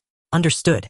Kakashi and Kai nodded solemnly, because defeating him is tantamount to dealing with Madara, and in the future they might have to confront Uchiha Madara themselves. Kakashi and Kai truly proved to be outstanding representatives of the younger generation. Under their coordination, Dato dared not reveal his physical form to attack them. Although this training could not reach the life-and-death combat level that Li Yuanxing spoke of, Dato had his own thoughts. The third Hokage, upon understanding the purpose of Daito's trio's training, did not assign them any tasks. The 3 quickly adapted to each other's attacks. Half a month later, the coordinated attacks of Kakashi and Kai became even more harmonious, but Dato was not to be underestimated either. His reaction speed had greatly improved, and he occasionally managed to strike at them through the gaps in their attacks. Phew, the 3 of them were drenched in sweat. "Come and have some hot water." It was Lin from the field who came every afternoon to bring hot water and snacks for Dato and the others. Dato wished time could freeze at that moment, sweating with his companions, enjoying tea with his beloved. "Kakashi, Kai, let's call it a day for our training. No need to come here tomorrow." Kakashi and Kai both nodded, knowing that their level of coordination had reached its peak, and further training would not yield any significant results. "Then you two head back first. I'll take Lin back to the hospital." Kakashi glanced at the 2 and left with Kai. After walking a short distance, Kai turned to Kakashi and said, "Does Dato really want to train like that?" "Dato is working hard. We need to push ourselves as well," Kakashi replied, looking at Hokage Rock. The next day, in the Hokage's office, Lord Third Eye wished to travel across the ninja world, freely collecting intelligence on core members from other countries, including their Kage and Jinchuriki. The third Hokage looked at Dato in surprise. His own disciple Jiraiya often used this excuse to run out and seldom returned, though he did bring back quite a bit of useful information. Before the third could respond, Dato continued, "I will leave space markings in the village and come back periodically to report the information I've collected." The third Hokage stroked his chin, realizing that Dato was indeed an excellent candidate for gathering intelligence. "Alright, I agree, but be cautious. Your safety is the priority."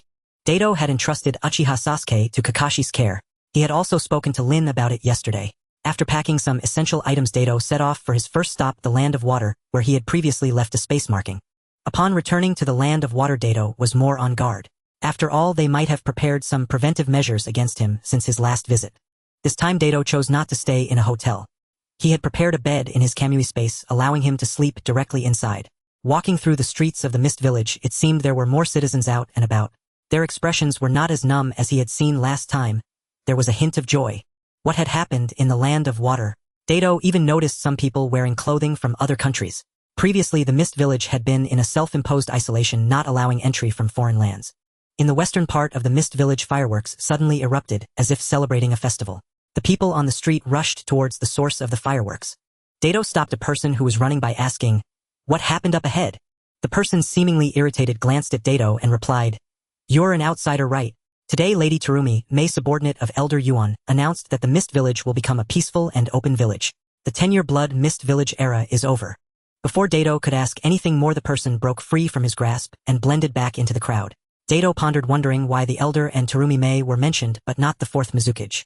It seemed he needed to go take a look. The crowd finally converged at a square, where a high platform stood in the center. On it were two figures, an elderly man leaning on a cane and a beautiful young woman. The old man cleared his throat and gestured for the audience to quiet down. "I am Elder Yuan, the leader of Wurin Village. I apologize for the actions of the Fourth Water Shadow." Now the Fourth Water Shadow has realized their mistakes and has retreated from the spotlight. Perhaps due to his old age, Elder Yuan took a moment before continuing, "From now on, Wurin Village will be under my governance. This young woman beside me is the Shinobi Mizuki May, and she will lead you toward peace, transforming the land of water into an open nation." Having said that, he sat down on a chair at the back with Mizuki May's assistance. Mizuki May stepped forward and announced, "The land of water will usher in an unprecedented brightness. Let us witness it together." Instantly the crowd erupted into deafening cheers. Afterward, Mizuki May announced additional policies related to peaceful development, such as opening up maritime shipping and granting amnesty to ninjas previously oppressed by the Fourth Water Shadow. Some defected ninjas would be welcomed back to the land of water if they so wished. Obito pondered. It seemed that Madara was the one causing trouble in the land of water. Now that it had become a nation yearning for peace, it could be seen as a long-awaited relief. This information needed to be relayed quickly to Lord Hokage, so that the land of fire and the land of water could establish a peaceful alliance swiftly. The third Hokage looked at the information scroll returned by Obito, revealing a long-lost smile. He immediately sent someone to the daimyo of the land of fire to obtain the necessary documents for sending an envoy to the land of water. To express sincerity, the third Hokage dispatched the strategist Nara Shikaku from Konoha along with the Inuzuka Nara and Akimichi clans to the land of water. There was no longer a need to stay in the land of water. Obito pulled out a map of the ninja world and marked a location in the land of Rio, rumored to be where the host of the Seven Tails resided. Moreover, the land of Rio was a village even more secretive than the land of water. It was said to be in a hidden paradise, and its inhabitants rarely appeared in the ninja world, resulting in very little information about them. The land of Rio was situated in the middle of the fire, grass, earth, and iron countries. The entrance to the village of Ryuin was extremely concealed. Using space-time transfer, Obito searched for half a month before finally finding the entrance to Ryuin village. It was right beneath a magnificent waterfall. Obito marveled at how a village could be hidden behind such a powerful waterfall. As he entered the village, Obito found it didn't resemble a paradise at all. It was overgrown with weeds. Indeed, rumors could not be trusted. As he slowly walked through the village, some residential houses appeared. He encountered no one to stop him. It seemed their vigilance was quite weak. Obito sensed something and looked up at the sky, spotting a person with wings flying above, truly resembling some kind of insect. The person in the sky also noticed Obito and altered their flight path, diving toward him. Just before making contact with Obito, the figure halted midair. Obito was cautious but did not attack as he sensed no killing intent from her. "Hey, who are you?" The girl folded her wings and curiously examined Obito. "I'm Obito, a traveler who stumbled upon this hidden world behind the waterfall and wanted to take a look out of curiosity." "Sokka, another trespasser. My name is Fu and I am the guardian of this place." Fu tilted her head, pondering, and then asked, "You're not afraid of me?" "Well, I did mention that I'm a traveler who has seen many strange things like fish that can turn into humans and whatnot." Obito quickly made up some reasons. Fu's curiosity was evidently strong. "Really? Does that mean you have a monster hidden inside you too?" "A monster? Could it be the host of the Seven Tails?" "No way, what a coincidence. If she is the host, then her previous flight in the sky could be explained by her mastery of the tailed beast's power." "Not exactly. He's a fish monster and quite ferocious." "Is there really such a fish monster? I want to catch it and play with it. I'm so bored here. Everyone is afraid of me and dares not play with me." "Is that so? You could fly out to play. The outside world is vast." Fu shook her head. "I am the guardian here. I cannot leave this place." Obito fell silent. He understood that a tailed beast could not go out freely. Watching Fu's innocent gaze, he made a decision and placed his hand on her shoulder. Fu instinctively flinched, her cheeks turning red. She had never been touched like this before except by her mother when she was little, and that memory was very hazy. Space-time transfer. The two of them reappeared at the top of a mountain. "Wow, turns out you're a monster too." Fu looked down at the village from the mountaintop. She had always wanted to fly up and see it but lacked the courage, fearing the elders of the village would scold her. Fu summoned her wings and flew freely in the sky like a joyful bird, soaring, diving, and rolling. Suddenly Fu flew down, grabbing Obito's hand and taking him into the endless sky. "Thank you, Obito, I had a lot of fun today." The two sat on a rock at the mountain peak. Obito lowered his head in silence. "I'm sorry, Fu. His Sharingan began to awaken. Fu gazed at him with confusion, gradually losing consciousness. After absorbing the chakra of the seven tails, Obito placed her on a tree trunk in Ryuin village. Half an hour later, Fu awoke, realizing she was already in the village. She entered her mind space and discovered the weakened form of the seven tails lying there. She understood that the man had deceived her from the start. He was not a traveler but had come for the tailed beast inside her. Confused, she wondered why he hadn't taken the tailed beast. She didn't know what she thought of, but her face began to blush as she walked into the depths of the village. In Obito's mind space, "How is it, master?" Li Yuanxing exhaled. "Not bad, it seems there is hope for recovery to a good level." Hearing Li Yuansheng's words, Obito began to envision the scene after Li Yuansheng's recovery. "By the way, Obito, that girl named Fu seems to have some different feelings for you." "What different feelings?" Li Yuanxing showed a knowing smile. Even Obito, no matter how dull he was, understood his meaning, and shook his head, repeatedly. "Impossible, impossible, we've only known each other for a day." Although it's only been a day, it was her happiest day. "Obito, you have deceived the heart of an innocent girl." Li Yuanxing once again displayed his sharp tongue. Obito recalled Fu's expression from earlier and his mind was in chaos. He merely sought to absorb some tailed beast chakra. How did it turn into this? "Don't worry, I will keep it a secret and won't tell Yuanxing Lin." Li Yuanxing's words struck Obito like a heavy hammer. Next to the Kingdom of Long is the Iron Kingdom, a land where it snows for half the year, a nation that gathers 90% of the warriors from the ninja world and the only neutral country. To break the shackles imposed by ninjas, the warriors of the Iron Kingdom infused chakra into their swords, establishing a new school of swordsmanship, allowing them to stand firm in the ninja world and providing a haven for the once renowned warriors. The leader of the Iron Kingdom is a figure renowned alongside the five great nations.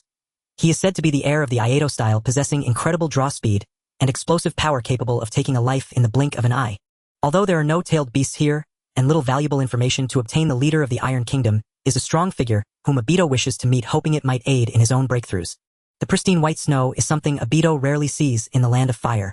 A row of footprints marks the white expanse, and the cold sensation brings him a sense of comfort. Outside a luxurious mansion, Obito looked up briefly before walking straight in. Two silver-armored warriors blocked his path, saying, "Please stop, entry is not permitted here." All they received in response was a pair of crimson Sharingan. Obito did not intend to meet Mikage in a friendly manner.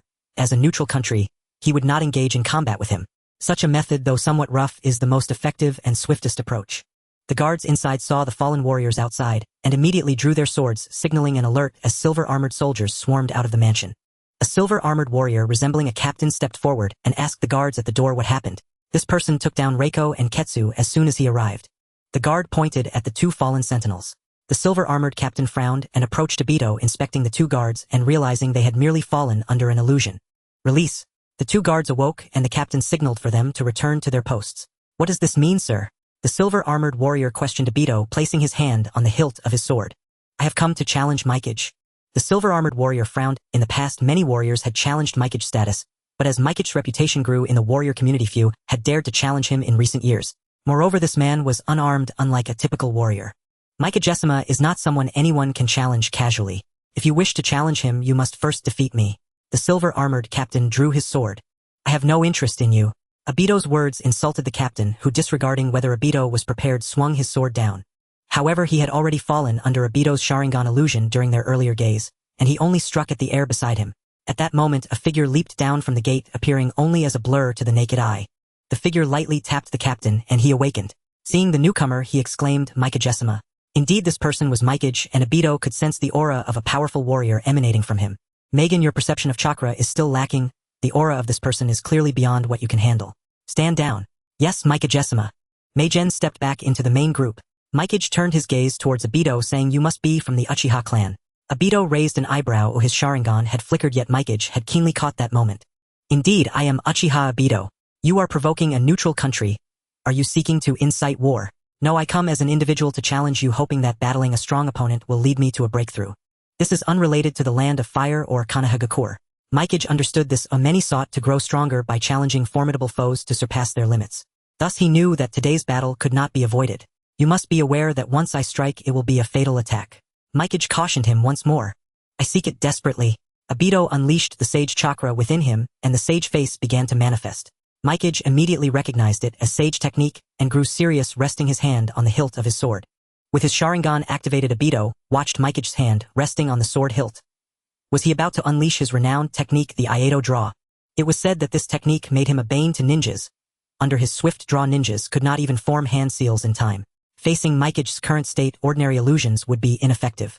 Obito felt the piercing gaze of Mikage upon him, making him feel as though he could not evade the strike. That feeling was precisely right. Here it comes. Mikage kindly reminded Obito. So fast. Even with the Sharingan activated, Obito struggled to see Mikage's draw.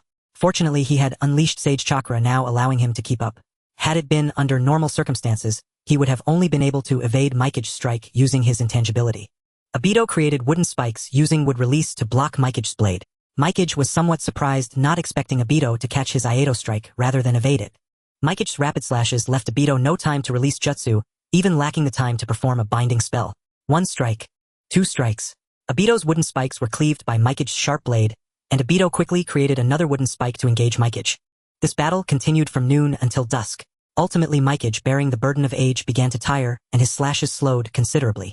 Taking advantage of one of Mikage's strikes, Obito used his space ability to distance himself from Mikage, realizing that Mikage had run out of stamina and was fighting solely on will. Continuing this way held no significance for him. As expected of the leader of the Iron Kingdom, the leader of the warriors, today I, Obito, have learned much. Farewell. As Obito departed, the other warriors sought to pursue him, but were stopped by Mikage, who said, "Do not chase him. He is the new star of Konohagakure, Uchiha Obito, a man who wields would release space-time ninjutsu and sage techniques." After speaking, Mikage began to struggle, half kneeling on the ground. This battle had drained all his energy, but it had also allowed him to engage in a fulfilling fight once more. He felt a slight improvement in his swordsmanship. Obito did not defeat him, so there was no issue of invasion. It was merely an exchange and sparring between the two, showing that Obito was indeed a thoughtful individual. Although Obito stated he came to challenge Mikage in a personal capacity, he remained a member of Konohagakure. Should Mikage be killed, a war between the two nations would be unavoidable, and killing him would yield the same result. After the battle with Mikage, Obito greatly benefited as his breakthrough bottleneck loosened considerably. After leaving Mikage, Obito did not immediately depart from the Iron Kingdom. He lingered for several days, quietly enjoying the snowy scenery before leaving. Leaving the Iron Country, Obito returned to Konoha to report detailed intelligence about Sanbune to the Third Hokage. The Third Hokage was also filled with emotion. He had known that Sanbune was a very powerful individual, but he never expected him to refine the swordsmanship to such a degree. After spending a day in the village with Rin, Obito left the village once more. This time he was given a mission for the land of demons. The seal on the demon wraiths was weakening. Because Obito had sealed Rin's 3 tails, the Third Hokage believed he had unique insights into sealing techniques, so he was sent to the land of demons. If the demon were to escape, it would cause great trouble. After completing this mission, he would continue his journey through the ninja world. He had heard legends about this demon, and was surprised to find it truly existed. The land of demons, located in the northwest region of the land of earth and the land of wind, is a small border country. There are no ninjas, only a shrine maiden, who possesses sealing techniques, and they have guarded the land of demons for generations, sealing the demon wraiths. Obito felt a bit scared about the ghosts he had heard about in his childhood. Li Yuanxing noticed this and said, "Wraiths are just minor monsters. If you're scared to this extent, your fire technique is their ultimate nemesis." Really, is that true? Of course. Seeing Li Yuanxing's firm expression, Obito felt a bit more at ease. After all, the person in front of him was just a ghost, and there was nothing to be afraid of. A day later, Obito arrived at the land of demons. The Shrine Maiden Wei received him. Obito learned about the situation from them. About a month ago, the Shrine Maiden noticed unusual movements of the demon. Since then, she had heard the demon's roars every day, preventing her from sleeping at night. She decided to check the sealing site and found that someone was trying to destroy the seal. Although they did not succeed, the seal was weakened, and the demonic energy leaked out through the cracks. This affected the Shrine Maiden. Due to the demon's influence at the sealing site, she dared not go up to reinforce the seal, so she sought help from the outside, and only Konoha village responded. "Hello, I am the Shrine Maiden Muro. Hello, I am Uchiha Obito from Konoha. Please help me seal the spirit of the demon wraiths as soon as possible." "Muro." Obito nodded. "I will." Muro stood up and said, "Let's go now." "So urgent. You don't understand how powerful that demon is. We must seal it again as soon as possible." "Alright." Obito was indifferent. The sooner they resolved it, the better.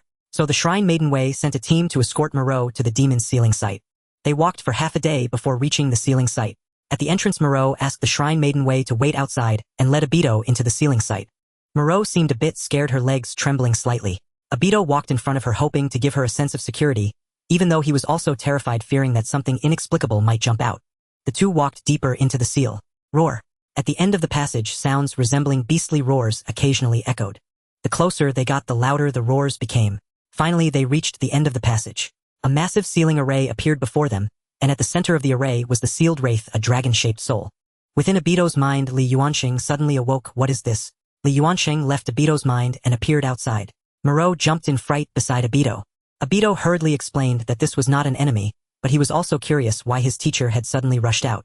Li Yuanqing ignored Obito and stared intently at the ceiling array's central dragon-shaped soul. I never expected that there would be a dragon soul here, even if it is incomplete. Li Yuanqing said to Obito, everyone stay back, I will handle this. Moreau wanted to say something, but Li Yuanqing had already floated into the array. Li Yuanqing arrived at the center of the array and released the seal. The wraith soared into the sky laughing, haha, foolish humans, you have released the seal. Moreau saw Li Yuanqing unseal it, and was anxious to rush forward to stop him, but Obito stopped her, saying, don't worry, that person is very powerful. He wouldn't do anything without confidence. Li Yuanqing carefully observed the dragon soul. It has absorbed quite a bit of dark energy. Then let me remove your dark energy. Li Yuanqing quickly drew a talisman in the air, which grew larger with the wind and flew towards the wraith. The wraith was still puzzled about what this was when the talisman was already close. As soon as the talisman made contact, black smoke erupted, and the wraith let out a mournful cry. Seeing this, Moreau stopped struggling and watched Li Yuanqing along with Obito. The talisman lasted for a minute. The dragon soul, once covered in dark energy, became much purer. The wraith looked at its body and roared in anger, damn humans, what have you done to me? Li Yuanqing did not answer, muttering to himself, you committed evil in life. Erasing your consciousness is the punishment you deserve. Li Yuanqing summoned a red beam from his hand, striking the wraith's head. The wraith instantly lost its vitality and collapsed. Li Yuanqing approached the wraith and reached out. The wraith entered his body along Li Yuanqing's hand. After a moment, Li Yuanqing displayed a comfortable expression. The dragon soul is indeed a great remedy for restoring the primordial spirit. Dragons have long been extinct in the superior realm. No wonder Li Yuanqing was so excited. Moreau was also astonished. The demon that had been sealed by generations of shrine maidens was so easily resolved by him. Li Yuanqing came to Obito's side. At this moment, Li Yuanqing did not appear as a spirit but rather as a living person. As long as one did not touch him, he seemed no different from a living human. Teacher, have you recovered? Almost, but I'm still a bit away from regaining my physical strength, but I can stop staying in your mind all the time now. Moreover, I now have a little combat power against physical enemies. Moreau suddenly knelt down, tears streaming down her face, as she bowed to Li Yuanqing. Thank you for eliminating the wraith and saving the fate of our shrine maidens throughout the generations. You don't need to thank me. I should be the one thanking you. If it weren't for this demon, I wouldn't have recovered so quickly. Moreau didn't know what to say, only able to bow again to express her gratitude. Outside the sealing site, Moreau joyfully, like a little girl, shouted to the shrine maidens, everyone, the demon has been resolved, and we no longer need to worry about the threat of demons. The shrine maidens, hearing this news from Moreau, were all overjoyed to the point of tears. The shrine maidens held a grand welcome feast for Obito, and Li Yuanqing, marking the first time Li Yuanqing had appeared before people in the ninja world. Master, how far along is your recovery? I've progressed quite well. Oh, by the way, I may not accompany you on the remainder of this journey. Are you leaving, Master? Obito knew Li Yuanqing would ultimately return to his own world. Li Yuanqing let out a soft chuckle. Rest assured, I am not departing this realm. I merely need to prepare certain matters for my corporeal reconstruction. Then may I accompany you, Master? Though I may not be of much help, my spatial abilities could prove useful. Li Yuanqing gently shook his head. No need. It is better handled alone. Bringing you along would only complicate matters. Besides, your breakthrough is already ripening. Your journey must continue. Hearing this, Obito had no choice but to relent. After parting ways following the banquet in the land of demons, Obito transmitted his mission report back to the village and resumed his wanderings across the shinobi world, while Li Yuanqing departed for his destined destination. Deep within a secluded forest in the land of rice fields, a crimson-robed man with long flowing hair materialized. After half a month of searching, I finally found you. It was none other than Li Yuanqing who had parted from Obito. He descended lightly to the ground, gazing at the dense undergrowth surrounding him, and murmured in quiet admiration. Indeed, you chose a remarkably well-hidden lair. Parting the thick thicket, he revealed a circular entrance. Its traps and alarm systems proved utterly ineffective against Li Yuanqing, a being of pure soul essence. Without hesitation, Li Yuanqing passed straight through the wall, heading directly toward the heart of the subterranean base. At the base's core, 5 children, roughly the same age as Sasuke and Naruto, lay bound upon specially designed beds, writhing in agony. A pallid-skinned man watched them intently. Orochimaru's class missing Nin of Konoha. Orochimaru remained completely unaware of the spectral presence now standing behind him. After a long silence, the children's groans subsided. Orochimaru's rasping voice echoed. Heh, not bad at all. You 5 have successfully adapted to the curse mark's corruption. Just then, a sharp-eyed girl caught sight of Li Yuanqing behind Orochimaru. Lord Orochimaru, she pointed behind him. Orochimaru whirled around and froze, every hair on his body standing on end. Impossible. Someone had appeared behind him without triggering a single iota of awareness. Had he been too absorbed? No, he trusted his senses implicitly. Orochimaru, long time no see, Li Yuanqing said calmly. Orochimaru frowned. Had they ever met? Who are you? I visited your laboratory in the land of wind. You're from Konoha. Orochimaru tensed ready to flee at a moment's notice. Anyone capable of approaching him undetected was no ordinary adversary. Not exactly, but there is some connection. Rest easy, I'm not here to oppose you. I wish to collaborate. Collaborate? Orochimaru had no desire to ally with such a perilous figure, and had already resolved to escape. Yet Li Yuanxing's next words halted his retreat mid-step. This body isn't your original one, is it? Li Yuanxing paid no heed to Orochimaru's stunned expression as he continued. To transfer your soul into new vessels you subjected it to unspeakable procedures, leaving irreparable fractures. Your greatest vulnerability, inability to withstand potent genjutsu. Hearing this analysis, Orochimaru instinctively took 2 steps back. Who are you? And how do you know so much? Orochimaru. Your panic has blinded you even to the fact that I am a soul entity. With that, Li Yuanxing thrust his hand into the stone wall, and withdrew it unscathed. As the creator of the Edo Tensei technique, Orochimaru instantly recognized Li Yuanxing's spectral nature once prompted. So, he was a soul entity. That explained his silent approach. Realizing this, Orochimaru regained his composure, and with a flick of his tongue felt a surge of exhilaration. A perfectly intact soul, here before him, an unparalleled specimen for experimentation. Li Yuanxing saw the hunger gleaming in Orochimaru's eyes. Suddenly crimson light blazed from Li Yuanxing's form. Orochimaru felt himself shrinking.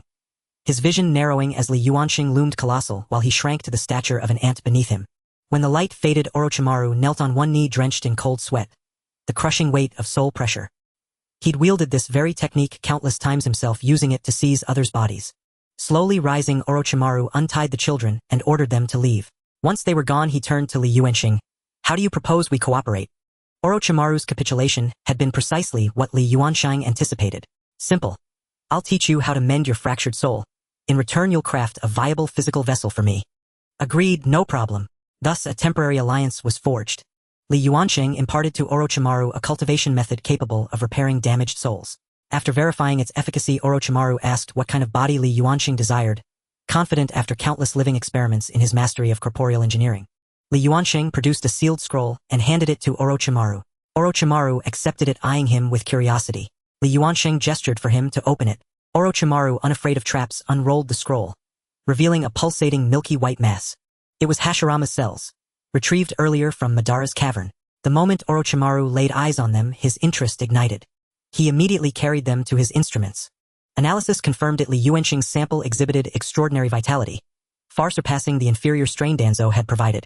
Lord Li, I've never seen Hashirama cells this active. Few could survive their potency. Li Yuanxing shook his head.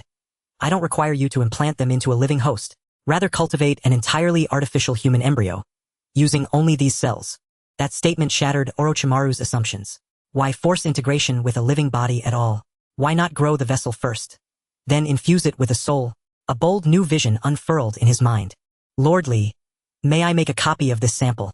Li Yuanxing understood Orochimaru's intent. He sought to forge his own immortal body from Hashirama's cells, a pursuit that had once led him to covet Itachi Uchiha's physique. You may. With Li Yuanxing's consent, Orochimaru's tongue flicked across his lips, his dream of eternal life drawing tantalizingly near. Yet mastery over Hashirama cell technology remained incomplete. To realize Li Yuanxing's specifications, to grow a custom-tailored embryonic vessel, would demand extensive, meticulous experimentation. It has been over a month since Li Yuanxing's departure, and Obito feels an emptiness within. Obito can sense that Li Yuanxing is somewhere in the Shinobi world, as their souls have fused together. Their lives are intertwined.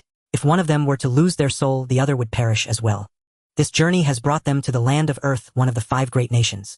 The land of Earth is filled with barren rocks, leading to a severe shortage of food, which necessitates large imports. This is also why the land of Earth is always so proactive during each Shinobi world war. It is said that the third Hokage is just as old as the Hokage, and at his age, he should consider retirement and rest.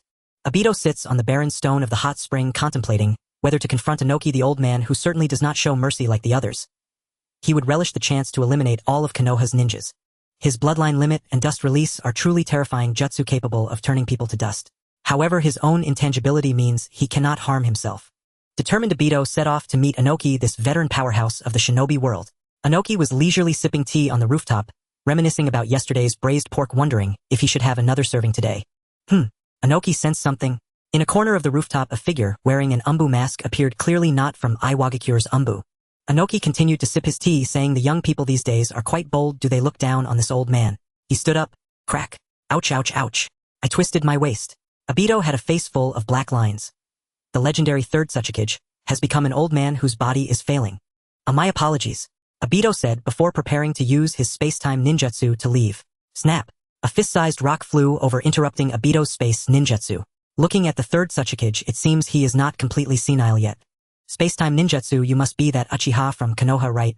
The Third Hokage became serious. With one eye and space-time ninjutsu, Inoki could only think of the information he had received about Obito Uchiha from Konoha. Although his identity was guessed, Obito might not admit it. During peacetime, if a Konoha ninja attacked another country's shadow, it could give other nations an excuse to pressure Konoha, making things difficult for the village. I am just an ordinary person who admires Senior Inoki, not a Konoha ninja. It doesn't matter if you don't admit it. Since you're here today, you won't be able to leave. With that, Inoki floated up into the air. The first move was a killing blow. Dust released detachment of the primitive world. A square white shockwave rushed straight at Obito. As the white light dissipated, there was no trace of Obito where he had been attacked. Humph, what a pity for that Sharingan bloodline limit. After saying that, Inoki prepared to return to his original position to continue sipping tea. You really are not gentle with your junior senior. Obito appeared unscathed in front of Inoki. Inoki frowned. It seemed his space-time ninjutsu had indeed worked. He refrained from using dust release again, at least until he understood Obito's technique. With one hand, he summoned a stone the size of a washbasin using earth release. Earth release lightweight rock technique. After the stone was launched, he unleashed another jutsu. Earth release heavy rock technique. The lightweight rock technique accelerated the stone, and then the heavy rock technique made it heavier. The stone itself was attacking Obito from above, gaining speed and momentum. The stone passed through Obito's body and crashed into the rooftop behind him, directly smashing it and producing a deafening roar. Obito looked at the startled IWA ninjas below. This old man deliberately created a commotion to attract reinforcements. With ninjutsu not working, Inoki prepared to fight up close. Earth release rock circle technique. Inoki's left hand was covered with rocks as he flew over to give Obito a punch. The fist once again passed through Obito's body. What a troublesome ability. Soon a dozen IWA ninjas arrived on the rooftop, including Umbu and other ninjas. A short-haired girl about the same age as Obito walked over. Old man, are you being looked down upon coming here to attack? Kuratsuchi, just in time, you handle this guy. I'm getting old and need to rest. Inoki floated back to his chair to continue sitting. TCH, you should have rested long ago. At your age, still sitting in the Tsuchikage's position, at least give us young people a chance. Let's see if you can handle this intruder first. Kuratsuchi looked at Obito with an excited expression. Defeating you will put me in the Tsuchikage's position. Kuratsuchi charged straight at Obito, confident in her taijutsu. Moreover, on the rooftop of the Tsuchikage's office, her techniques could destroy the place, ultimately directing him elsewhere. Faced with Kuratsuki's attack, Obito did not use his intangibility. The two engaged in a back-and-forth exchange of taijutsu, with Kuratsuchi gradually pushing Obito to the edge of the rooftop. Obito understood her intent and simply jumped off the rooftop, fleeing outside Iwagakure. Kuratsuchi closely pursued, and the other IWA ninjas and Inoki followed. Obito stopped at a relatively flat area outside Iwagakure. Kuratsuchi, seeing him stop, said, "If you keep running, I truly won't be able to do anything. Now you're surrounded." More than 20 IWA ninjas surrounded Obito, with Inoki floating above. The other IWA ninjas and Inoki did not make a move, clearly intending to let Kuratsuchi try. He wanted to see how the young ninjas of IWA would fare against the young ninjas of Konoha. Iwa's future relied on them, as he was already old. Kuratsuchi quickly formed hand seals. Earth release earth stone spire. The ground began to stir as countless sharp rocks like bamboo shoots erupted from below, aiming to pierce Obito's body into a honeycomb. Obito easily dodged using his intangibility. Up above, Inoki saw Obito use this ability again. What technique allows his body to become like a shadow, enabling all attacks to pass through him? Seeing her technique ineffective, Kuratsuchi formed seals again. Earth release rock pillar. A massive stone pillar shot up from under Obito's feet.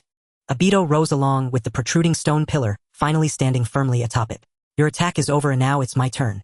With that, Obito disappeared from the stone pillar, reappearing behind Kuratsuchi. Watch out. Inoki's warning came too late. Kuratsuchi was hit by Obito's punch and slammed heavily into the ground in the distance. Coughing, Kuratsuchi struggled to her feet, spitting out blood. Damn it, taste this. Lava release calcium solidification technique. A large amount of lime was spewed towards Obito. Water release water trumpet technique. When the water technique met the lime instantly solidified. Yet Obito appeared unscathed, declaring bloodline limit lava release. Kuratsuchi, watch your back.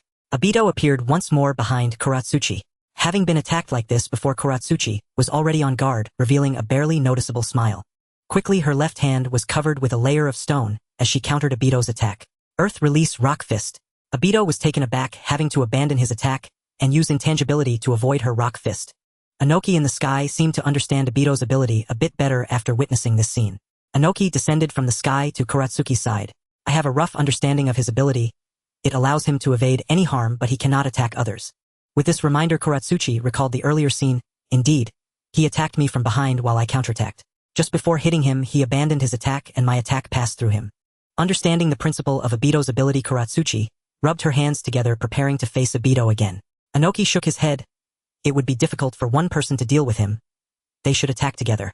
More than 20 Umbu began to close in on Obito with Kuratsuchi among them, while Inoki flew in the air, waiting for an opportunity. Oh no, if you've discovered me, I'll withdraw first. Obito was not prepared to linger any longer. He hurriedly retreated before their encirclement closed in. Inoki could not interrupt him from this distance. His intangibility can only last for 5 minutes. Once the IWA ninjas continue to reinforce, it would definitely lead to a bloody battle. Obito does not want that, as they share a common enemy, Uchiha Madara. The next target is the Land of Lightning. There are 2 routes from the Land of Earth to the Land of Lightning. One is to cross the Sea of the Land of Earth directly to reach the Land of Lightning. The other is to take a detour by land, passing through the Land of Long, the Land of Iron, the Land of Rice, and the Land of Soup before reaching the Land of Lightning through the Land of Moon. With his spatial abilities, Obito naturally chose the closest sea route. The waters here are much clearer compared to those of the Land of Water, with far less fog. It took 2 days to reach the Land of Lightning, during which Obito discovered a mobile island. Upon boarding, he realized it was actually a giant turtle. Finding such an interesting place, Obito immediately left a spatial mark on it, planning to visit for a vacation in the future. In the Land of Lightning, Obito acted with great caution. The second Hokage, who was also skilled in spatial ninjutsu, was once ambushed and killed here. The current Fourth Hokage is also an extremely formidable presence. His lightning armor grants him immense speed and defense. He is likely the greatest threat to Obito, and only by battling him can Obito find an opportunity for a breakthrough. Obito did not rush to find the Hokage. Instead, like in other villages, he first gathered intelligence. He dared not make a grand entrance in Kumogakure, hoping to draw the Hokage out instead. Rumble. This time it wasn't the occasional sound of thunder from above, but rather a disturbance coming from a certain gorge on the ground. What could have caused such a commotion? Obito quietly used spatial transfer to arrive at a mountain peak. In the river of the gorge, a giant octopus was rampaging. Could this be the Eight Tails Gyuki? Shortly after, the Eight Tails rapidly shrank and transformed into a middle-aged man. It turned out to be the Jinchuriki of the Eight Tails. This place is far from Kumogakure. How did he end up here? In Obito's understanding, Jinchuriki, as an important combat force of the village, generally wouldn't appear alone in other places. As Obito observed his surroundings, he indeed discovered a figure on the mountain peak across the gorge. Using spatial transfer to get closer, he found it was a 7 or 8-year-old girl with red hair. Seeing that she posed no threat to him, Obito left the mountain peak and came to the gorge. His sudden appearance startled the Eight Tails Jinchuriki, and seeing Obito's masked attire made her realize he was there to cause trouble. Hey, who are you? Here to taste my blade skills. Killer Bee pulled out 2 of the 7 swords from his back. Obito looked at Killer Bee, who was said to be the brother of the Fourth Hokage. If he fought him, considering the Fourth Hokage's impulsive nature, he might come rushing in alone. With the Hokage's speed, he would definitely leave any reinforcements far behind, creating a chance for an unknown battle. However, first he needed to subdue the Eight Tails Jinchuriki. Without hesitation, Obito began to form hand seals. Fire-style fireball jutsu. A massive fireball surged toward Killer Bee. Hey AB, it seems like someone is craving grilled octopus over there. The Eight Tails sensed that Killer Bee was still in a joking mood, but it had long sensed that this opponent was no ordinary foe. Bee, this isn't the time to play. This guy is formidable. Killer Bee also realized that the seemingly simple fireball had blasted a large crater into the ground. He began to take it seriously, drawing all his swords from his back and wielding 3 in his hands, 2 in his feet, and 1 in his mouth, continuously swinging the blades from various parts of his body toward Obito. Obito did not expect this guy could control 7 swords simultaneously, but they were of no use against him. Killer Bee's sword passed right through Obito's body, as if he were a shadow. At this point, Killer Bee completely dropped his underestimation, manipulating the 7 swords to attack again. The effect was still the same. Instead, he was caught off guard and received a punch to his arm. The pain radiating from his arm made Killer Bee's hand tremble as he shouted toward the mountain peak. "Can we quickly go back to the village for reinforcements?" Obito noticed the figure disappearing from the mountain peak, revealing a barely noticeable smile. This was just what he wanted. Killer Bee attacked again, only to be sent flying by Obito. Killer Bee looked at the 2 spots on his body where he had been struck and wondered why he could not hit Obito while being hit himself. The 2 clashed again, and Killer Bee was left covered in injuries. Finally, Killer Bee activated the power of the tailed beast. Obito smiled gently. "So you finally unleashed the tailed beast. Would style strangle the enemies."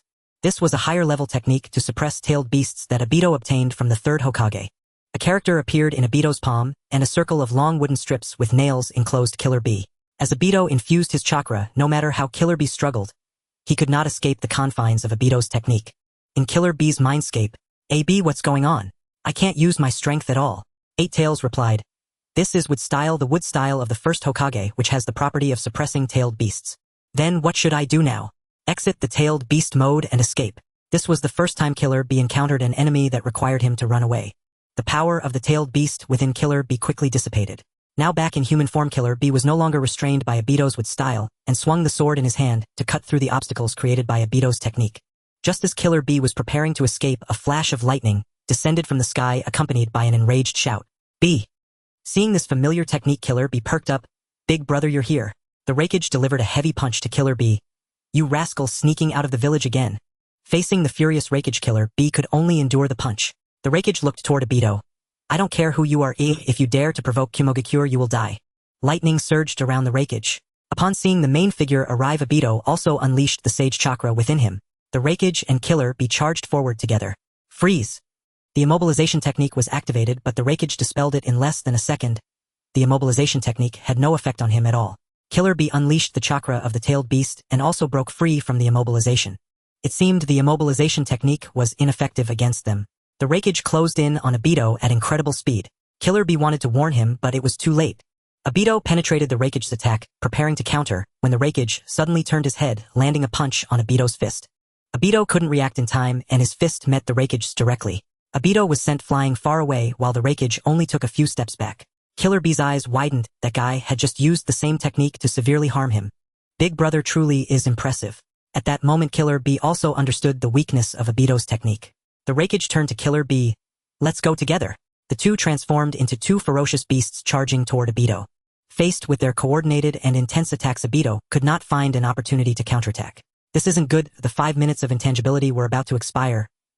He needed to find a chance to create distance. Obito used intangibility to jump into the water. The intangibility time was also up. He prepared to use the water to block their line of sight and then utilize spatial transfer to create distance. Lightning style lightning plow heat blade. Unexpectedly, the Raikage jumped into the water, delivering a heavy blow to Obito's abdomen. The river water was scattered, revealing the land beneath. Obito was sent flying over 100 meters away into the water, struggling to stand up as he coughed up a mouthful of blood. The Raikage was also somewhat surprised that he could still stand after taking his full power strike. Obito checked his body. His internal organs were injured in multiple places. If it weren't for the First Hokage cells and the protection of Sage Chakra, the strike would have been enough to tear him apart. Indeed, facing these two brothers Hedon was still too much for him. Obito prepared to retreat. Just as he initiated the spatial transfer, he didn't expect the Raikage's body flicker technique to be so fast. The 100 meters were closed in the blink of an eye. Obito had no choice but to stop the spatial transfer and used intangibility to dodge the Raikage's attack. At that moment, Killer Bee also rushed over, and under their intense attacks, Obito could only shift his entire body into the Kamui dimension. Outside, the two lost track of Obito, but the Raikage could sense that Obito was nearby, constantly perceiving the potential locations for Obito to appear. 5 minutes later, Obito had to exit the intangibility state. As soon as he emerged, he was once again sent flying by the Raikage, crashing hard against the gorge's rock wall. The Raikage thought the battle was over, but was surprised to see Obito stand up again. "I wonder how many more times you can stand up." The Raikage activated the body flicker technique again. Obito could only helplessly use his intangibility ability again. Arriving in the Kamui dimension, he knew that if he went out next time and got hit, he might just vanish. What to do? Suddenly, Obito thought of something. He took out a glass bottle from the ceiling array left by Li Yuanxing. Inside was a Sharingan. Obito looked at the Sharingan. "My apologies, senior." Saying this, he removed his mask and placed the Sharingan in his other eye socket. The First Hokage cells possessed powerful self-healing properties. As soon as the Sharingan was implanted, it quickly connected to Obito's optic nerves. Once the Sharingan was in place, Obito understood its abilities. It was a powerful Genjutsu-type Sharingan. Obito reappeared. The Raikage immediately noticed him, seeing his two scarlet Sharingan. "So it's a Uchiha brat, you will die." The newly implanted Sharingan on Obito's left transformed into the kaleidoscope form, rapidly spinning. The fourth Raikage and Killer Bee suddenly felt the world around them change, transforming into a blood-red realm with a massive four-pointed shuriken Sharingan above them. Both were caught in the Genjutsu, standing in place. The technique took effect. Obito dared not linger, as he did not know how long this technique could hold them. He immediately used spatial transfer to leave. Above Konoha Hospital, a person fell down. The working Ino Yamanaka sensed something. Having become the perfect Jinchuriki, her perception had significantly improved. Arriving at the hospital rooftop, she saw Obito lying there covered in blood. In the land of rice, at the Sound Ninja Station. "Likuin, what just happened?" "Oh, it's nothing, you can continue." After saying this, he fell silent. Li Yuanxing looked toward the distant sky, wondering what kind of danger Obito had encountered. Obito and Li Yuanxing's souls were intertwined. Naturally, Li Yuanxing had to leave some means behind.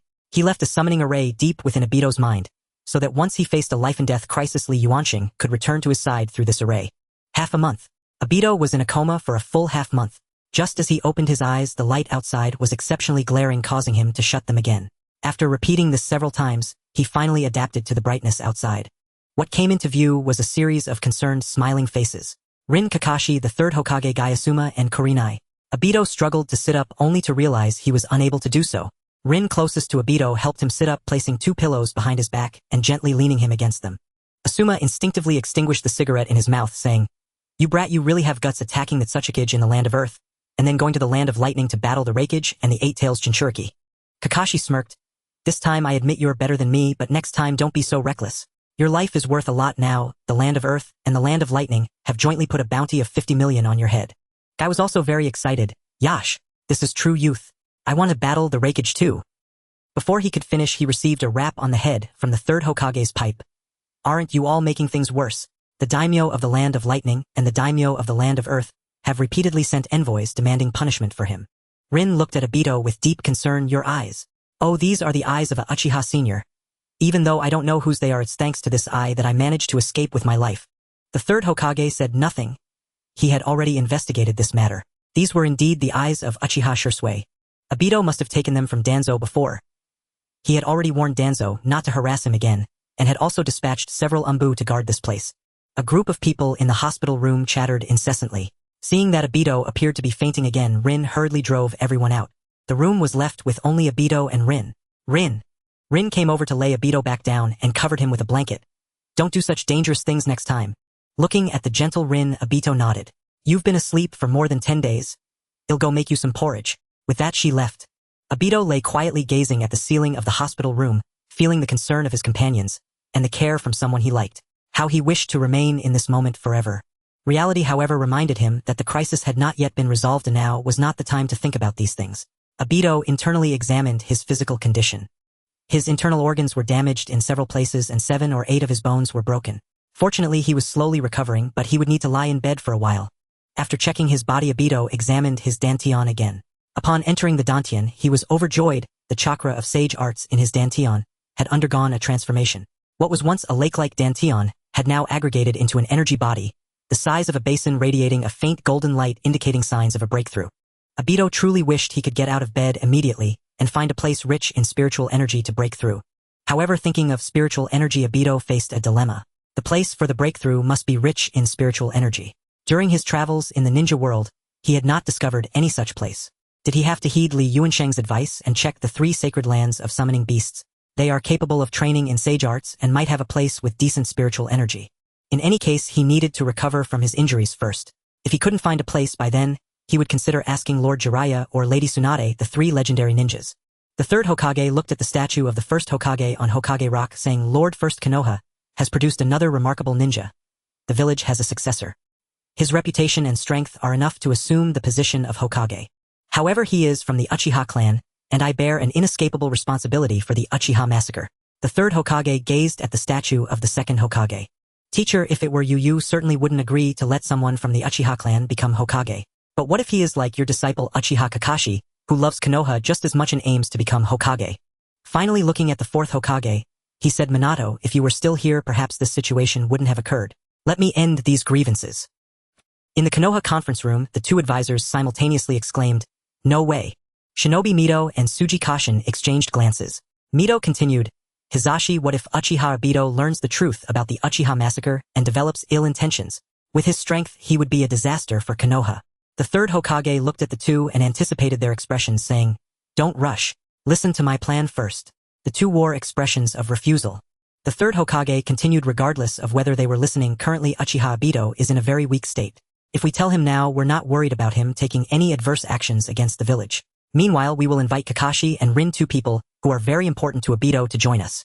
Especially Rin, she is simply Obito's greatest weakness. With these 2 acting as mediators, even if Uchiha Obito seeks revenge, he will have to consider their feelings. What I hope is that Obito can calm down with their influence. If he truly loves the village, I believe he will understand." This will also be a test for him to become Hokage. What? The two advisors were once again astonished. Let him become Hokage. The third Hokage nodded. That's right. The village is in a very weak position right now and I am getting old. We need a strong person to become Hokage. This incident between the land of earth and the land of lightning has made them look for an excuse to benefit from the fire country again. We advocate peace, but without strength it's impossible. Have you forgotten the disgrace of the Hyuga clan leader's brother, committing suicide a few years ago? A child who loves the village is determined to become Hokage and has great strength. Are you denying him just because he is from the Uchiha clan? Moreover, Konoha has ultimately wronged the Uchiha. If Uchiha Itachi were caught, what would you do? The two advisors were rendered speechless by the third Hokage's questions. After a long time, Tsuji Kashin finally spoke. I can agree to your proposal, but we must be involved in this matter, and will also invite Danzo to participate. Good. The third Hokage did not expect Tsuji Kashin to agree so readily. After exiting the conference room, Mito asked Tsuji Kashin, Kashin, what do you mean by this? Tsuji Kashin had previously signaled him to follow his lead. Tsuji Kashin adjusted his glasses, saying, the village indeed needs a powerful Hokage. If Uchiha Obito intends to betray Konoha, then Yumi and Danzo can easily kill him before Hisashi. That's also the reason for involving Danzo. If Obito has no thoughts of rebellion, then Yumi and Hisashi can ensure that Danzo will not make any small moves. Don't worry, they will be placed at a relatively distant position under the pretense of being observers. Mito still felt uneasy but couldn't find a way to refute it. 3 days later, the third Hokage, two advisors, and Danzo, who had one arm severed by Obito, currently did not have a prosthetic limb. Lastly, there were Kakashi and Rin. Obito cast a glance at Kakashi, wanting to ask what was happening, why the high-ranking officials of Konoha had all come to his hospital room. Kakashi didn't know either and could only shake his head. Rin gestured to Obito to reassure him, indicating that everything would be fine, as she and Kakashi were there along with the third Hokage. The third Hokage cleared his throat and said, Obito has gathered everyone here today to announce some matters. Uchiha Obito has gathered intelligence from various nations, with nearly every piece of intel being in rank mission. In just these few months, a total of 97 pieces of information have been received. This is one of his achievements.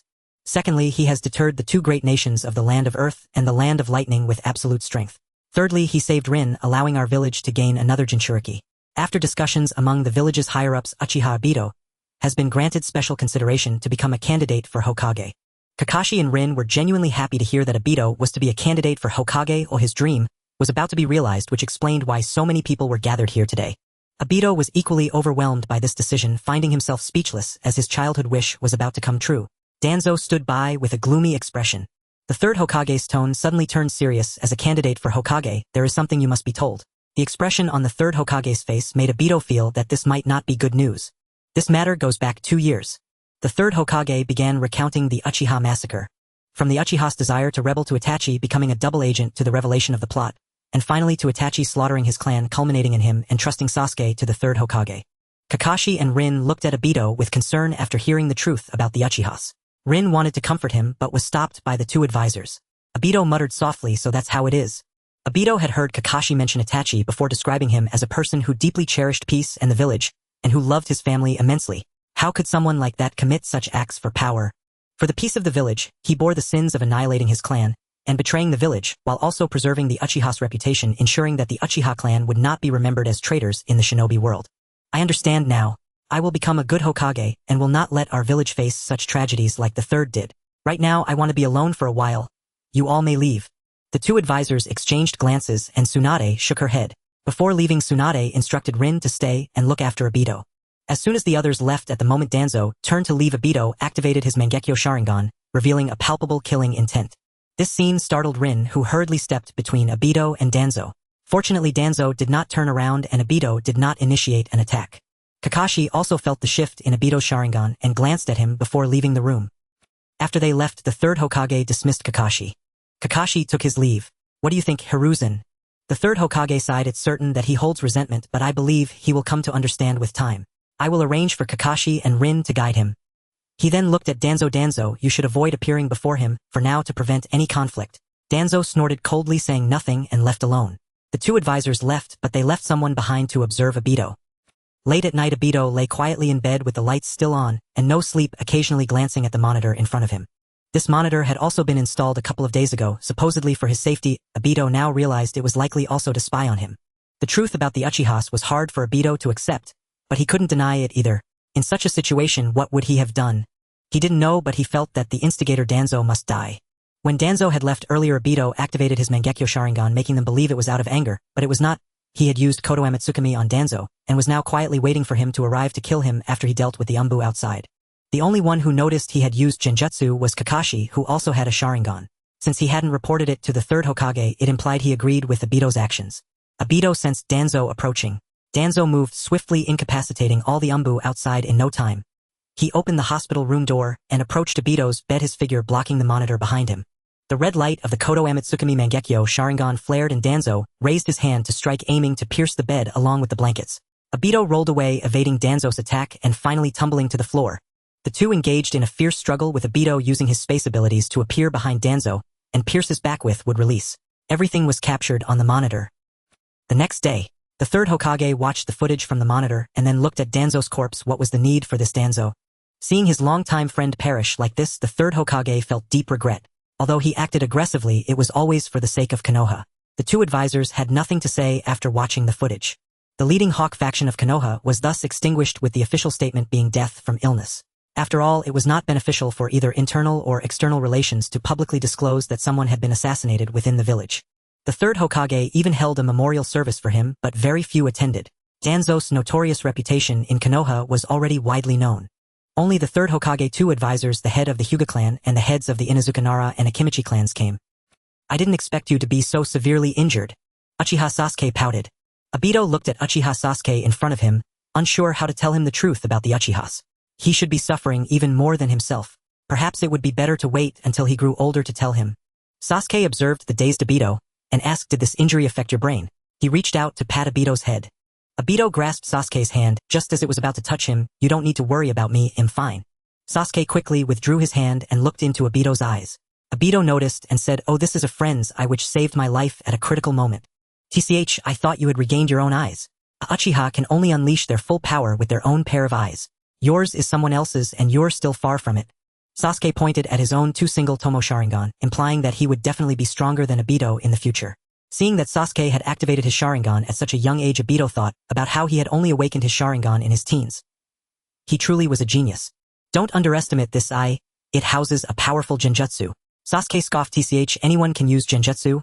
I can too. After saying this, Sasuke seemed to recall something and sat by the bed in silence. Obito understood that he had remembered Itachi's powerful Genjutsu Tsukuyomi. He gently placed his hand on Sasuke's head, unsure how to comfort him or tell him that his brother was not a bad person. A small park beneath the hospital. With his whole body wrapped in bandages, Obito sat on a chair gazing up at the sky. No one knew what he was thinking. During these days of recovery, he would sit here every day, occasionally accompanied by Yuan Yalan. However, due to her responsibilities at the hospital, she couldn't stay with him all the time, leaving him to sit quietly alone. Kakashi watched Obito from a distance. He understood Obito well and knew he was not the type to sit still. He would feel uncomfortable if he remained motionless for even a moment. Kakashi sat down on the chair beside him, but Obito did not turn his head and continued to gaze at the sky. Kakashi, what do you think of the current ninja world? The land of earth is stubborn, the land of lightning is tough, and the land of wind is also eager to change its current environment. Only the land of water remains relatively peaceful, but who knows if it will change in the future. The land of water is the country with the most bloodline limits. Kakashi, look at the sky over here. The hidden leaf village beneath the sky is such a beautiful existence. Kakashi was unsure what Obito was trying to express. He could only agree and say yes. I'm tired, Kakashi, please help me back to my hospital room. Kakashi assisted Obito back to the hospital bed, instructed the nurse to take care of him, and then left the hospital to head to the Hokage building. The Third Hokage saw Kakashi coming and set down the documents in his hand. How's Obito? There's nothing particularly different. He still sits silently in the hospital park every day. The Third Hokage exhaled a puff of smoke. I can understand that. I hope he can recover quickly because the burden of being Hokage still needs to be shouldered by him. The Third Hokage waved his hand, signaling Kakashi to leave. After Kakashi took his leave, he exited the Hokage's office. More than a month later, Uchiha Obito finally discharged from the hospital with the Umbu still monitoring him closely due to his unstable emotions. After leaving the hospital, Obito went straight to the Hokage's office. The Third Hokage looked up and saw it was Obito. You're here. How does your body feel now? Thank you for your concern, Hokage-sama. I've mostly recovered. Obito continued. Hokage-sama, I want to know about the information regarding Jiraiya-sama and Tsunade-sama. Why are you inquiring about their information? There are some cultivation issues I need to consult them about. Well, actually, I don't know where they are at the moment. The Third Hokage continued. I have a rough idea of where Jiraiya might be. But as for Tsunade, she hasn't sent any news back in the past 2 years. Then please tell me the information about Jiraiya-sama. The third Hokage did not hesitate and started rummaging through the Hokage's desk. After half a minute, he took out a scroll. Here, this is the information scroll that Jiraiya sent back 3 days ago. Obito took the scroll and opened it. It contained intelligence from Jiraiya in the Land of Rivers. Based on Jiraiya's character, he will definitely stay in the Land of Rivers for a while. If you hurry over, he might not have left yet. The third Hokage looked around to ensure no one was watching before beckoning Obito closer.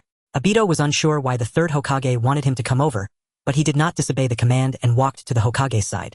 The third Hokage gestured for him to come even closer and whispered a few words into Obito's ear. After hearing this, Obito's face flushed with embarrassment. I understand now. Oh, thank you for the reminder, Hokage-sama. In the Land of Rivers, this street is filled with various entertainment industries. Everywhere on the street, waitstaff dressed in flamboyant attire were continuously beckoning to the tourists passing by. Obito never expected Jiraiya to be in such a place. He began searching the first shop at the street's end, where a courtesan beckoned to him, pulling him inside as soon as she saw a customer. My name is Kazufu. Just point out which lady in the shop you like. Obito turned red at the scene inside the shop. Seeing Obito's expression, Kazufu realized he was a novice and hurriedly called the girls from the shop over. After a bit of chaos, Obito finally managed to shake them off. After wandering around the lounge, Obito did not find any sign of Jiraiya. Knowing there were rooms upstairs, he made his way to the corridor on the upper floor. From inside the rooms, he could faintly hear sounds that were quite embarrassing. Using his space abilities, Obito quietly approached one of the rooms to peek inside and saw a couple in an intimate embrace, but it was not Jiraiya. He then entered the next room but still found nothing. In the end, he searched through all the rooms in the shop and still did not find Jiraiya. Obito decided to use his space abilities to look through all the shops on the street, yet he still could not find any trace of Jiraiya. Could it be that Jiraiya had already left? Later, Obito saw an advertisement on the street indicating a newly opened hot spring on the south side of the town. With little hope left, he decided to check it out. Upon arriving at the entrance of the hot spring, he found the place to be quite large. Obito used his space abilities to enter. Inside there were over a dozen hot springs, both male and female, indicating it was a mixed bathing facility. Indeed, Obito found a man with thick white hair in one of the hot springs. Taking out a photo of Jiraiya, he compared it and confirmed it was Jiraiya. Obito revealed himself and walked towards Jiraiya. The people in the hot spring noticed Obito dressed in clothes and began to tease him. Ignoring their remarks, Obito walked straight towards Jiraiya. Jiraiya also noticed him and, upon seeing the hidden leaf headband on Obito's forehead, wondered if something was amiss in the village, prompting someone to seek him out. Jiraiya displayed a disappointed expression, stood up, and went to the washing area of the hot spring. After washing up and getting dressed, he followed Obito out of the shop. So what does the third Hokage want with me? It's not the third Hokage who wants to find you, it's me. Naturally, he picked his nose. Who are you and what do you want? I'm quite busy. I'm Uchiha Obito and I want to inquire about summoning beasts. Summoning beasts? That's not something I teach just anyone. No, I'm not here to have Jiraiya-sama teach me summoning techniques. I just want to go to the summoning sanctuary to cultivate. Jiraiya was even more puzzled. What would someone want to cultivate at the summoning sanctuary? Furthermore, this guy claimed to be from the Uchiha clan. Could he be the same Uchiha Obito who caused a stir among the Tsuchikage and Reikage? His information should have been conveyed by the third Hokage. Why do you want to cultivate there? That place is very dangerous. Yes, I know. I'm on the verge of a breakthrough with my sage art and need a place rich in natural energy to cultivate. You can use sage art? Jiraiya was somewhat skeptical. Yes, Jiraiya-sama. Fearing he wouldn't believe him, Obito unleashed his sage chakra. Jiraiya observed Obito's sage mode, astonished that he could activate it instantly. Indeed, it's sage art. Let's go.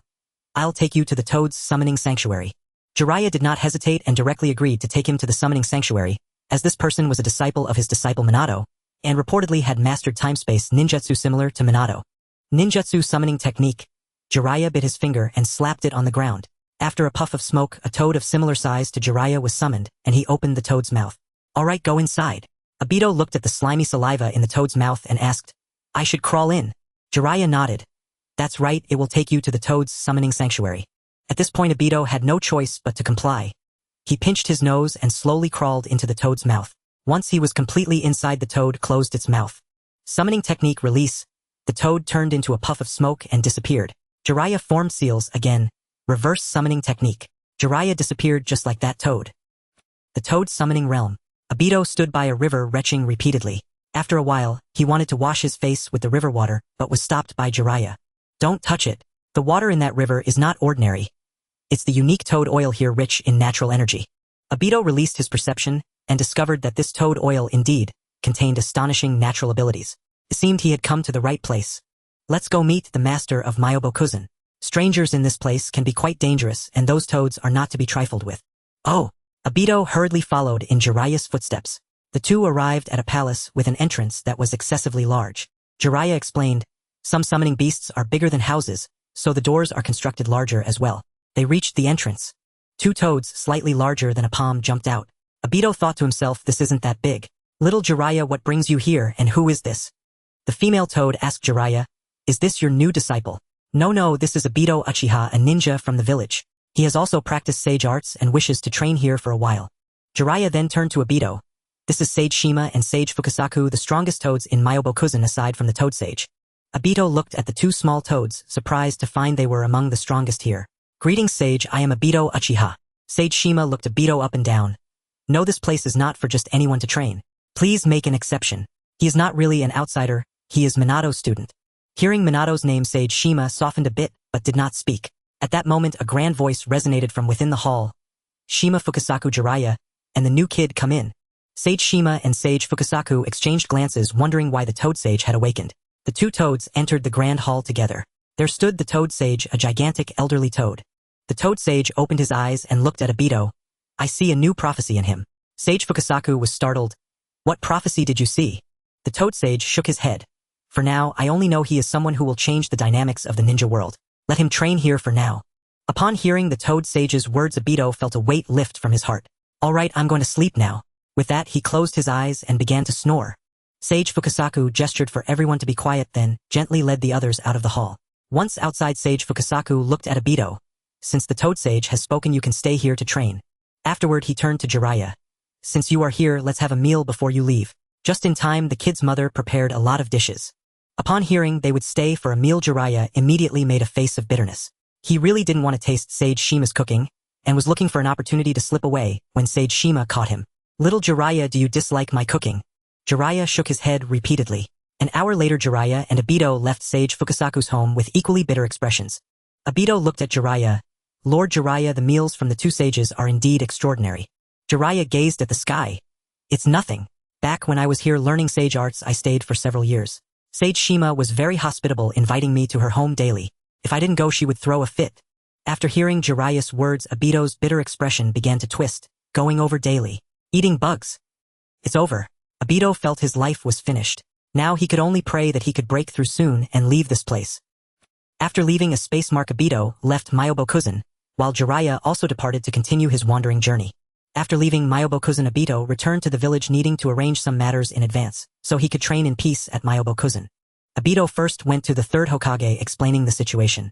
He would definitely return in a few months at least, or 2 to 3 years at most. The Third Hokage did not say anything to stop him, but only told him to return quickly to take over the Hokage position, saying his old body could not last much longer. Afterward, he went to Kakashi's place, but unfortunately found no one. Finally, he arrived at the Konoha hospital, where he found Rin. It turned out Kakashi was also there, which saved him the trouble of looking for him. Rin grabbed Obito. You just recovered from your injuries, and you're already off on a mission. No, I just went out to find someone. Obito informed Kakashi and Rin about his plans to train outside.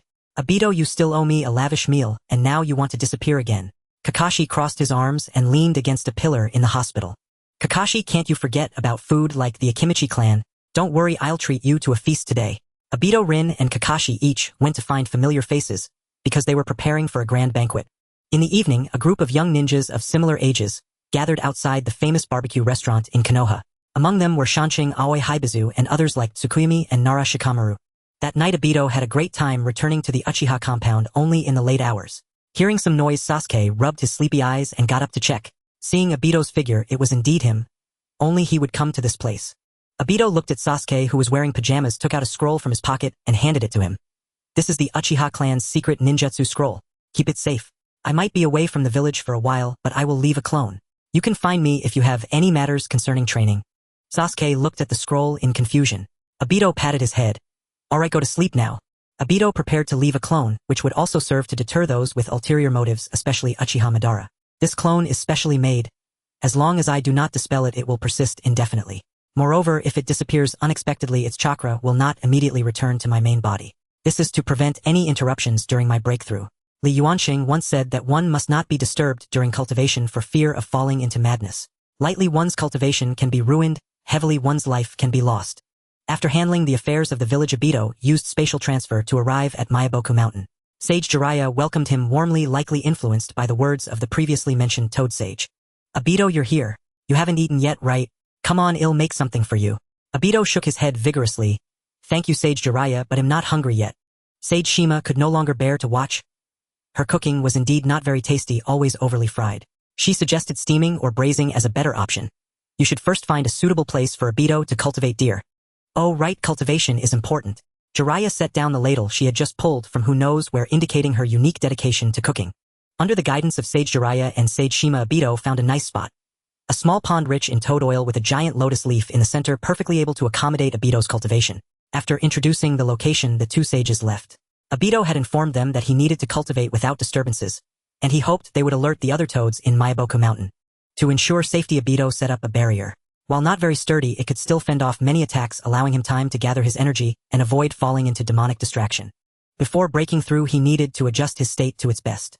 Obito had not practiced sage techniques much since returning to the ninja world, and once the chakra in his dantian reached a near-breaking state, it felt rather lacking. So before that, he needed to fill his dantian with chakra. Obito sat cross-legged, silently reciting the mantra of the Brahma Heaven technique. Gradually, the natural energy within the toad oil was induced and entered Obito's body. Obito was astonished to discover how pure the natural energy contained in the toad oil was. He gradually entered a meditative state while the two sages watched him quietly from a distance. They were not trying to steal Obito's sage techniques, but were aware of the dangers of cultivating with toad oil, which could lead to petrification if out of control. After a while, seeing that Obito was still meditating peacefully, the sages quietly left. The time for cultivation always passes swiftly. 10 days had blinked by. At this point, Obito had finally filled his dantian with chakra. Next came adjusting his physical condition, a process he never expected would take him a whole year. The reason was his emotions were in turmoil, with memories of various experiences surfacing in his mind, especially the recent revelation about the Uchiha clan. Yuan Shang told him that these emotions must be resolved before he could begin breaking through, or otherwise being consumed by inner demons, and becoming a mere shell of a person obsessed with killing would be the best outcome. Obito was cultivating here, while his clone was living in Konoha. Only the third Hokage Kakashi Rin and Jiraiya knew about his training here. In Konoha village, Asuma Guy and Kurenai were gathered together. Hey Asuma, have you noticed the changes in Obito? Ever since he recovered from his severe injuries, he has completely changed. Guy whispered to the others. Asuma took a puff of smoke. Well, not much has changed. Do you remember how we used to study together? He's returning to his roots. Upon hearing Asuma's humorous remark, Kurenai covered her mouth and chuckled. Guy didn't find it funny. Obito really had reverted to his playful personality from their school days. At that moment, Obito was holding his head, with both hands chewing on an unknown wild herb, seemingly curious about everything around him, eager to touch everything.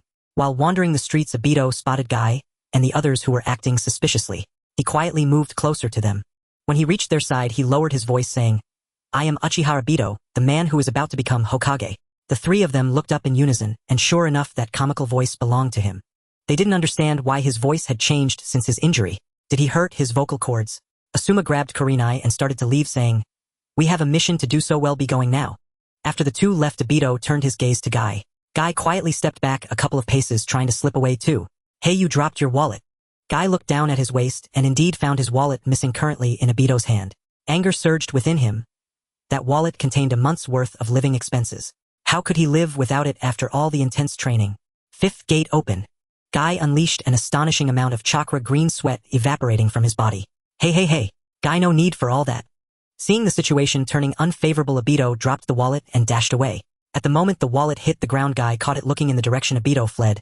My unleashed youth will not fade away easily. Guy transformed into a bolt of lightning and chased after him. Obito thought that by leaving his wallet behind, Guy wouldn't catch up. Clearly he was mistaken. Help! Help! Obito shouted as he ran. His original body had only trained for 5 months. If he got blown up now, it would be too embarrassing. In his current state, he couldn't activate the Mangekyo Sharingan or use spatial transfer. Seeing the distance closing in, Guy exclaimed, Konoha Great Whirlwind. Obito, seeing Guy's foot coming at him, had no choice but to activate his 3-Demo Sharingan, narrowly dodging the kick thanks to the Sharingan's dynamic vision. Guy had no intention of letting it end there. Obito could only keep explaining, Hey Guy, my injury isn't healed yet. I can't take a hit. The furious Guy didn't care about that. Watching Guy prepare for another attack, Obito readied the sage chakra that he had left in his body, knowing it was better than getting blown up. Ha! At a critical moment, a figure blocked Obito. Rin, you finally made it. Rin's tailed beast transformation arm blocked Guy's punch. Seeing Rin intervene, Guy calmed down. Could it be that his injury isn't healed yet? Rin could only explain to Guy that Obito was still not fully recovered, managing to deceive him. After Guy left, Obito stepped out from behind Rin. Rin had initially intended to teach him a lesson, but it seemed Obito was completely indifferent to her. Well, thanks, I'm leaving now. Rin was also feeling a headache. What kind of clone had Obito left in the village? Constantly causing trouble, she had to bail him out several times, making her want to blow him up. Somewhere in the Konoha forest, a tall and short figure kept moving up and down. Hey, Sasuke stopped his attack. Stop dodging. How can I improve like this? The person lying on the tree was Obito, who had been pulled in by Sasuke for training. Well, this is to train your accuracy. You can't even hit me. How can we talk about attacking? Damn it. Sasuke pounded the ground in frustration. How had this guy changed so much? In the land of rain, Pain used the projection technique to contact Kisame and Itachi. Uchiha. How is the intelligence gathering going? Itachi said nothing and Kisame stepped forward. That person is too dangerous. We didn't dare delve too deep, just gathered some intelligence. By the way, it seems he found another Sharingan there, but it shouldn't be his original one. Pain glanced at Itachi. Itachi, do you have anything to say? Itachi raised his head, the three tomo in his eyes spinning. No, but if needed I can eliminate him. The Sharingan and Rinnegan stared at each other for a long time and Pain broke the silence. Now is not the time to deal with him. This will be your new mission. Itachi took the mission and closed the projection technique. A figure emerged from Pain's side, none other than Uchiha Madara. Since Obito was injured, he seems to have changed completely, staying in Konoha without undertaking missions. I suspect that is not his original body, or his injury is too severe and he hasn't yet recovered. The masked Uchiha Madara's expression was unclear. I believe that is not his original body. He possesses perfectly compatible Hashirama cells. With their regenerative abilities, as long as he doesn't die he should have recovered. What are you planning to do? Observe for a while. Once it's confirmed he is not the original body I will take action. After saying this, Uchiha Madara vanished into the darkness. Shaon and the members of Akatsuki have gathered, and we are about to begin implementing the next tailed beast capture plan. I understand. The intelligence on the tailed beasts is also nearly complete. Once Itachi's mission and the one on the angle are finished we can start executing the plan. Very good. Half a year later, in the land of rice in the Sound Ninja base, Orochimaru looked excitedly at the creature in the crystal container. A humanoid experiment with a pale complexion. Likuan, we've finally succeeded, a perfect body. Yuan Shang reached into the crystal container, feeling the sensations from the flesh. It seems I really made the right choice in finding you, Orochimaru. Yuan Shang opened the container's switch, releasing the unknown liquid inside. This moment had been long awaited. Even someone with his temperament was a bit excited. He slowly approached the container, beginning to merge with the body. The soul's entry caused the rigid body to begin changing, the skin became glossy, and the pupils of the eyes started to gain color. Finally, the corners of his eyes moved, and the bald head began to grow long black hair, stopping only when it matched the length of Yuan Shang's previous hair. Half an hour later the soul and body fully merged, and Yuan Shang opened his eyes, continuously examining his new body. Orochimaru handed him the previously tailored red robe. Yuan Shang wore the red robe, looking just like he did in his soul state. A very good body. The overwhelming aura of strength emanating from Yuan Shang dispelled all of Orochimaru's concerns. Orochimaru, you did very well. Now let me help you restore your incomplete soul, so that you won't have to undergo arduous training again. Yuan Shang cast a red spell toward Orochimaru. The red energy entered Orochimaru's body. He closed his eyes and after a long time opened them again. Upon sensing the changes in his body, Orochimaru couldn't help but feel joy. Thank you, Likuan.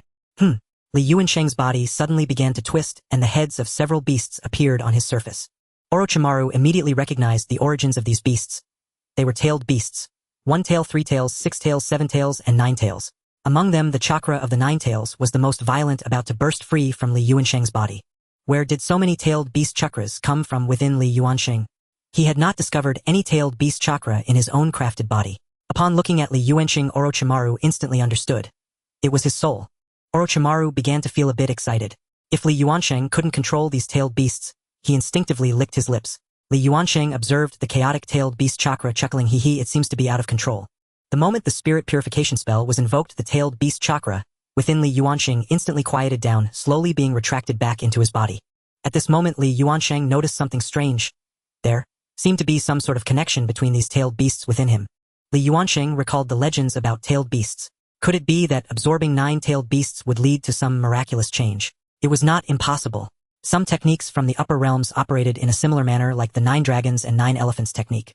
Seeing that Li Yuansheng had subdued the tailed beasts, Orochimaru's fiery heart immediately cooled down. He realized that Li Yuansheng was no ordinary individual. He still couldn't discern the true extent of his power. How could a mere portion of tailed beast strength pose a threat to him? Li Jun, what are your plans next? Li Yuansheng did not answer his question, but instead countered Orochimaru. Do you know the intel on tailed beasts in the ninja world? Orochimaru's snake-like eyes turned. He also wanted to take action against the tailed beasts. After all, where did the tailed beast chakra inside him come from? While Orochimaru knew some intel about the tailed beasts, he currently had a better plan. Li Jun, tailed beasts are crucial strategic weapons for each village. How could I possibly know? However, I have heard that an organization has been collecting intel on tailed beasts. Oh, what organization? I'm curious. Li Yuansheng expressed interest. Akatsuki. I was once a member of that organization but defected for some reasons. To my knowledge, they have been collecting intel on tailed beasts. Akatsuki. I didn't expect that organization. Orochimaru, if I were to join Akatsuki, would they accept me? Well, the core members of Akatsuki are all rogue ninjas from various villages. If I'm not mistaken, they only accept those who have conflicts with major forces in the ninja world. Their goal might also be to overthrow the current rule of the 5 great nations. Orochimaru revealed his speculation. I see. Orochimaru, your land of rice also counts as a significant force in the ninja world, right? Orochimaru felt a bad premonition. Before he could react, Li Yuansheng slowly ascended into the air. As he extended his hand, a terrifying pressure emanated from it, causing the ground to tremble. Boom! The ground within a 5-kilometer radius collapsed, leaving only the area beneath Li Yuansheng's palm, where Orochimaru's laboratory remained intact. Orochimaru gazed at the surrounding ruins, feeling a chill run down his spine. At this moment, he could no longer harbor any petty thoughts. All he felt was fear of the strong. Orochimaru started to regret his calculations against Li Yuansheng, as he had long since seen through everything. Li Yuansheng descended from the sky, saying, "Not bad, my strength has recovered quite a bit." Observing Orochimaru, who was frozen in place, he approached him. "What's wrong, Orochimaru? Are you worried about your laboratory?" "No," Orochimaru replied with a shiver. "Great, inform the ninja world of my wanted notice at the fastest speed." After leaving behind a portrait of himself, he departed from the location. "Lord Orochimaru, should we go capture this person?" A boy about 12 or 13 years old approached Orochimaru with Li Yuansheng's portrait. "Junmalu, you don't need to worry about this matter. I have my own plans." "Oh." Junmalu walked out with disappointment, wishing he could assist Orochimaru with something. At this time, Li Yuansheng's wanted portrait was posted everywhere within the land of rice, and a bounty task for capturing Li Yuansheng was also issued to other major nations. The high bounty attracted many ninjas who rubbed their palms together. Li Yuansheng looked at his wanted notice, nodding in satisfaction. Orochimaru did reasonably well. In Konoha village, Haruno Rin held Li Yuansheng's portrait. "Isn't this the spirit of Obito inside?" She immediately sought out the shadow clone Obito had left in the village. Obito's clone shook his head upon seeing the intel. "The main body is currently at a critical point in his training. It's best not to disturb him." Haruno Rin wanted to say something but was interrupted by Obito. "Don't worry. The teacher is strong and nothing will happen. The other major nations don't seem to regard this matter as significant. This person is merely a rebellious experiment subject of Orochimaru. Being worth 80 million in bounty likely means he offended some powerful figure in the land of rice. In the land of rain pain, this Li Yuansheng seems to have some abilities. He caused a commotion at Orochimaru's place and managed to escape. Perhaps he could be recruited into the organization. He might be useful against that traitor Orochimaru in the future." Xiao Nan stated while holding Li Yuansheng's wanted notice. Pain opened his eyes. That could work. However, before that we need to confirm whether he is truly a defector and not a spy sent by Orochimaru. Orochimaru acts secretly, and he has always been wary of us. Gathering intel might not be that easy. Pain stood up and walked to the edge of the tall building. "Go test his strength. As long as his power is on par with Orochimaru or even stronger, he should not be Orochimaru's spy. For someone like that would never submit to Orochimaru. Then send Sasori and Deidara to do it. They happen to be active in that area." "Understood." "TCH, who is this person? Why does the leader want us to find him?" Deidara complained, wanting to rest for 2 days after just completing a mission. "Orochimaru's experiment subject, reportedly a defector. If he proves capable, bring him back to Akatsuki. He might be useful when we take care of Orochimaru in the future." "Orochimaru? The guy who defected before me?" "Exactly. TCH, why not just blow him up? Why go through all this trouble?" "Don't underestimate Orochimaru. He's not as simple as you think. When he first defected, the leader issued a kill order against him. Akatsuki does not allow any defection. He still managed to escape." After hearing Sasori's words, Deidara remained somewhat skeptical.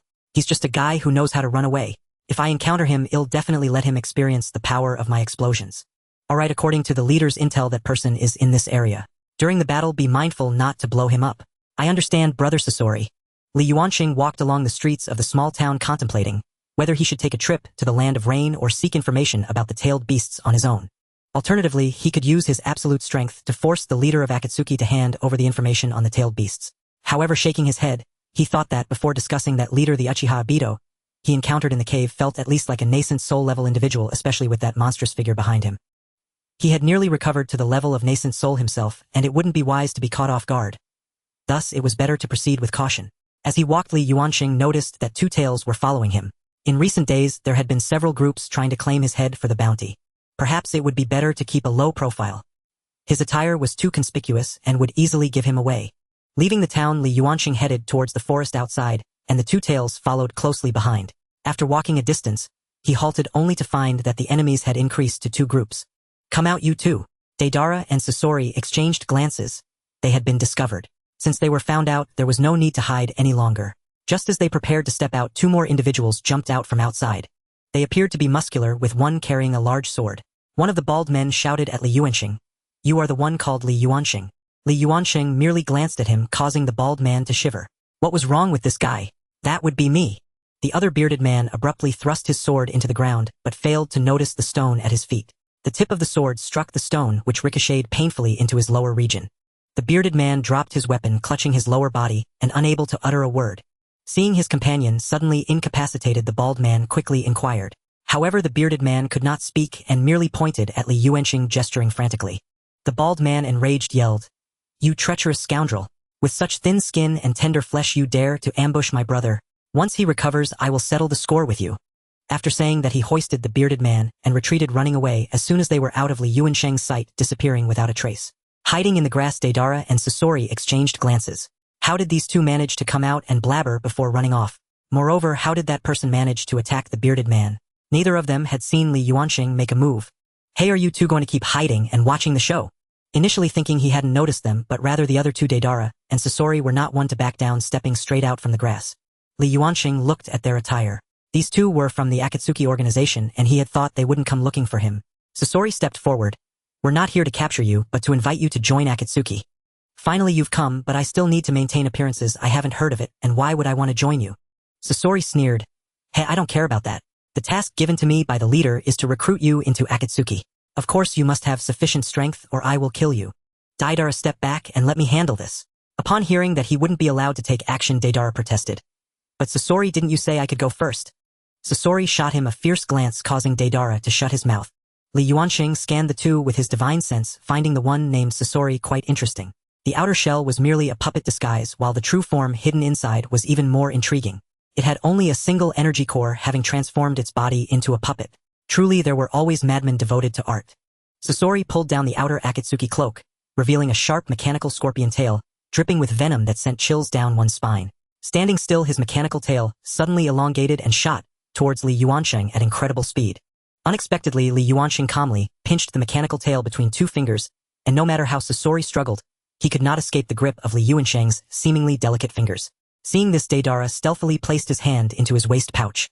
With a firm tug, Li Yuanxing pulled the mechanical puppet closer, revealing the appearance of a young boy. However, judging by his body structure, he was clearly a mechanical puppet.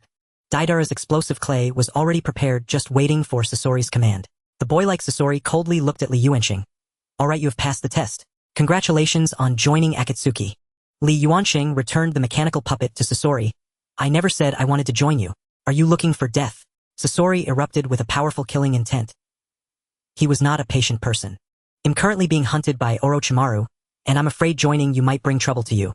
Li Yuanxing shrugged. "You don't need to worry about that. If he dares to come for you, it will be his death. Akatsuki is also looking for that traitor." "Oh, did Orochimaru also join Akatsuki?" "Indeed, but he defected. The leader wants you to join, hoping you can provide information about Orochimaru." Li Yuanxing pretended to think for a moment. "Fine, I will join Akatsuki. Let's go, follow me back to the Akatsuki base." Seeing that it was settled so easily, Deidara felt it was rather boring, especially since his explosive clay was all prepared. "Land of Rain. I have brought the leader back. His strength is formidable, and I can ascertain he is not Orochimaru's spy." A shadow emerged from the darkness. "Very good." Pain looked at Li Yuanxing. "I am Pain, the leader of Akatsuki. Welcome to Akatsuki." The Rinnegan. Looking at Pain's eyes, Li Yuanxing recalled the previously encountered Nagato. How did it end up on this person? Li Yuanxing gazed at Pain. This face seemed so familiar. Reflecting carefully, it was Yahiko. No doubt about it. Compared to his younger appearance, he now looked much more mature. How could he have turned Akatsuki into a terror organization? What changes had taken place over the years? Instinctively, Li Yuanxing used his divine sense to scan, realizing that this was not Yahiko. It was merely his corpse being manipulated from behind. I am honored to join an organization like Akatsuki. Pain nodded, taking out a black cloak with red clouds that matched theirs. Sasori, you will act alone from now on. Lee and Deidara will form a new team. Upon hearing this, Deidara became displeased. Sasori was the only one who understood his artistry. How could he just say they would be separated? Pain ignored Deidara's discontent and ordered him. Deidara explained the rules of Akatsuki to Lee. Sasori had no objections. He was more accustomed to acting alone. Though reluctant, Deidara did not dare defy Pain's orders. Newcomer, come on. This lord will take you to understand the rules of Akatsuki. In a dim room in the Yuji country, at its center lay a gaunt red-haired man with black metal rods driven through his back. Changmen, who suddenly opened his eyes. What is it, Changmen?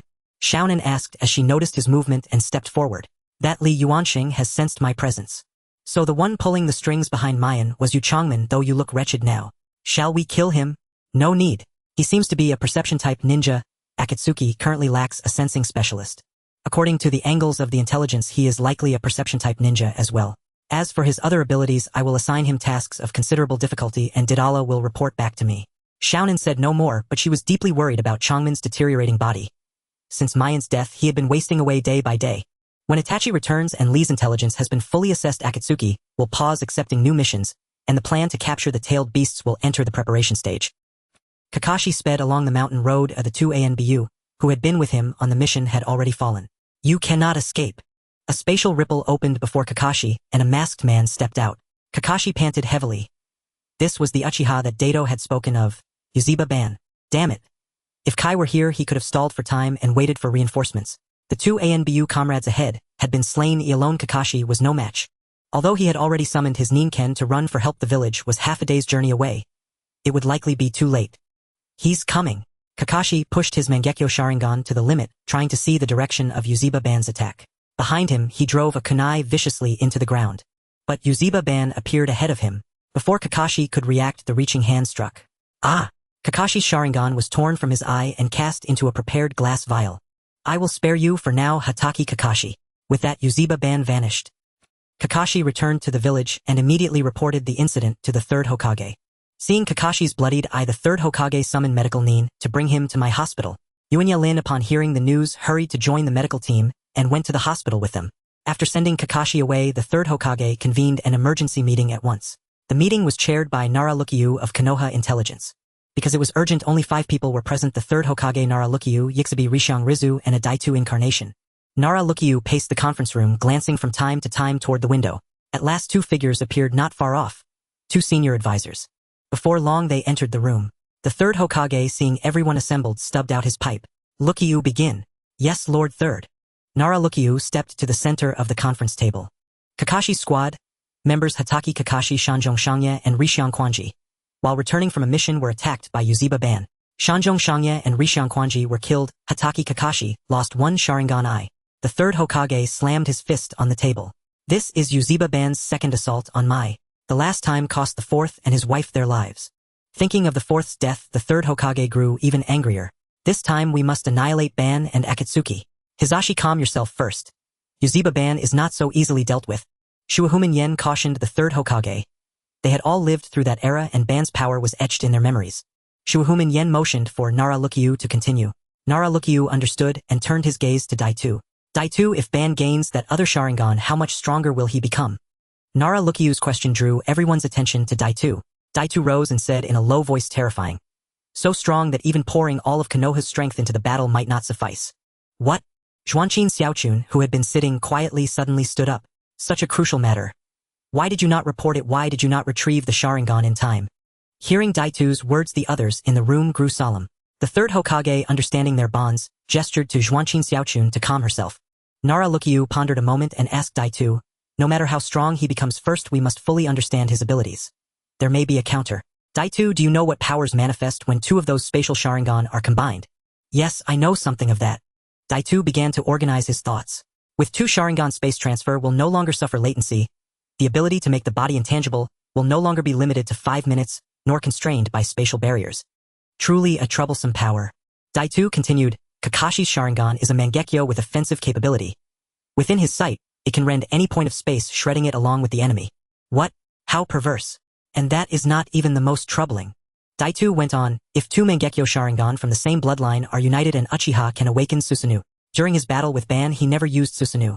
Perhaps something went wrong in his rebirth, but now he can awaken it again. Can we know the nature of his Susanoo? Nara Lukyu stepped closer to Daitu. Daitu stared at Nara Lukyu. By my conjecture it too will be spatially oriented. Perhaps a technique that can instantaneously tear my apart. At Daitu's words those present felt a wave of despair. But Nara Lukyu, as Konoha's strategist, immediately steeled himself. Do not panic. First, the masked man may not be Uchiha Ban at all. If he were Ban, why wear a mask? Perhaps there is a secret he hides. Perhaps that is his weakness. Second, Daitu's assessment is only a rough hypothesis. It may not be entirely accurate. Moreover, given current intelligence, Akatsuki appears to be preparing to target the tailed beasts across the villages. If so, they are not merely Mai's enemy, but the enemy of the 5 great nations. Nara Lukyu's words rekindled hope in the assembled. Daitu, when will your original finish training? If he breaks through, does he stand a chance against Uchiha Ban? Nara Lukyu's question reminded them that they still had an Uchiha Daitu. They had heard that his original had gone to train at Jiraiya's summoning beast sanctuary. The Daitu incarnation shook his head. I do not know. By the original's previous estimate, it would take at most a year. After a year of seclusion, there were messages saying the seclusion might be extended. He told me not to inform you because even he did not know the exact time. However, the original has a teacher. Not the Fourth Hokage, but a master who taught him Senjutsu. That teacher is a very powerful figure who was gravely wounded for certain reasons and has since recovered considerably. If he can fully recover, he would be the trump card to defeat Ban. Is there any more detailed intelligence about Daitu's teacher? Daitu shook his head. The original only gave me this much. We must wait for the original to emerge from seclusion for specifics. They exchanged glances. Nara Lukyu did not dwell on unknowns but continued to analyze the known intelligence including Akatsuki's core members. Intelligence not uncovered by Konoha itself, but delivered by a mysterious informant whom the Third Hokage suspected might be Uchiha Itachi. Regarding the village's redeployment, the Third Hokage asked the Rishiang clan to dispatch the branch family's disciples. Rishiang Rizu did not object and agreed to the Third's proposal. He also ordered envoys to share partial intelligence on Akatsuki with the other nations, hoping for coordinated cooperation. The meeting lasted until night fell. The Third Hokage remained alone in the Hokage office attending to matters that should have been handled that day. Thump, thump, there was a knock at the door. Who could it be at this hour? Lord Third, it is Nara Lukyu. Why would he come at this hour? To help with the paperwork. The thought brought a rare smile to the Third Hokage's face. Come in. Nara Lukyu opened the door, entered, closed it behind him, and then locked it. The Third Hokage watched him lock the door, puzzled. Nara Lukyu stepped before the Third Hokage. Lukyu, what are you doing? The Third asked, looking at the bolted door. Nara Lukyu took a breath and went to the window to draw the curtains. I have a theory I wish to report to you in private. Oh, what theory? About Uchiha Ban. The Third Hokage glanced at the documents in his hand, while allowing Nara Shikaku to speak. Uchiha Obito may very well be Uchiha Madara. This statement fell into the ears of the Third Hokage like a thunderclap. Nara Shikaku continued, what are your thoughts on the Obito clone left in the village? The Third Hokage pondered for a moment. Indeed, a typical clone would return to its original body after about 10 days. However, his clone has been in the village for more than 2 years, and it shouldn't be so powerful that even the original doesn't know of its existence. Nara Shikaku continued with his speculation. Obito's training has lasted over 2 years. I've learned from Lord Jiraiya that his training requires absolute tranquility free from any disturbances. So when he last trained, did he send out a clone to protect himself? Is he practicing sage techniques or some other unknown sage arts? Could some evil consciousness emerge during his training, taking over the clone's body? The Uchiha clan has always been regarded as a sinister lineage. Indeed, their chakra carries a certain ominous power.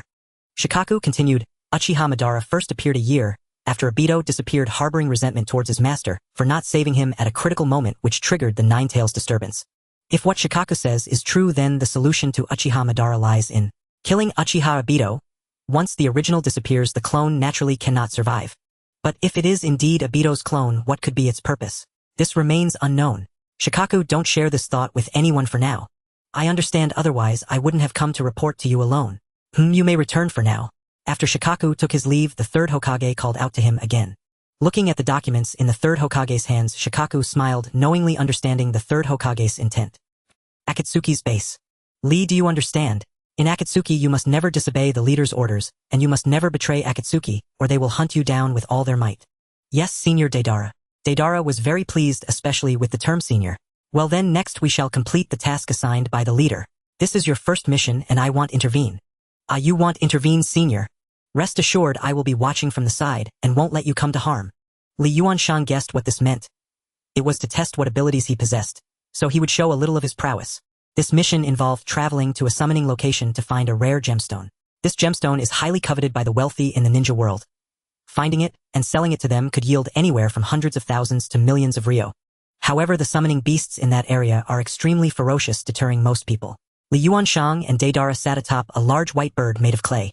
Senior, once the leader gathers all the tailed beasts, can we dominate the ninja world? Deidara turned his head to glance back. That's what the leader said. I truly look forward to it.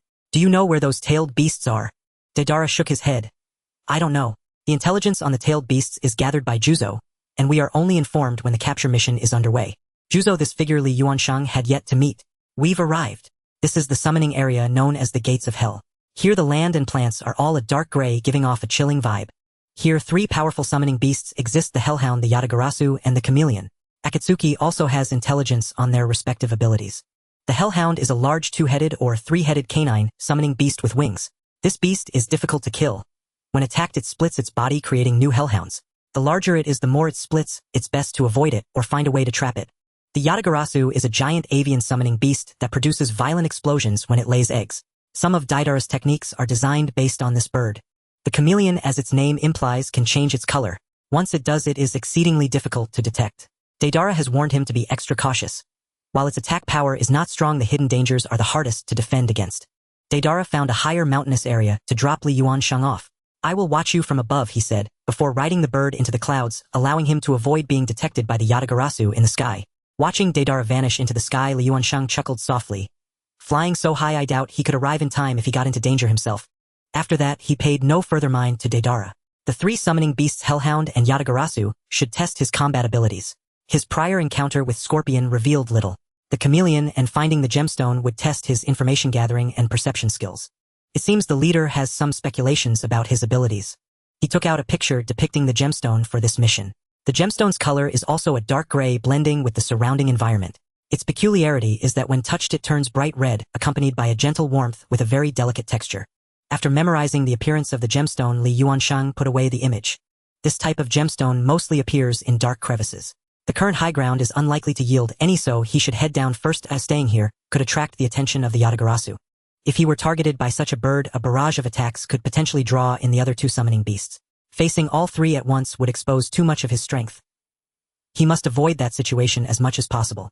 Li Yuanshang opened his divine sense and scanned the surroundings, leaving the high ground after deciding on a direction. Deidara, observing him from above with his special glasses, began to move the bird to follow him. Li Yuanshang descended from the high ground, utilizing the protrusions of the rocky wall to leap several times until he reached the bottom. This isn't the body flicker technique. It's purely relying on physical skills to traverse that distance from the mountaintop to the bottom in one fluid motion. This is already the level of a jonin. Deidara murmured to himself, only to find that Li Yuanshang had vanished. He quickly urged the bird to circle above, eventually spotting Li Yuanshang a kilometer away. This guy moves so fast. In the blink of an eye, he has run this far. Could he be using space ninjutsu? No, wait. Deidara saw Li Yuanshang on the ground, leaving after images, and couldn't believe his eyes. What kind of ninjutsu is this? It doesn't look like the body flicker technique. His body was as light as a feather each time. He landed and bounced back. He left no trace whatsoever. Li Yuanshang smirked slightly, gazing at the sky. This top-tier movement technique, improved from mundane lightness skills by great masters, is something you cannot comprehend. I am merely showcasing its surface. If I were to unleash its full potential, you wouldn't even catch a glimpse of my shadow. Ahead, 500 meters away, a gigantic invisible lizard, likely one of the 3 types of spiritual beasts, the chameleon. It has also noticed Li Yuanshang, quietly waiting to strike him down. Li Yuanshang did not want to provoke it, for the time being, changing direction 200 meters away and moving to the left. Deidara, watching Li Yuanshang change direction from the air, had no choice but to follow suit. This guy, he actually has such rapid movement speed. If it weren't for my position in the air, I might have lost track of him. 5 minutes later, Li Yuanshang came to a stop. Ahead lay a canyon filled with towering rocks. The rock walls on both sides inclined inwards, blocking most of the view, making the canyon appear even deeper in this dim environment. Li Yuanshang swept his divine sense over, only able to scan a few hundred meters at the canyon's entrance. Something within the canyon was obstructing his divine sense. How could there be something in the ninja world that blocks divine sense? Li Yuanshang cautiously approached the canyon, and the closer he got, the smaller his divine sense probing range became. By the time he fully entered the canyon, his divine sense could only reach about 50 meters around him. This made Li Yuanshang grow increasingly wary. In the sky, Deidara saw Li Yuanshang running into the canyon that obstructed his line of sight. Cursing inwardly, he could only control his giant bird to fly down, lowering his altitude to spot Li Yuansheng. Didera now had to keep an eye on the 8-tailed bird in the sky. Seeing Li Yuansheng cautiously walking in the canyon below, did he discover the gem? Li Yuansheng looked up at the sky and spotted Didera. He had no time to pay attention to him, now focusing instead on what could affect his divine sense. After walking about 2 kilometers in the canyon, the ground ahead began to slope downwards, leading to a vast underground stone cave. At this moment, Didera was perched on a rock wall above the canyon, a position that allowed him to see the entire situation inside the cave. Li Yuansheng's gaze sharpened as he spotted the stone he was looking for wedged in a crevice inside the cave. At the same time, he noticed a 2-headed hellhound sleeping on the left side of the cave, snoring thunderously. Why hadn't his divine sense detected it earlier? Li Yuansheng released his divine sense again, and indeed the creature obstructing his probing was this hellhound. Li Yuansheng sniffed the air. A strange odor pervaded the cave. He had smelled it outside, but it was much stronger here.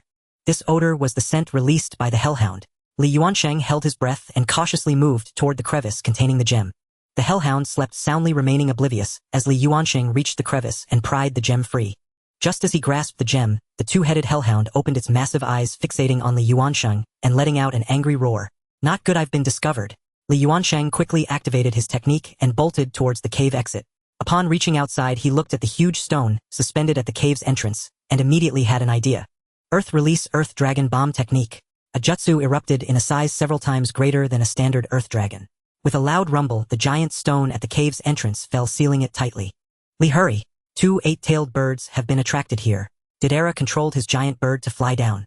Li Yuansheng wasted no time, quickly leaping onto Didera's bird. Didera dared not fly directly out of the canyon, as one 8-tailed bird was circling above, while another was bombarding the cave that trapped the hellhound. Seeing this, Didera exerted more effort in controlling the giant bird. Only by bursting out of this canyon and using the dense forest ahead could they easily shake off the 8-tailed bird in the sky. Be careful. Li Yuansheng sensed a transparent object attacking. In this canyon, his divine sense was hindered, and he only realized the attack was approaching at the last moment. Didera, however, sensed nothing. The transparent attack pierced through Didera's giant bird. The two fell from the sky. Be careful, it must be that white dragon. Now the 2 of us have lost our aerial mobility. We must quickly leave this canyon. Didera's explosive clay is difficult to deploy in such a narrow space without risking hitting ourselves. The 2 quickly retreated towards the canyon's exit, but there was likely a chameleon ahead, hiding somewhere. Didera and Li Yuansheng remained vigilant for any potential attacks from the chameleon. Sure enough, the chameleon launched another attack, this time targeting Didera. Didera-senpai, be careful. Li Yuansheng seized Didera's arm and yanked him forcefully behind him. The spot where Didera had just been was struck by the chameleon's tongue, sending debris flying. Didera was frightened to the point of sweating profusely. If Li hadn't pulled him back in time, he would have been crushed by the impact. However, that attack from the chameleon also revealed its position. Didera reacted swiftly, quickly crafting a small explosive flying bird. The chameleon had no time to dodge, and was blasted away by Didera's explosion, revealing its true form as it fell into the canyon. After dealing with the chameleon, Didera quickly created a giant flying dragon. The 2 mounted the dragon and fled the canyon. The flying dragon soared into the sky, concealed by the trees below. Li Yuansheng took out the stone he had obtained and handed it to Didera. Upon seeing such a large gem, Didera couldn't help but exclaim, "Li, well done. And thanks for saving me earlier. No need to thank me. If it weren't for you being here, I might still be stuck in that canyon. Now let's go back for revenge." Didera maneuvered the flying dragon to change direction. "Hey senpai, isn't that unnecessary?" Didera, the bombing enthusiast, naturally wouldn't heed Li Yuansheng's advice. "It's fine, and now we hold absolute initiative." Didera controlled the flying dragon, ascending above the clouds. Upon returning to the canyon, the hellhound had been released and 2 8-tailed birds circled low, searching for the thief who had stolen the gem. Didera smirked coldly, "Let them experience the power of my art." He placed his hands on the ninja tools pouch at his waist, and when he brought them out again, countless clay spiders fell down. With Didera's custom-made telescope, he could clearly see the positions of the clay spiders. Noticing the timing was right, Didera shouted loudly, "Ha! Boom!" Surrounding the 2 8-tailed birds, a series of explosions erupted. After the explosions, the 2 giant birds fell to the ground. Didera also intended not to spare the hellhound still in the canyon. He placed a piece of clay directly into his mouth and chewed incessantly. Before long, a human-sized clay model resembling Didera was spat out. "Hehe, the C4 Garuda has the power to obliterate several buildings. Let's see how you split apart now." Didera threw the human clay model down. A tremendous explosion resonated, and the powerful shockwave tossed the flying dragon in the sky about. As the dust settled, the canyon was split in 2, and the hellhound had been reduced to a bloody pulp scattered among the shattered rocks of the canyon. Li Yuansheng looked at Didera, amazed that this guy could create such a massive explosion. Moreover, he felt that Didera likely had even more powerful techniques. Deidara snapped back to reality from his enjoying expression mission, accomplished perfectly. In the land of rain at the Akatsuki base, Pain took the gem from Deidara. Very good for now, stay with the organization. Once the other members return, Akatsuki's next plan will unfold. Deidara, you stay behind to report on the mission. Li, you can go rest for now, Pain said again. Li Yuanxing understood what Pain wanted to ask and tactfully left first. After Li Yuanxing walked far away, Pain turned to Deidara. Go ahead and tell me. Deidara found a relatively clean spot to sit down. Li possesses an exceptionally strong perception ability. He can sense the chameleon hiding in the shadows. Moreover, he has a unique body flicker technique that leaves behind faint afterimages when he moves. What about his means of attack? Deidara pondered for a moment. Due to his outstanding perception ability, he avoided all enemies and did not exhibit any offensive techniques. Oh right, he released a Doton Doryuden technique which is several times more powerful than a regular Doryuden. Pain thought for a moment. You can go down now. Currently Pain still did not fully trust Li Yuanxing, but aside from Conan, who else in the Akatsuki could be completely trusted? None of them were to be underestimated. Having figured this out, Pain no longer dwelled on the issue of Li Yuanxing. Li Yuanxing returned to his room. As Pain had said, Akatsuki members would gradually return, which meant that the one who knew all the information about the tailed beast Zetsu would also return. It was best for Pain not to confront him hidden for now. That pair of Rinnegan gave off a rather unsettling feeling. It would be ideal to secretly obtain information from Zetsu. In the following days, Li Yuanxing did not go out, remaining in his room for quiet cultivation. After obtaining a physical form, he had been in a busy state. Quiet cultivation helped the integration of his soul and body. Li Yuanxing was quite satisfied with this body cultivated from Hashirama cells.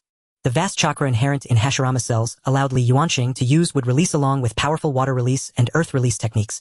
However, he should refrain from revealing wood release for now to avoid causing trouble. Knock knock. A knocking sound came from outside. Li Yuanxing stopped his cultivation, opened the door, and found it was indeed Deidara. Hey Li, don't you get bored staying in the house all day? Deidara, who had ADHD, found it hard to understand Li Yuanxing's behavior. Li Yuanxing offered no further explanation. I'm just used to it. Deidara recalled that Li Yuanxing had been an experiment of Orochimaru, likely a side effect from being locked in a container for too long. He dragged Li Yuanxing out of the room. Come on, today Itachi and Kisame are back. The leader asked me to take you to familiarize yourself with them for future missions together. Itachi Uchiha, the one who wiped out the Uchiha clan. Li Yuanxing wanted to see what kind of person he was. Okay, he said, closing the door behind him and following Deidara. In the land of rain, today was remarkably clear for a day. By the lake, two individuals dressed in Akatsuki cloaks stood. One stood straight, gazing at the distant water, while the other sat on a wooden viewing platform by the lake carrying a large sword wrapped in cloth. Itachi-san, I heard the leader has recruited another core member. Yes, currently Deidara and this new member form a new team. Deidara has gone to bring him over. TSH being grouped with that brat Deidara lets Sasori act alone. Kisame expressed some dissatisfaction. The organization formed small teams to monitor each other, so allowing Sasori to act alone indicated that the leader had begun to trust him. Alright, enough complaining. Let's go meet this newcomer. Itachi said, watching Deidara and Li Yuanxing approaching from afar. Kisame stood up. Deidara and Li Yuanxing quickly reached the lakeside. Yo Deidara, how does it feel to bring a new guy along? Kisame grinned, revealing his sharp teeth. Deidara ignored him and said to Li Yuanxing. This guy who looks like a shark is Kisame, and the cool aloof guy over there is Itachi Uchiha. Deidara whispered to Li Yuanxing, don't look into Itachi's eyes. They might test you. Experiencing Itachi's genjutsu and lying in bed for a few days is not a pleasant experience. Li Yuanxing chuckled lightly. Relax, ordinary genjutsu doesn't affect me. Deidara figured if Li Yuanxing wouldn't heed his warning, he would just let him learn the hard way. Itachi's genjutsu was not something ordinary. Li Yuanxing took a step forward. Hello, my name is Li Yuanxing. Kisame had no qualms, Kisame, and then looked at Itachi. Itachi Uchiha. Itachi's eyes transformed into the Sharingan state. Deidara watched from the side, eager to see the unfolding drama. At the moment Li Yuanxing looked into Itachi's eyes, a subtle stream of spiritual energy invaded Li Yuanxing's brain through his gaze. Interesting, this person's genjutsu was light years ahead of Obito's. It seemed he indeed possessed the genjutsu-type Sharingan that Obito had mentioned. After a while, Itachi looked at Li Yuanxing with a hint of surprise. His genjutsu actually had no effect on him. It seemed this newcomer had some skills, and this probing was enough. The more advanced genjutsu Tsukuyumi required the use of the Mangekyo Sharingan. His body was already experiencing significant issues, and he should avoid using the Mangekyo Sharingan if possible. As a matter of courtesy, Li Yuanxing concentrated his divine sense and launched a divine sense attack at Itachi. Li Yuanxing's divine sense attack was detected by Itachi, and the Mangekyo Sharingan imbued with Tsukuyumi was activated. Seeing Itachi activate the Mangekyo Sharingan, Kisame shouted, and distanced himself from Itachi. Hey, you don't need to activate the Mangekyo Sharingan, right? However, the Mangekyo Sharingan was activated only for an instant before deactivating. Li Yuanxing frowned as he observed Itachi. He released his divine sense again, not as an attack but simply to scan Itachi's body. As expected, problems were evident in his body. Excessive use of the Mangekyo Sharingan had caused his body to be overburdened. He did not possess Hashirama cells like Obito and could not use the Mangekyo Sharingan frequently. Deidara noticed the atmosphere was becoming increasingly tense. Itachi, that's enough. Don't go too far. Itachi stared at Li Yuanxing. I'm not as boring as you think. This new member, Mr. Li, is quite strong. Oh, my genjutsu had no effect on him. Upon hearing this, both Kisame and Deidara turned to look at Li Yuanxing, surprised that Itachi's genjutsu had no effect on him. Kisame became interested. Anyone who could make Itachi falter deserved a match. Interesting, I want to test this new guy's strength too. Kisame pointed his samahata at Li Yuanxing. Gladly at your service. Deidara and Itachi used body flicker techniques to distance themselves as Kisame's technique had a wide range, and they were on the lakeside, which was very advantageous for Kisame. Li Yuanxing looked at the water beside him and chuckled. I heard your water release is impressive. Let's see this. Li Yuanxing quickly performed hand seals. Water release water dragon bullet technique. The water in the lake rapidly gathered, forming a gigantic water dragon.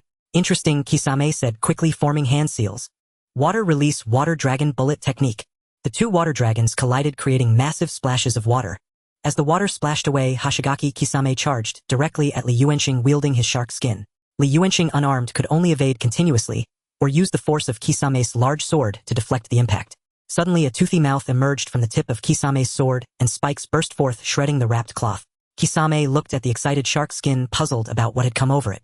Shark skin lunged towards Li Yuanxing, pulling Kisame along. Out of control, shark skin sprouted spikes from its handle, piercing Kisame's hand. After escaping Kisame's control, it opened its large mouth, aiming to swallow Li Yuanxing whole. Naturally, Li Yuanxing would not sit idle. Earth release earth barrier. Shark skin took a mouthful of dirt, and when it attempted to struggle, Li Yuanxing formed another hand seal. Earth release earth prison technique. Shark skin was trapped inside, constantly banging against the stone walls of the earthen prison. Shark skin approached in confusion, wondering why its beloved had suddenly gone mad. Kisame placed his hand on the surface of the earthen prison, water continuously oozing from his hand, eventually dissolving the prison, seizing shark skin and transferring his chakra for it to absorb. After absorbing Kisame's chakra, shark skin calmed down. Li Yuanxing released the earth prison technique. Shark skin seemed ready to pounce on Li Yuanxing again, but was restrained by Kisame just in time. Once shark skin was subdued, Kisame retrieved a fresh piece of cloth from his ninja tool pouch and wrapped it around shark skin, calming it down. Having dealt with shark skin, Kisame looked at Li Yuanxing and said, It seems there's something about you that attracted this little guy. Now that I've blocked its sense of smell, it won't cause trouble anymore. With this ruckus from shark skin, Kisame lost interest in continuing the fight. See you later, he said, dragging shark skin away. Deidara, seeing there was no more excitement, also prepared to leave. Uchiha Itachi was getting ready to go back as well. Itachi, Li Yuanxing called out to him. What is it? Itachi turned back. Nothing much. Itachi felt perplexed and shot a glance at Li Yuanxing before leaving. Li Yuanxing watched his retreating figure, deciding to leave it to Obito after all. After all, that was a matter for their clan. He still hadn't gathered any intelligence on the tailed beasts, and moreover, how long that guy's body could last was a question. Originally thinking that the other members of Akatsuki would return in a few days, he didn't expect to wait for half a year. Heard from a certain angle that the leader was about to initiate the next phase of the plan and would stop accepting all missions, using the excuse that Akatsuki's funds were insufficient, while madly accepting missions outside, taking on any job as long as it paid well. This guy is either a workaholic or a money grubber. Pain has also exhausted all patience after waiting for half a year and issued Akatsuki an ultimatum. If he doesn't return, he will be treated as a defector. The duo of Haiden and Kakuzu finally returned to the organization yesterday. Thus, all the core members of Akatsuki were gathered: Pain, Konan, Uchiha Itachi, Hoshigaki, Kisame, Kakuzu, Haiden, Deidara, Sasori, Zetsu, and Li Yuanxing.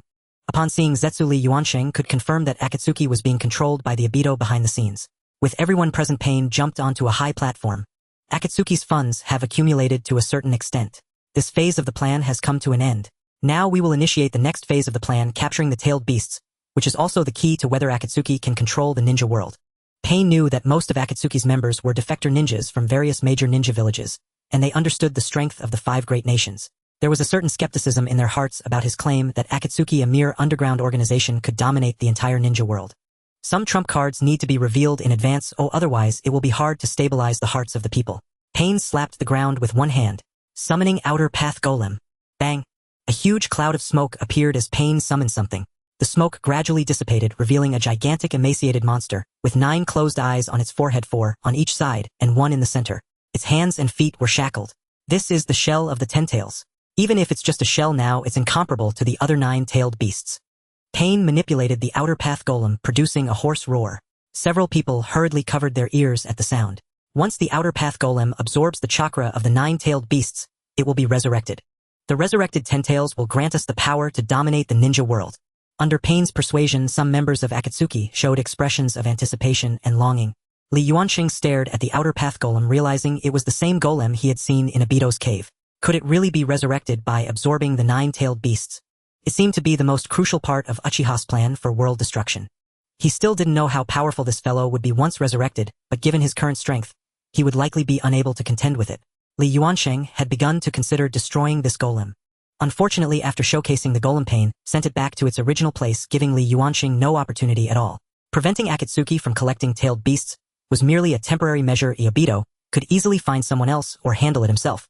With the ability of that eye of Obito, he could not find him at all and could only wait for Obito to deal with him.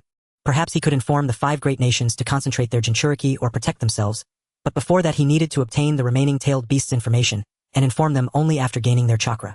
Otherwise, once the Jinchuriki were protected, he could not acquire the tailed beast's chakra. Pain began assigning missions, with the 1 tail assigned to Sasori. The 2 tails were assigned to Kakuzu and Haiden. The 3 tails and 9 tails were assigned to Itachi, Kisame Deidara, and Li Yuanxing, working together. I will share the intelligence on the tailed beasts with you shortly. The difficulty of capturing the tailed beasts is very high, and I hope you formulate detailed plans.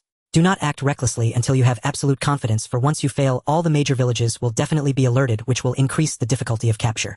The order of absorbing the tailed beasts should start with the 1 tail.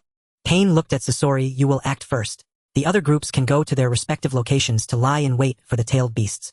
If there's a chance to capture them, you may do so, but remember not to kill them. Uchiha Itachi, you will form a small group with the 4 of you with you as the leader. Remember, the 3 tails and 9 tails are the most troublesome of all the tailed beasts. Although Konoha is currently in decline, a Uchiha Obito has appeared recently, so be cautious. Least sensory abilities should assist you. I understand. Zetsu, continue monitoring the movements of the other tailed beasts. That concludes the meeting. Everyone prepare to depart. Kakuzu and Haiden were the first to leave, perhaps eager to go earn some money. Itachi led Kakuzu and Deidara, while Li Yuanxing also stepped out. Li Yuanxing glanced at Zetsu, who was likely possessed by Black Zetsu. This guy always appeared and disappeared mysteriously. How could he possibly catch him? After they left, Zetsu slowly sank underground. Using this earth release technique, once he merges underground, it becomes extremely difficult to track him. Orochimaru had escaped using this move back then. Such a life-saving technique would likely be futile to seek out Orochimaru. It seems he could only wait for another opportunity. Miaomu Mountain. At this moment, by the small river of Miaomu Mountain, the wind howled violently, occasionally accompanied by the sound of thunder. 2-toed immortals were hiding in the distance. What happened to the child's father, little Daitu? Immortal Shinza looked at the countless natural energies flooding into Data's body, saying, it should be the breakthrough Daitu mentioned before. The howling wind lasted for a day and a night before finally subsiding. Daitu walked ashore from the river filled with toad oil. I finally broke through. Daitu looked within himself. A golden core had formed in his dantian. This marks the golden core stage. The Daitu clone wandering in Kanahagakure vanished with a puff of smoke. The clone returned to Data's body with chakra. Daitu closed his eyes and began to digest the information brought by the clone. Gradually, a serious expression appeared on Data's face. He did not expect so many events to occur in the village during his 4 years of seclusion, the most significant being that Madara had taken Kakashi's Sharingan. At this time, the 2 immortals walked over. The first sentence from Immortal Jima was, little Daito, you haven't eaten for years. Come back with me. I specially prepared a lot of food to ensure you eat your fill. Thank you for your kindness, but there is a major crisis in the village right now. I must return immediately. I will come back next time to taste the immortal's culinary skills. After finishing his words, Daitu utilized space transfer to leave Miaomu Mountain. In Kanahagakure, Daitu walked on the familiar streets, saying it feels good to be back. While strolling on the street, Daitu noticed many ninjas from other villages. What was going on? For now, he decided to return to the Uchiha clan's territory. Daitu arrived at the Uchiha clan's territory, which was still as desolate as before. Sounds of grunting and laughter came from the Uchiha training ground. Daitu walked over to find Uchiha Sasuke, who had now grown into a teenage boy. He was practicing throwing techniques in the training ground. Daitu expressed that he could not perform this technique. He had tried practicing it before, but sadly the difficulty was too great, so he gave up. Uchiha Sasuke noticed someone approaching and hurled a kunai directly at him. Daitu extended 2 fingers to catch Sasuke's kunai. Upon seeing that it was Daito, Sasuke exclaimed, "Oh, it's you. What brings you here?" Daitu was surprised. Why can't I come here? He then remembered the actions of his clone over the years, and smiled faintly, realizing why Sasuke seemed to be averse to him. What can't I come here? Sasuke perceptively sensed that this Daitu was different from the previous one. Did the main body finally return? Oh, had he already guessed that the Daitu left in the village was a clone? Sasuke took out a kunai and rushed towards Daitu.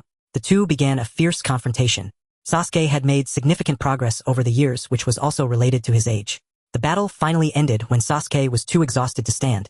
Daitu looked at the forehead protector on Sasuke's head. Not bad, you have already qualified as a genin. Sasuke replied, I am about to obtain the title of Chunin, currently participating in the joint Chunin exam with multiple countries. Oh, no wonder I saw so many ninjas from other countries in the village earlier. Who is your team instructor now? Sasuke replied, Hatake Kakashi. Very good. He is a formidable ninja. Daitu said again, you should rest well. I have some matters to attend to. Daitu arrived at the Third Hokage's office to inform him of his return from seclusion. You've finally returned. After the Chunin exam ends, let's hold a meeting with the village's higher-ups. There may be some unexpected changes during this Chunin exam. Daido, keep your return a secret for now. The others have probably guessed that the Daitu left in the village is just a paper tiger. Understood, Lord Third. The Chunin exam was in full swing. Today, the individual matches officially began. Daitu sat in the viewing platform. At this moment, it was Lee, the student of Captain Gaara. Gaara spotted Daitu in the audience. This is Gaara. How did the Sand Ninja bring him here? The two began a spectacular showdown, with Lee surprisingly mastering Gai's 8 gates technique and able to open up to the 5th gate.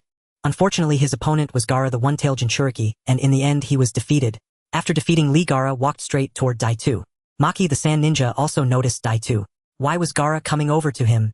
Although the Fourth Hokage said there might be an opportunity to test whether this Daitu is the real one, it shouldn't be now. Gaara approached Daitu. Thank you. After bowing to Daido, he turned and returned to the viewing platform with the Sand Ninja. Kankuro and Temari anxiously approached. Are you okay, Daitu? Brother, sister, I'm fine. That's good.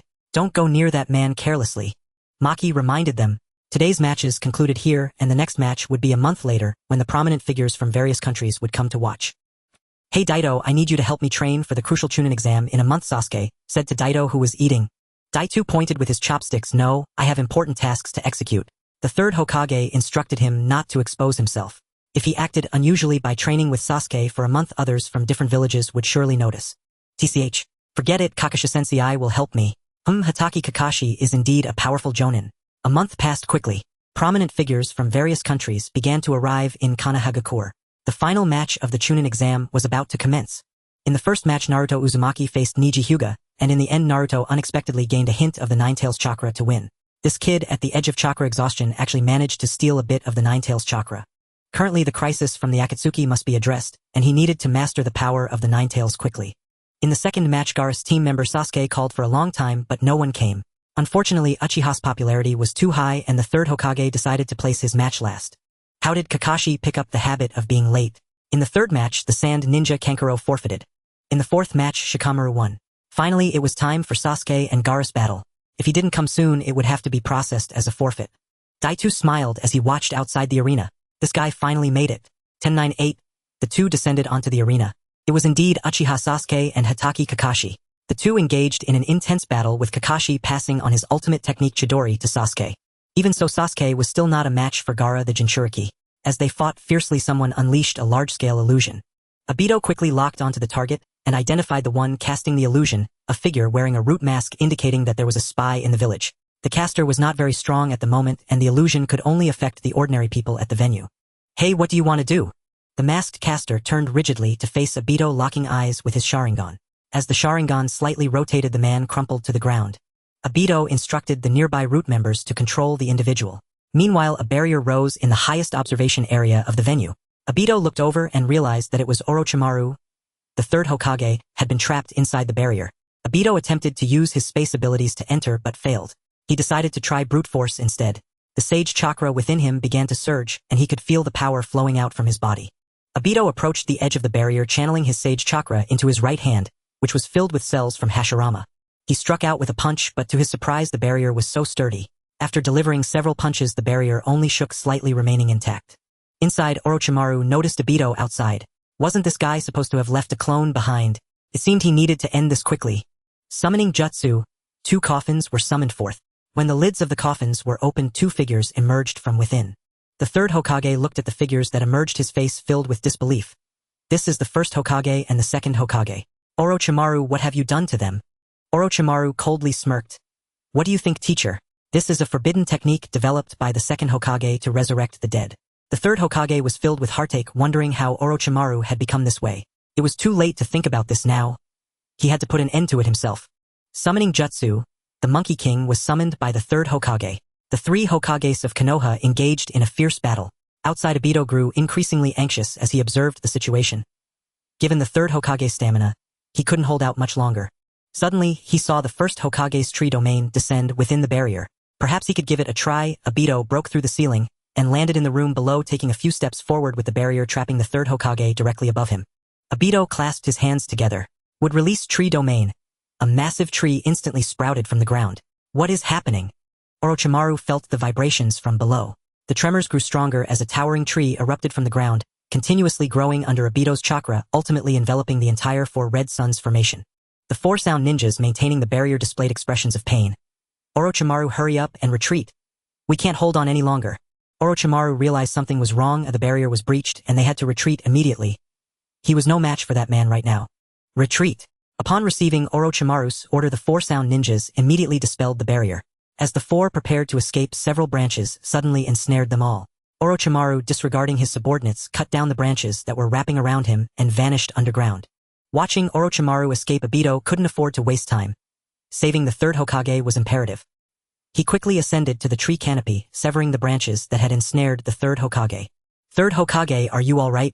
The third Hokage coughed up a mouthful of blood.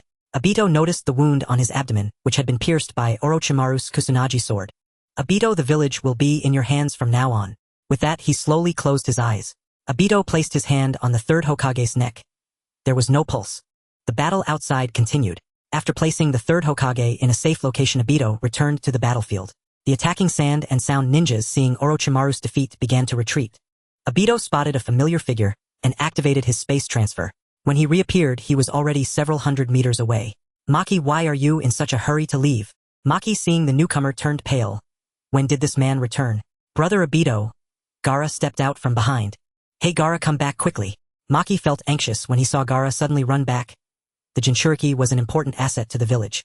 If he was captured by Konoha here, it would be disastrous. Gaara, it seems you've been getting along well with the monster in your belly. Yes, Shikaku is quite proud, but we've become very good partners.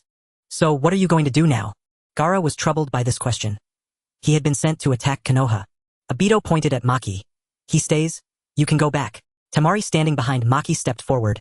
No way, Maki-sensei, I must return with us. Maki took a deep breath, looking at Tamari. I agree. Teacher, Tamari looked at him in confusion. Gaara, Tamari, Kankuro, retreat immediately. You are the future of this existence, and you cannot perish here. Tamari was about to say something more. This is an order, Maki shouted firmly. Gaara looked at Obito. Brother, sister, let's go. The three reluctantly left Maki behind and retreated to the land of wind.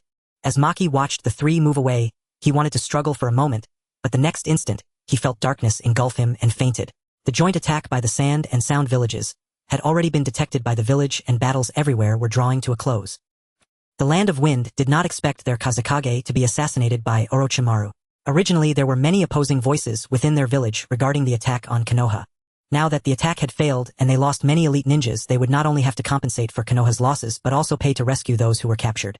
Fortunately, the mastermind behind this was Orochimaru from the Land of Rice, and most of the compensation would be paid by the Land of Rice. In Sunagakure, the Kazekage building. Alright, enough noise. The most important task now is to select a suitable candidate for the 5th Kazekage, said an elder from Sunagakure. Everyone fell silent. There were currently no suitable candidates for Kazekage among the Sand Ninjas. Gaara, I recommend Gaara. Came a voice from the corner of the room, and it was Maki. No way, he's too inexperienced and not qualified for the position of Kazekage. Maki stepped forward. Although Gaara lacks experience, can you find anyone else? The senior Sand Ninjas exchanged glances. Perhaps this was the only option. At this time, Konoha was also facing a choice for the Hokage position. The third Hokage had died from his injuries. In the Konoha conference room sat representatives from various clans in the village along with some jonin. Mito Kazekage stood up and said, the village's top priority now is to select the next Hokage. This person must have enough prestige to keep the villagers calm and to deter outsiders from taking advantage of the situation. Everyone, please recommend your candidates. Kakashi raised his hand and stood up. I recommend Uchiha Obito. The third Hokage previously named him as a candidate for Hokage. I oppose this. I believe that Jiraiya, one of the legendary three, is more suitable for the position of Hokage. Nara Shikaku stood up. Kazekage, do any others have candidates to recommend? After a long silence, no one spoke up, indicating that no one else had recommendations. Alright then, we will vote to decide who will be the fifth Hokage. Those who support Jiraiya for Hokage, please cast your votes. 2 advisors, the Inuzuka Nara and Yamanaka clans Hyuga and Ibiki. 7 people voted for Jiraiya. There was no need for further voting, and now there were only Kakashi, Yuanfei, and Asuma's 3 votes left. I'll go notify Jiraiya and the meeting is dismissed. At that moment, Jiraiya was hiding on a rooftop using a telescope to observe a beautiful scenery, occasionally bursting into laughter. The footsteps behind him interrupted Jiraiya's spying. Turning around, he found that the 2 senior advisors from Konoha had arrived. What brings you 2 here? Kazekage, at this time you should know why I'm looking for you, Mito Kazekage began. Humph, the Hokage position? Isn't there someone more suitable than me? Jiraiya leaned against the rooftop railing. He was indeed the best candidate for Hokage previously, and the 3rd Hokage recognized him. However, something has happened, and he cannot take the position at this time. I think you all have a bias against Uchiha. Is that right, dear advisors? Jiraiya clearly did not believe in their claims of an incident. Mito Kazekage approached Jiraiya and whispered something in his ear. What? How could this happen? Have you asked Uchiha Obito about this?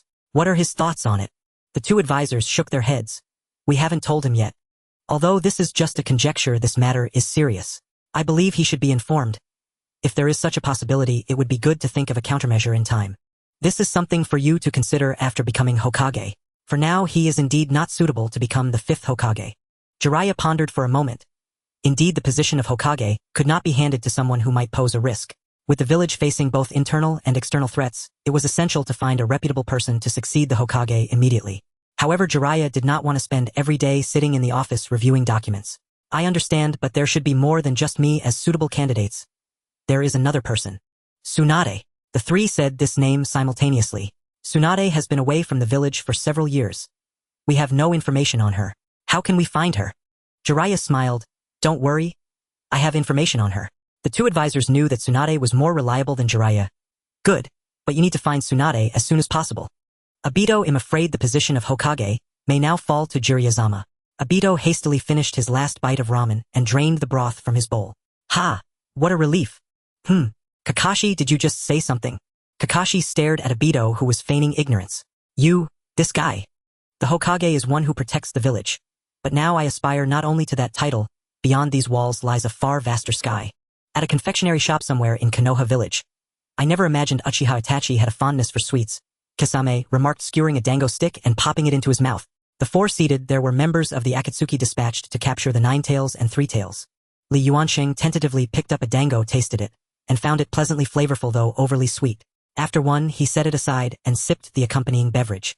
Deidara too showed no resistance to the dango, devouring several in quick succession. A chime rang out, soft yet distinct. All 4 instantly turned their attention behind them. 2 formidable presences had arrived, and already sensed them. 2 more figures appeared at the entrance. Itachi signaled silently retreat immediately. By a lakeshore their path was blocked.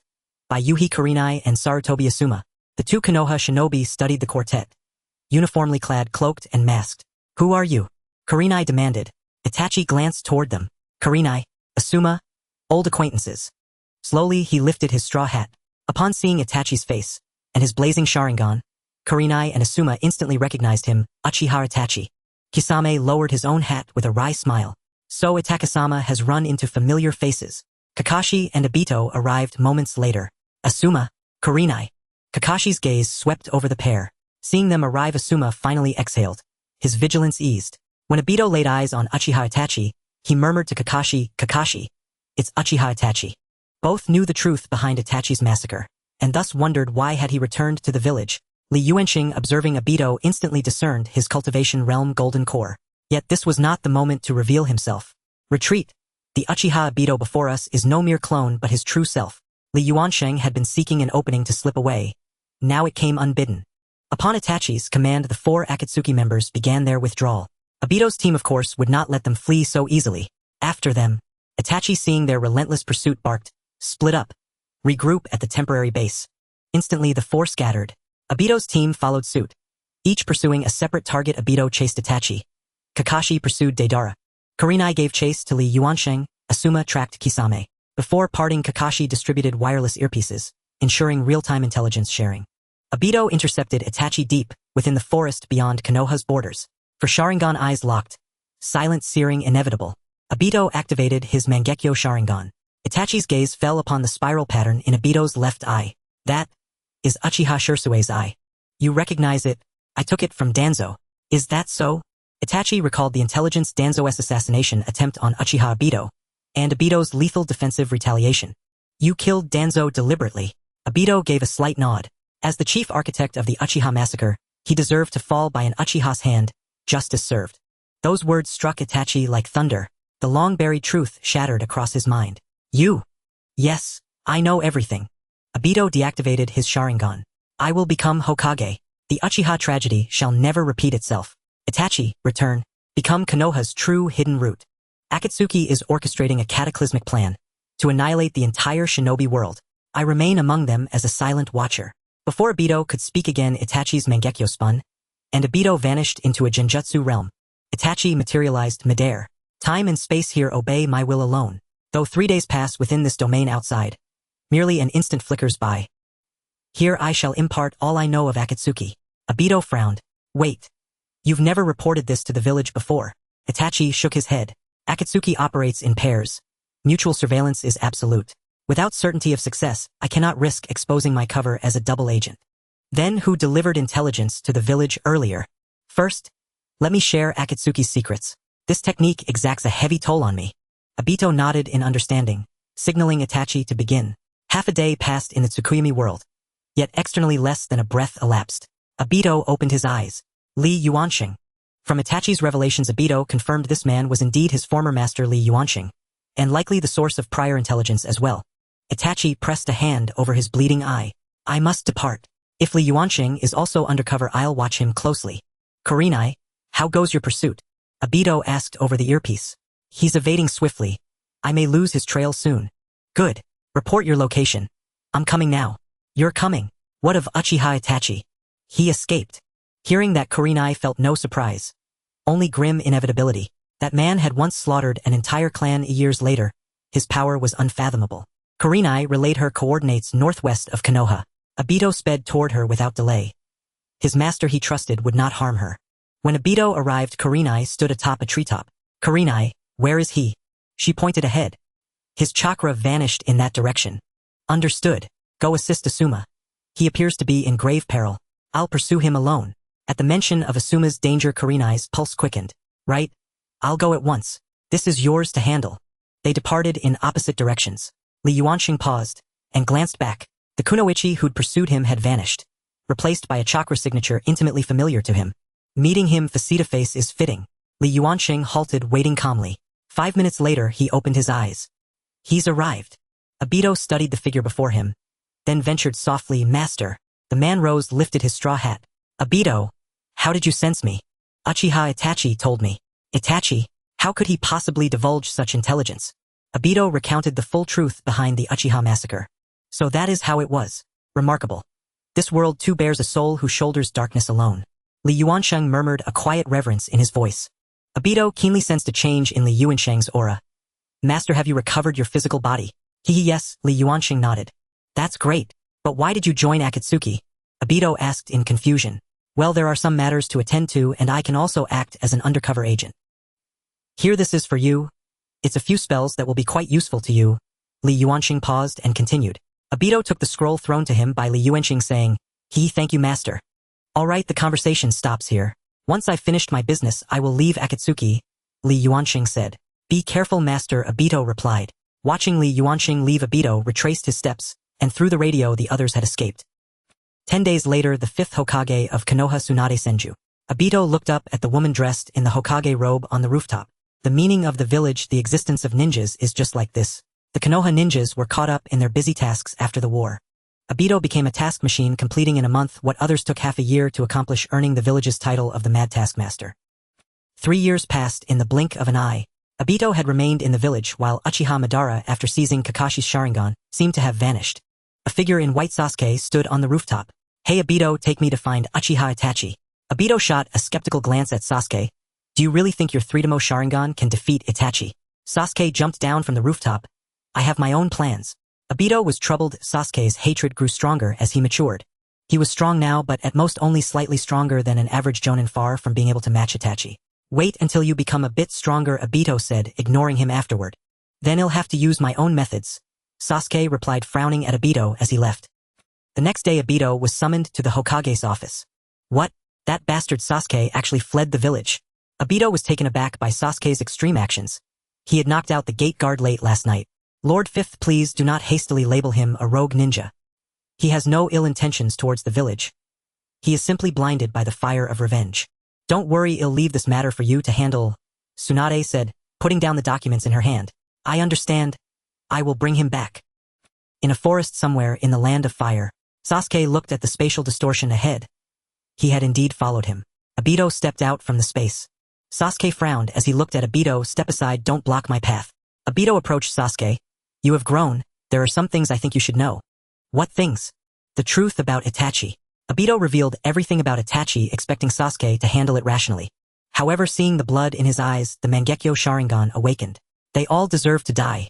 And why are you still in that rotten village? Sasuke, calm down. Calm down. You don't know what it's like. You're not his brother, nor are you his parents. In Uchiha you're just a talentless outcast, so of course you can be calm. Obito frowned. Things were taking a turn for the worse. What a good show this is to watch. A figure appeared in the sky. It was Uchiha Madara, who had been hiding for many years. At this moment he had changed his mask, revealing both of his eyes. Obito looked at Uchiha Madara in the air, realizing that he had completely adapted to his other Sharingan, and he had not sensed his arrival at all. Obito turned to Sasuke. Sasuke, first deal with the enemy before us. We can discuss our matters later. Sasuke revealed a charming smile. To me the enemy is an ally, ha ha ha. But I don't have time to play with you now. I need to find Uchiha Itachi and get some answers, Sasuke said before heading towards the land of rain. Obito tried to stop him but was blocked by Uchiha Madara. Uchiha Madara stared at Obito for a long time. Forget it, and now is not the time to deal with you. Besides, a great show is about to unfold. I can't miss it. What will Uchiha Itachi do? Uchiha Madara's two Sharingan spun, simultaneously, space lock. Before Obito could react, he was pulled into a narrow alternate space.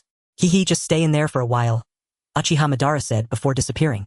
Obito tried to use space transfer, but it was ineffective. It seemed this was the new ability gained from having both Sharingan. Uchiha Sasuke. Sasuke halted, looking at Uchiha Madara, who suddenly appeared in front of him. Step aside. You're really unyielding. I just helped you block Uchiha Obito. Uchiha Madara paused for a moment before continuing. I can take you to see Itachi. At the Akatsuki headquarters in the land of rain, most core members had gathered. Pain stood on the high platform. Scorpion has already set out to capture the one-tail, Angle, and Haiden. You can also start moving to capture the two tails. Angle left with Haiden. Stepping out of the room, Haiden said nonchalantly. We started setting up the plan to capture the tailed beasts 3 years ago. Except for the five tails host caught by the leader himself, we haven't caught a single tailed beast. Haiden, do not underestimate the power of the Jinchuriki. Moreover, to avoid unnecessary troubles, it is best to capture the tailed beasts in concentration. We cannot give the five great nations any time to react, or else, once they become alert, the plan to capture the tailed beasts will be extremely difficult. After Haiden and Angle left, Pain looked at Deidara and Li Yuanxing. Deidara, Li, the three tails are in your hands, and Obito will have someone to deal with him. Itachi Kisame will capture the four tails. Itachi and Kisame were rushing towards the position of the four tails Jinchuriki.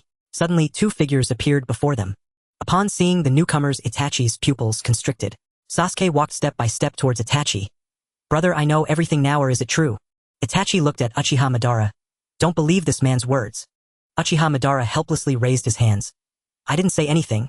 It was Uchiha Obito who told him. Sasuke, Itachi gently embraced him. Sasuke, not knowing how to hold back his tears, cried profusely. I'm sorry, Sasuke. Quack. A crow with a Mangekyo Sharingan flew out and landed on Itachi's shoulder. Sasuke instinctively looked over. The Mangekyo Sharingan in the crow's eyes spun. Sasuke briefly lost consciousness but quickly recovered. He looked up at Itachi. Brother. Uchiha Madara, seeing the crow appear, shouted. This is the strongest Genjutsu Kodo Amatsukami. Amaterasu. The black flames of Amaterasu appeared at Uchiha Madara's position, but he dodged it and Uchiha Madara reappeared. He looked at the corner of his clothing, which had been hit by Amaterasu and had already been torn off. Even with dual Kamui, he found this man to be quite troublesome. Kisame, standing beside him, looked a bit confused, but still realized that Itachi should now be considered an enemy. Kisame excitedly unsheathed his big sword. He had long wanted to have a real battle with Itachi. Uchiha Madara, seeing Kisame come out, decided not to attack for now and let Kisame test him first. But Itachi was also with two people. Sasuke, go hold off Kisame. I will deal with Madara. Okay, brother, Sasuke replied, drawing his Kusanagi sword. Li Yuanxing sat on the clay bird of Deidara, witnessing the tremendous commotion from afar. He had previously walked a distance with Itachi as their paths coincided. Has something happened with Itachi and Kisame? Deidara expressed some prejudice against Itachi, reluctant to involve himself. Don't worry, those two are quite formidable. Yet the commotion grew louder, revealing 3 colossal figures in red, purple, and blue. No way, so many Susanoo. Deidara realized he could no longer pretend not to see. Lee, hold on tight, we're going over to provide support. With a whoosh, the great bird made a 180 turn and flew towards the source of the disturbance. Itachi spat out a mouthful of blood, gasping for breath, as his condition deteriorated further. Uchiha Madara was too powerful, his 8 trigrams mirror had nearly failed to withstand his divine power shuriken, while Sasuke had been completely overwhelmed by Susanoo. Kisame lay quietly gazing at the sky as 2 figures leaped down. None other than Li Yuansheng and Deidara. What happened, Kisame? Deidara inquired. Well, I fought with Mr. Itachi and didn't expect to be beaten so badly. Deidara glanced at Itachi and then at Uchiha Madara. He pointed at Madara. Is that the enemy? Kisame shook his head. That person is the mysterious figure beside the leader Uchiha Madara, an important force for future domination of the ninja world. He is a spy for Konoha, having betrayed the Akatsuki alongside Mr. Itachi. Deidara, hearing that Itachi was a spy, chuckled. I can finally fight him again. Li Yuansheng walked directly in front of Uchiha Itachi, saying, Your body can't take it anymore, leave the rest to me. Oh dear, it seems your teammate is also in cahoots with Mr. Itachi, Kisame teased lightly. Deidara frowned at Li Yuansheng. Itachi coughed up more blood, saying, He is very strong. I know. Can you lend me that crow's Sharingan of yours? Itachi glanced at the crow perched on a nearby tree. It's useless now. After a single use of the Tenjin, there is a cooldown period of over 10 years. I just used it on Sasuke. When the power of Senju and Uchiha combines, the Sharingan undergoes a marvelous transformation. This is also the reason why Obito has been able to use the Mangekyo Sharingan without going blind. Li Yuansheng paused momentarily. And my body is made from Hashirama's cells. Itachi summoned the crow, and Li Yuansheng extended 2 fingers to pluck out one of his own eyes.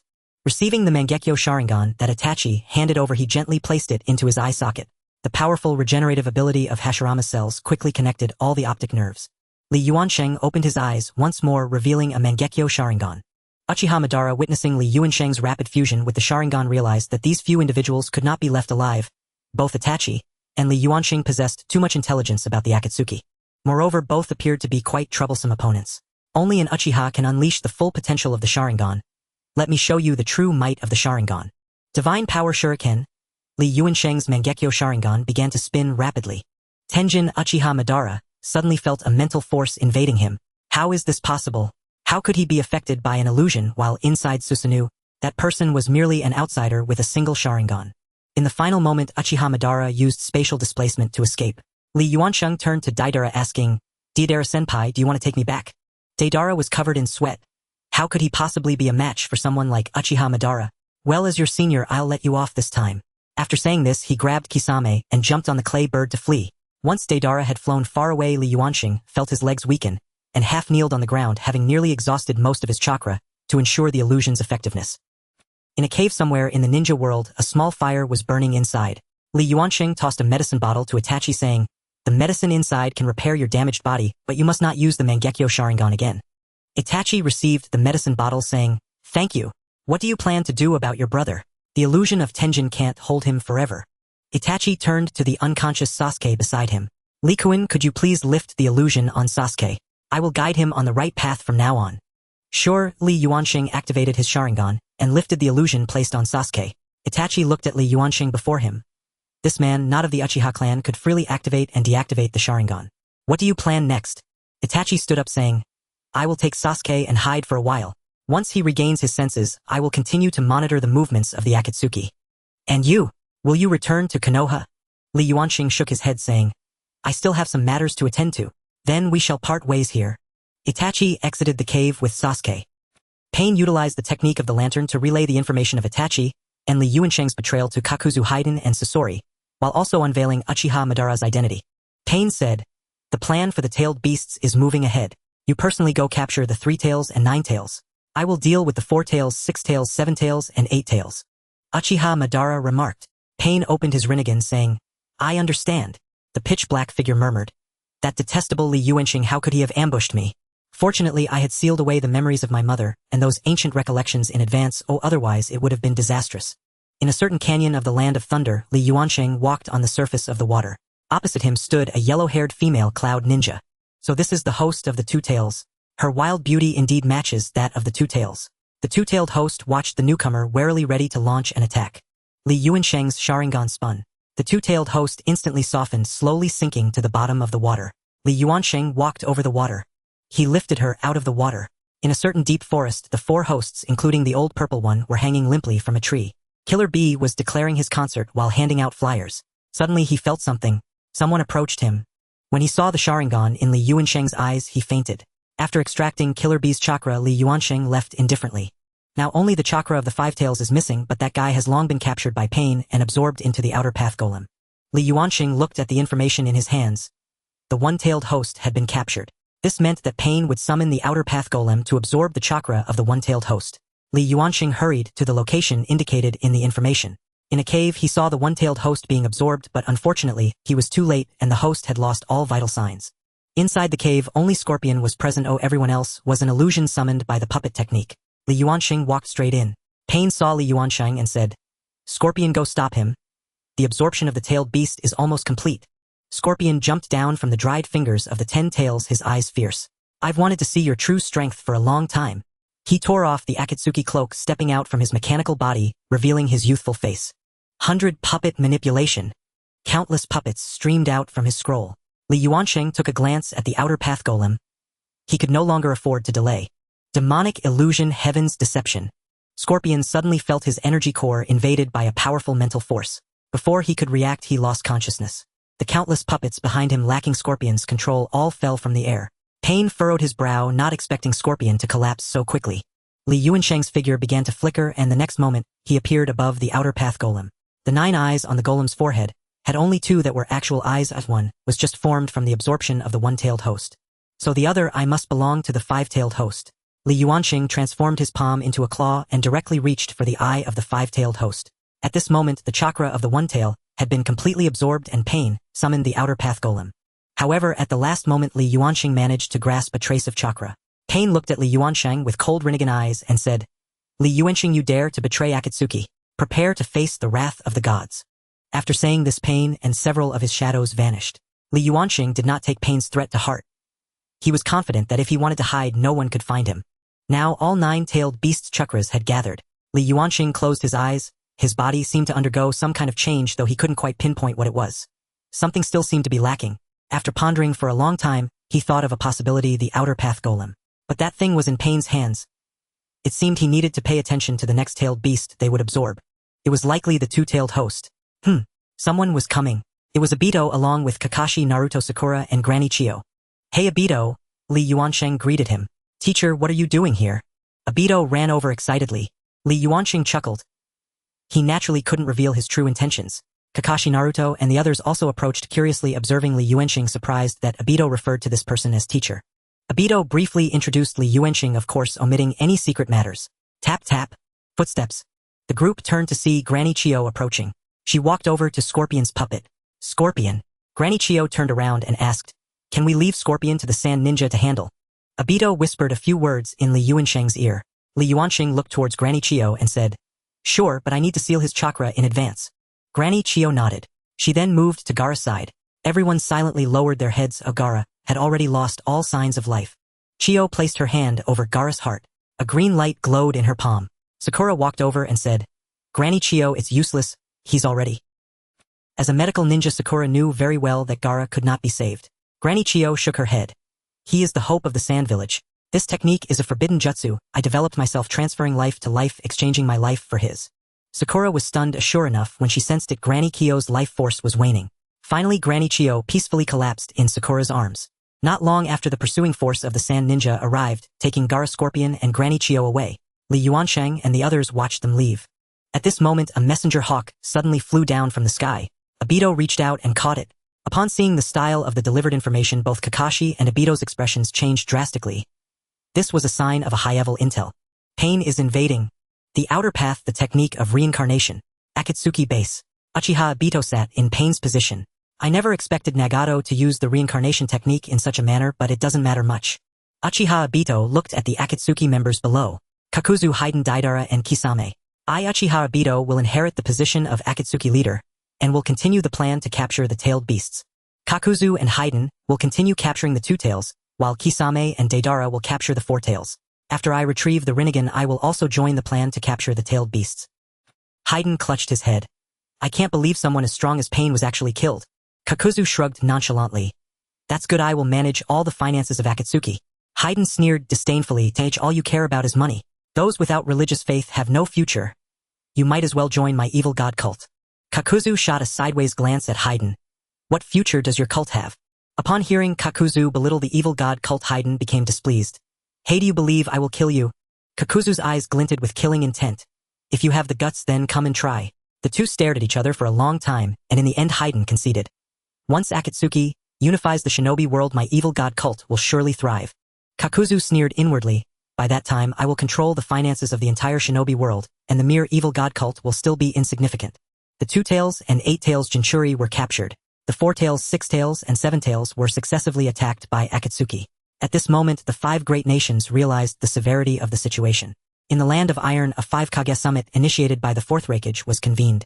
Representing the Cloud Village were the Fourth Hokage A, and his two bodyguards Darui and Ki. The third Tsuchikage of Iwagakure Inoki, along with his bodyguards Kuratsuchi and Akatsuchi. The fifth Kazekage of Sunagakure Gaara with his bodyguards Temari and Kankuro.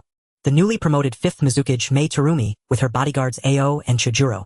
The acting Hokage of Konoha Uchiha Obito with his bodyguards Hataki Kakashi and Might Guy. Inoki looked at Obito. I didn't expect you to become Hokage of Konoha so quickly. Obito scratched his head awkwardly. Because the village suffered an attack from Akatsuki, the fifth Hokage Tsunade was gravely injured, and I am just the acting Hokage. At this time Kuratsuchi from the Tsuchikage's side stubbornly remarked, Humph, I suspect you used some underhanded means. Before Obito could respond, Kakashi standing behind him spoke coldly. Please be careful with your words. Kuratsuchi was about to say something but was stopped by the Tsuchikage. The Fourth Hokage looked at Obito thinking that if this guy became Hokage in the past it would be troublesome, but now is not the time to worry about that. Mei Terumi remained silent, quietly observing them. Gaara had even less presence, or he was smiling at Obito thinking that his big brother had once again become Hokage and the relationship between their two nations should improve. Inoki cleared his throat twice. The meeting begins. The Hokage with his volatile temper got straight to the point. Akatsuki's objective is simple: to collect the tailed beasts. According to the intelligence we have received, only the 3 tails and 9 tails Jinchuri of Konoha have not been captured. Although the leader of Akatsuki has already been killed, that Uchiha Obito is even more troublesome. My suggestion is to concentrate on protecting the 3 tails and 9 tails. The Hokage paused, looking at Obito. If necessary, we can take extreme measures. Upon hearing this, the Mizukage Wind Kage and Fire Kage expressed their opposition. The Hokage and Tsuchikage supported this, while Inoki chose not to express an opinion. The Hokage slammed the table, nearly breaking it. Do you not understand the severity of the situation? If Akatsuki acquires the 9-tailed beasts, the shinobi world will truly be doomed. Gaara stood up. I have no objections to concentrating on their protection. But if we kill the 2 Jinchuri to suppress Akatsuki, how are we any different from Akatsuki? The Tsuchikage narrowed his eyes, thinking to himself, hasn't the approach of the 5 great nations always been this way? They would do anything for their own interests. Gaara continued, when a Jinchuri dies, the tailed beasts do not perish. They will reappear somewhere in the shinobi world after a while. Can you guarantee that you will find them before Akatsuki does? The Hokage sat down, realizing the truth in Gaara's words. So our primary task is to resolve the fundamental threat of Akatsuki, not to turn our blades on our own people. That's all I have to say. After Gaara finished speaking, he sat down. Mei Terumi glanced at the young Kazekage with some appreciation, realizing that his rise to power was not by chance. The 5 Kage began discussing the protection locations for the Jinchuri. Just as the discussion heated up, an unexpected guest arrived. Uchiha Obito. Oh, I didn't expect the bigwigs of the 5 great nations to gather here. Everyone in the meeting room turned to look at him. Please don't be nervous, I'm also here to discuss the tailed beasts with you. How about handing over the 9 tails and 3 tails to me? Uchiha Obito looked at Obito and said, no way. The Hokage activated his lightning release chakra mode. Then the discussion has broken down. Uchiha Obito stood up from the meeting table. The moment he stood up, Inoki moved. A swift strike. Draw the sword. Sheath the sword. In the blink of an eye, Uchiha Obito stopped his action. Just when everyone thought he had been hit, he moved. You scared me. Obito's Mangekyo Sharingan had already activated, and Uchiha Obito suddenly looked at him. The eyes of Uchiha Shursue, hehe, they are no longer useful to me. Uchiha Obito's eyes turned into 1 Sharingan and 1 Rinnegan. Obito was taken aback. These were Nagato's eyes. What have you done to Konin? Uchiha Obito smiled wickedly. Who knows? Damn it. Obito activated his left Sharingan. Kodo Amatsukami. Uchiha Obito's Rinnegan shone with a purple light. I told you it's useless. The Raikage and Wind Kage simultaneously launched their attacks. Unfortunately, all were in vain. The Raikage smashed the meeting room to pieces. Uchiha Obito also flew outside. Hehe, I Uchiha Obito formally declare war on you. The fourth great ninja war is about to begin. After saying this, Uchiha Obito transformed into a shadow and vanished. The final decision was made to send Naruto and Haruno Sakura to the turtle island of Yunin. Obito immediately recalled something upon hearing Raikage's description. So it's that giant turtle? I encountered it before and left a mark on it. When the time comes, I will teleport them directly there. Raikage frowned, surprised that such a hidden turtle island was discovered by Obito, but now was not the time to dwell on that. Raikage continued, now let's allocate the personnel for protection. Sachikage stepped forward and said, I believe that sending elite forces from both Konoha and Yunin to protect them will suffice. After all, Konoha has been able to protect both Jinchuriki before this. Raikage replied, that's fine. I will dispatch the elite forces of the village. As for Konoha, given the distance, they can send their more reliable jonin. Obito stroked his chin. I actually have a candidate, my teacher Li Yuansheng. He mentioned needing a quiet place to consolidate his cultivation, and Turtle Island is just perfect for that. Sachikage looked at Obito, your teacher. He immediately thought of that man, the golden flash of Konoha Minato Namikaze. Obito nodded. Yes, I believe you must have seen our village's intel. Li Yuansheng during the battle against Pain is my teacher. Sachikage continued. If it's him, there shouldn't be any issues. The 5 Kage summit concluded here, and each Kage began to return to their villages to gather their forces in preparation for the war against Akatsuki. Obito returned to the village with Kakashi and Gai. He held a brief meeting. Li Yuansheng, who was not from Konoha, was unexpectedly present. Alright, Kakashi, lead Konoha's forces to rendezvous with the ninjas from the other 4 nations. I will take Naruto and Haruno Sakura to Turtle Island. Obito looked at Li Yuansheng. Teacher, I entrust them to you. Li Yuansheng held his head. He didn't want to be involved in such a troublesome protection mission. Suddenly inspiration struck him. I actually have a better candidate. All the jonin of Konoha in the meeting room focused their attention on him. Li Yuansheng slowly spoke, Uchiha Itachi and Uchiha Sasuke. Previously, Itachi had sent him a message that Sasuke had come to understand his actions. Although he was still very resistant to returning to the village, it should not be problematic with him around. Everyone present was greatly surprised. Most of Konoha's jonin were aware of the truth about Itachi. Obito looked towards Konoha's strategist Nara Shikaku. Nara Shikaku pondered for a moment. I believe it's feasible. The village needs to make amends for what happened to Itachi back then. After this incident, we can use it as an opportunity to reintegrate him into the village. Obito glanced at the others and they had no objections. Alright then, teacher, please contact Itachi. Have him meet us as soon as possible. Li Yuansheng stood up. No problem, I will go now. Oh, he is not far from the village. Orochimaru lurked ominously in the shadows. Uchiha Madara turned around. Come out. Seeing that it was Orochimaru, he still dared to come to Akatsuki's base. Uchiha Madara, who exactly are you? Orochimaru stepped out. Uchiha Madara looked at him. You, a traitor of Akatsuki, still dare to return. Orochimaru grinned sinisterly. I heard you plan to wage war against the 5 great nations, so I came. Oh, are you here to help them eliminate me? After all, the enemy of my enemy is my ally. Orochimaru shook his head. I'm here to help you. Uchiha Madara sneered. What can you help me with? Don't overestimate yourself. Right now, destroying you is but a snap of my fingers. Orochimaru quickly formed seals. Uchiha Madara did not interrupt him. He wanted to see what he would conjure up. Summoning technique, bang. A puff of white smoke emerged and 6 coffins appeared. As each coffin lid was opened, Uchiha Madara's face turned to shock. The First Hokage, Second Hokage, Third Hokage, Fourth Hokage, and Nagato were all present. When the last coffin was opened, Uchiha Madara could no longer sit still. Damn it, Orochimaru, where did you get this? Orochimaru licked his lips. Uchiha Madara, surprised to see your own impure world reincarnation, aren't you? Uchiha Madara realized he had been seen through. He was indeed not Uchiha Madara, just someone else wearing his mask. Very well, I agree to your request. However, if you help me, what do you want from me? Hehe, I only want one person, Li Yuansheng. Upon saying this, Orochimaru excitedly licked his lips. Uchiha Madara did not hesitate to agree. Very well, I agree. The war soon broke out a month later. The ninja army was caught off guard by Uchiha Madara's 100,000 White Zetsu and Orochimaru's Impure World Reincarnation Army. The disguise-type White Zetsu in the army made things difficult for the ninja forces, and even more troublesome was Orochimaru's Impure World Reincarnation Army, composed of famous ninjas during their lifetime possessing extraordinary combat power and being immortal. The war continued for several days with heavy casualties among the ninja army. On Turtle Island, Naruto learned the truth. Sasuke, can you really endure hiding here like a turtle? Sasuke looked at Naruto with frustration. He wanted to go too, but his mission was to guard this place. Naruto, protecting this place is my mission. Sasuke, if Kakashi-sensei dies, if Sakura dies, if Obito dies, will you regret it? Sasuke frowned, making a decision in his heart. Follow me. Seeing Sasuke agree, Naruto nodded happily. Sasuke quietly led Naruto to the edge of the Turtle Island barrier. In a while it will be the time for the barrier shift change. At that time the barrier will weaken. We will have an opportunity to rush out. Naruto nodded.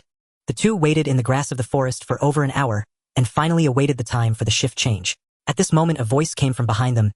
Sasuke, what are you doing bringing Naruto here? Sasuke and Naruto slowly turned around. The person was none other than the captain of the operation to protect Naruto, Uchiha Itachi. Sasuke awkwardly smiled. Brother, Itachi interrupted his excuse. According to the intel from the past few days, the situation of the ninja army is not optimistic, so we need to proceed to the front lines for support. Sasuke and Naruto exchanged glances, looking at Itachi in disbelief. It's true, Naruto, came the voice of Haruno Sakura from behind Itachi. At the headquarters of the five great nations, Liang learned that the Three-Tails Jinchuriki and Nine-Tails Jinchuriki had escaped from Turtle Island. They had even fled under the guidance of the mission captain, and he glared furiously at Obito. The person you selected actually led the Jinchuriki to escape. If they are captured, all our efforts will be in vain. Before Obito could explain, urgent reports came from ahead. The first, second, third, and fourth Hokage of Konoha have appeared. The Uchiha Madara in the state of Edo Tensei has also appeared ahead. Damn it, the five Kage must act immediately. Liang turned to Obito. The Hokage will send us to various battlefields. Oh, Madara. Uchiha Madara opened his eyes, looking puzzled at his current state. Didn't I use the reincarnation ninjutsu? He turned to look at Hashirama. How tragic, Hashirama, to be dug up for battle after death. Hashirama smiled gently. Madara, this summoning has close to your power in life. You should know that the caster cannot control me. Tobirama walked over. Brother, stop wasting time with him, eliminate him. I've already released the techniques of the monkey and the fourth Hokage. In a dark corner, Orochimaru sensed something. As expected of the second Hokage and the first Hokage, not only did they break their own Edo Tensei, but they also released the third and fourth Hokage. This has messed things up. The third Hokage and the fourth Hokage approached. They introduced themselves briefly, and then turned to Uchiha Madara. A great battle unfolded. Unfortunately, Uchiha Madara activated his Rinnegan, and the four Kage were no match for him. Only the five Kage along with the four Kage of Konoha could barely contend with Uchiha Madara. Naruto, Sasuke, Itachi, and Lin were blocked by the masked Uchiha Madara. Naruto shouted at him. Who are you? Uchiha Madara has already been sent to another battlefield. The masked Uchiha Madara sneered. Who I am doesn't matter, what matters is that both of you have come. The masked Madara formed hand seals, summoning Jutsu Outer Path Golem. A massive golem was summoned. The golem's mouth spewed out purple chains that bound Naruto and Lin. The tailed beasts were dragged out. From afar, Obito, who was fighting Madara, sensed something. Not good, Lin is in danger. The fourth Hokage shouted to Obito, Obito, go support the Jinchuriki. We can handle it here. Obito nodded and used space-time transfer to leave the scene. A ripple in space, Obito arrived beside Lin. Itachi saw Obito appear and said to him, Obito, quickly stop him. After saying this, Itachi activated his Mangekyo Sharingan. Amaterasu. Upon seeing Obito approach, the masked Madara activated his Rinnegan and equipped it with another Kamui Eye. Kamui. The black flames on the chains were diverted elsewhere. Obito unleashed Sage Chakra and charged forward. The masked Madara chuckled. You two are too much of a nuisance. He began to spin both of his Sharingan. Space sealing. This was the technique that had previously trapped Obito. Obito and Itachi, along with Sasuke, were sealed in a different space. The masked Madara, having removed the annoying people, re-equipped his Rinnegan. Just as the tailed beasts were about to be absorbed, a red figure appeared. Clang! The chains of the Outer Path Golem were severed. The newcomer was Li Yuansheng. However, the chakra of the Three Tails and Nine Tails had already been largely absorbed by the Outer Path Golem. Upon seeing Li Yuansheng appear, the masked Madara immediately jumped onto the Outer Path Golem. Although the effect will be slightly worse, I don't have time to wait any longer. The masked Madara began to form hand seals. Li Yuansheng launched another attack. However, the masked Madara continuously used intangibility to avoid and not attack. Li Yuansheng's eyes narrowed. Stop! The masked Madara was shocked. What? I can't turn intangible. Crack, crack. The mask fell off. Li Yuansheng looked at the face behind the mask. It was exactly like Obito's. Li Yuansheng recalled that when he had split souls with Obito before, Obito was unable to control his soul well, allowing a fragment of his soul to escape. You were the one who escaped back then, right?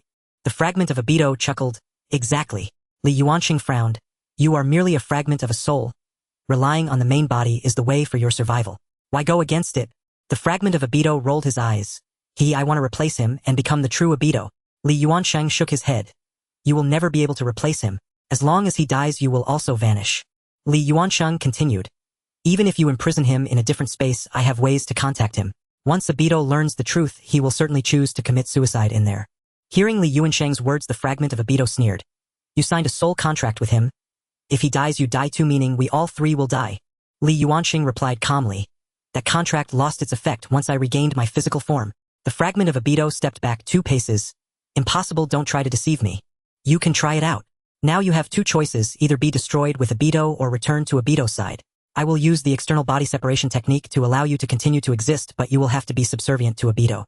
The masked Obito was caught in a struggle about what choice to make. Li Yuansheng quietly waited beside him, but he did not notice the outer path golem beneath him beginning to form seals.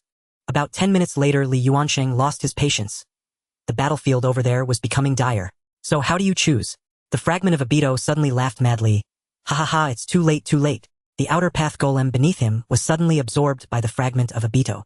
Li Yuansheng sensed the danger and jumped down. The outer path golem transformed into a white sphere inside which something seemed to be writhing continuously. Li Yuansheng gathered natural energy. Bang! After the explosion, the white sphere vanished. Instead, a figure appeared. It was the fragment of Obito. At this moment, he had drastically changed to his skin turned white, and a black staff appeared in his hand. Ah, I've finally succeeded, the Ten Tails Jinchuriki. The fragment of Obito looked at Li Yuansheng with a sinister gaze. Now I have nothing to do with the main body. Whether he lives or dies does not concern me anymore. The battlefield on the side of the 5 shadows has turned one-sided. The 4 Kage of Konohagakure have all been controlled by Uchiha Obito's black rods. The 5 shadows are gravely injured and unable to fight back. Li Yuansheng is already contemplating retreat. Suddenly a massive chakra approaches from a distance. It is the reanimated Uchiha Obito. Obito, you seem anxious. The fragment of Obito looks at Uchiha Obito with a hint of apprehension in his eyes. However, being the Jinchuriki of the 10 Tails and possessing the body of Sage of 6 Paths, he believes that even Obito cannot do anything to him. You have arrived, Uchiha Obito. Li Yuansheng looks at him. This is Uchiha Obito in his youth, and he has also seen him in his old age. The fragment of Obito points at Li Yuansheng. Once we eliminate him, we can proceed with the final stage of the plan. But before that I have some things to do. The fragment of Obito looks at Uchiha Obito with confusion. That is, Uchiha Obito forms a hand seal with one hand. The fragment of Obito suddenly realizes that his body is out of control, wondering what is happening. As the fragment of Obito is in a stalemate, a shadow attaches to his body, which is none other than Kurizetsu. At this point, Obito is completely under control. Uchiha Obito sneers disdainfully. You haven't forgotten that your body is made entirely from my Hashirama cells, right? I gave life to this wandering soul, and yet you betray me. Hee, but everything was within my calculations. Kurizetsu controls his hands to start forming seals. Li Yuansheng, though unsure why, realizes that they have turned against each other. Seizing this opportunity, he picks up Naruto and Lin from the ground, transforming into a shadow and escaping. Uchiha Obito does not stop him, allowing him to leave. After escaping, Li Yuansheng did not run far, but came to the side of the 5 shadows. Looking at their dire situation, he shook his head and checked on each of them, all still barely alive. At this moment, a person approached. It was Tsunade, the 5th Hokage of Konohagakure, who had been sent to protect the daimyo and had just arrived. She glanced at Li Yuansheng. I will save them. You go rescue the previous Hokages from the village. Li Yuansheng nodded. He went to the side of the 4 shadows, helping them to break free from the control of the black rods. Senju Hashirama was about to rush over to deal with Uchiha Obito, but was stopped by Li Yuansheng. Before long, Tsunade also revived the Raikage and others. Only Naruto remained unconscious. The few gathered together to listen to Li Yuansheng's information. In short, your chances of victory are almost 0. Even the usually irritable Raikage did not speak out against this, as they had witnessed Uchiha Obito's power. Suddenly, the 4th Hokage said, Mr. Li just mentioned that the fragment of Obito and Uchiha Obito have come into conflict. Oh, I believe this is our opportunity. The 4th Hokage's words reignited hope among the crowd. Senju Tobirama stepped forward and said, Indeed, now I and the 4th Hokage will unite to send you over there. We must at least take a chance. As they departed, the 3rd Hokage instructed Lin to stay behind and take care of Naruto. With the Flying Thunder God technique activated, a group of shadows vanished from the spot. Li Yuansheng helplessly shook his head and ultimately followed them. By the time Li Yuansheng arrived, the shadows were once again being beaten, without the ability to fight back. Only the 2nd and 4th Hokages were relying on the Flying Thunder God to maneuver around Obito. At this point, Obito had already become the Jinchuriki of the 10 Tails. The reanimated body of the 2nd Hokage was no longer recovering after being attacked, thus losing half of its body, and the 4th Hokage's hands were also gone. Li Yuansheng was already preparing to retreat again. This world was about to end. Just then, 2 figures were approaching. Li Yuansheng looked at the 2. They were Kakashi Hatake and Might Guy. Why risk going to their deaths? The shadows were no match for them. Guy, seeing the chaotic battlefield and the fallen shadows, wondered if the end of the world had come. Perhaps it is time for me to burn my final youth. Just as Li Yuansheng was about to turn around, an astonishing energy surged forth. Eighth gate open. Guy was enveloped in red chakra steam. Night Guy. Guy transformed into a giant dragon and charged towards six paths Obito. Ultimately, he managed to strike off half of Obito's body and one arm. However, he quickly recovered. Li Yuansheng knew that such a powerful life force could not be killed by ordinary methods. Although he had many ways to kill him, his strength was insufficient. The fragment of Obito lying on the ground displayed an expression of unwillingness. He slowly took out a glass bottle, and Kurizetsu, controlling him, also noticed this but was a step too late. The fragment of Obito had already equipped the Sharingan into the bottle. His two Sharingan began to spin, causing a spatial fluctuation in the distance. Obito and Itachi were released. Kurizetsu's voice echoed. Releasing them now is of no use, haha. Although Obito and Itachi couldn't come out, they could see the situation outside clearly. Obito pulled Itachi and Sasuke over to Li Yuansheng's side. Teacher. Li Yuansheng shook his head. This person was too strong, and they were no match for him. Uchiha Obito approached Guy. You are strong, what a pity. Just as he was about to deliver the final blow to Guy, he was suddenly kicked aside. It was Naruto, and at the same time Sasuke, who was beside Obito, also regained consciousness. Li Yuansheng felt that something was different about the two. They seemed to carry a hint of Obito's aura. Naruto activated the Six Paths mode, while Sasuke also opened a Rinnegan with Atomo. What is happening? Who granted them this power? Naruto, Sasuke, and Obito engaged in a fierce battle against Madara. Surprisingly, the three of them managed to suppress Madara's strength. Li Yuansheng looked up at the sky, realizing that every world has its so-called guardians.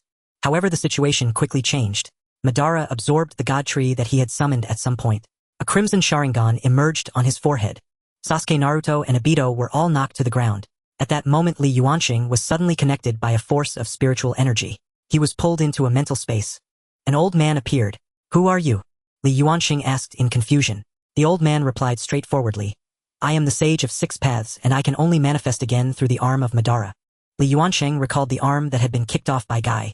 Indeed, that arm had emitted unusual chakra earlier, and Li Yuansheng had thought that Madara had reabsorbed it. The Sage of Six Paths continued concisely. I previously granted that power of the Six Paths to those two kids, but now they are still far from enough. I discovered that you have gathered the chakra of nine-tailed beasts within you along with Azura's chakra. Now only you can defeat Uchiha Madara. Li Yuansheng pointed at himself. Me. If I can restore all my previous strength, it shouldn't be a problem. Although the sage did not know how strong his original power was, this method was unrelated to his original strength. The Sage of Six Paths continued. By combining Azura's and Indra's chakra, you can awaken the Rinnegan. Madara's arm contains the power of the Six Paths. If you absorb it, you will become the body of the Six Paths. Li Yuansheng understood the sage's words. I see, but I won't follow your method completely. I have my own way. Li Yuansheng exited the sage's mental space. Upon returning to the real world, he approached Obito. Obito, give me that Sharingan. Obito, puzzled, nevertheless removed the Sharingan. Li Yuansheng placed it in his own eye. Madara watched Li Yuansheng with great interest. You don't think you can control me with just two illusionary Sharingan, do you? Li Yuansheng calmly replied. You'll know soon enough. Very well, I will wait for you. Li Yuansheng turned to Obito. Bring me the treasures of the Star Shinobi village. Obito retrieved the star from the Kamui space. After obtaining the star, Li Yuansheng approached Sasuke. Sasuke frowned at the man before him, who had been hiding before, now coming out only when they were severely injured. Li Yuansheng lifted Sasuke's shirt and gently made a cut on his chest, taking a drop of blood from his heart. Sasuke wanted to rage, but was unable to move due to his severe injuries. Li Yuansheng placed the drop of blood in his mouth.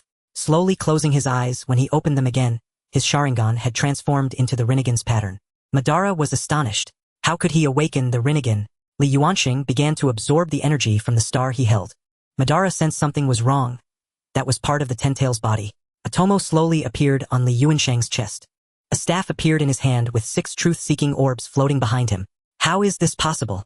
How did you activate the Six Paths mode? Li Yuansheng opened his eyes and said lightly, Though I do not possess your vast chakra in this state, you cannot defeat me. After saying this, the 6 truth-seeking orbs transformed into flying swords. Go!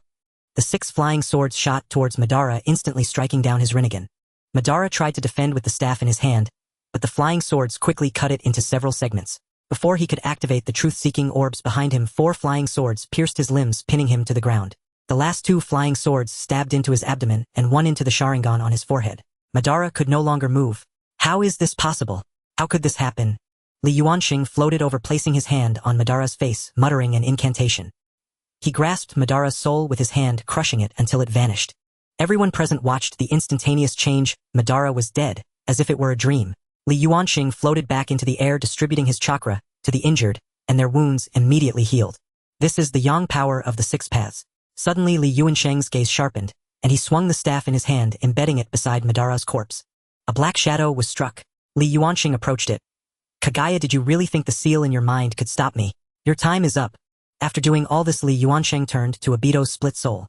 Given your Bodhi's uniqueness, even if the Ten Tails is stripped away, you will not perish.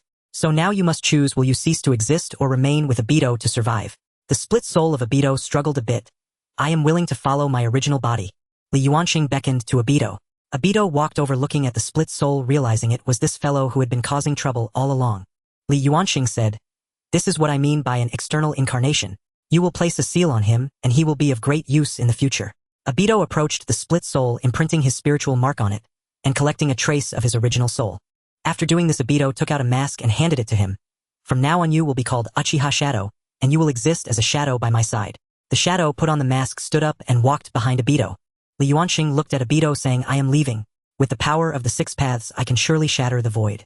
Obito gazed at him, filled with reluctance, but even more with blessings, hoping that Li Yuansheng could soon restore his full strength. Before departing, Li Yuansheng transferred all remaining power of the six paths to Obito. These resources held little significance for him. The first 5 Kage summit after the Great Ninja War, the 4th Raikage, 5th Kazekage, 5th Mizukage, 6th Hokage, and 3rd Tsuchikage. Obito stood up and stated, after this war, the ninja world should enjoy a long period of peace. The other Kage nodded in agreement. Through this war, the 5 great nations fought side by side, experiencing life and death together and understanding each other's suffering. At the same time, they lost a significant number of ninjas and the foundational conditions for war. Obito continued, however, peace is always fleeting. Due to interests, or once all the people who experienced this war have departed, what will happen to the next generation? Will they repeat the mistakes of the past? I hope that through this meeting we can discuss how to avoid future wars and reach a conclusion. The Mizukage and Kazekage were quite interested, as peaceful development is the best path for the ninja world. The Raikage and Tsuchikage also showed some interest, though they did not express it openly. Gaara pondered and said, if we establish a treaty, it may not be very effective. Peace treaties have been signed after each ninja war, yet wars continue to arise. The Tsuchikage looked at Obito. Do you have any good suggestions? Obito bent down, collected the cups of the 5 Kage, and poured all the tea back into the teapot. This is the tea that all 5 Kage have drunk.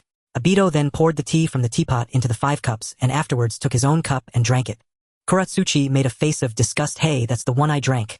The astute Tsuchikage seemed to understand his intention, gazing sharply at Obito. Are you suggesting we unify the ninja world?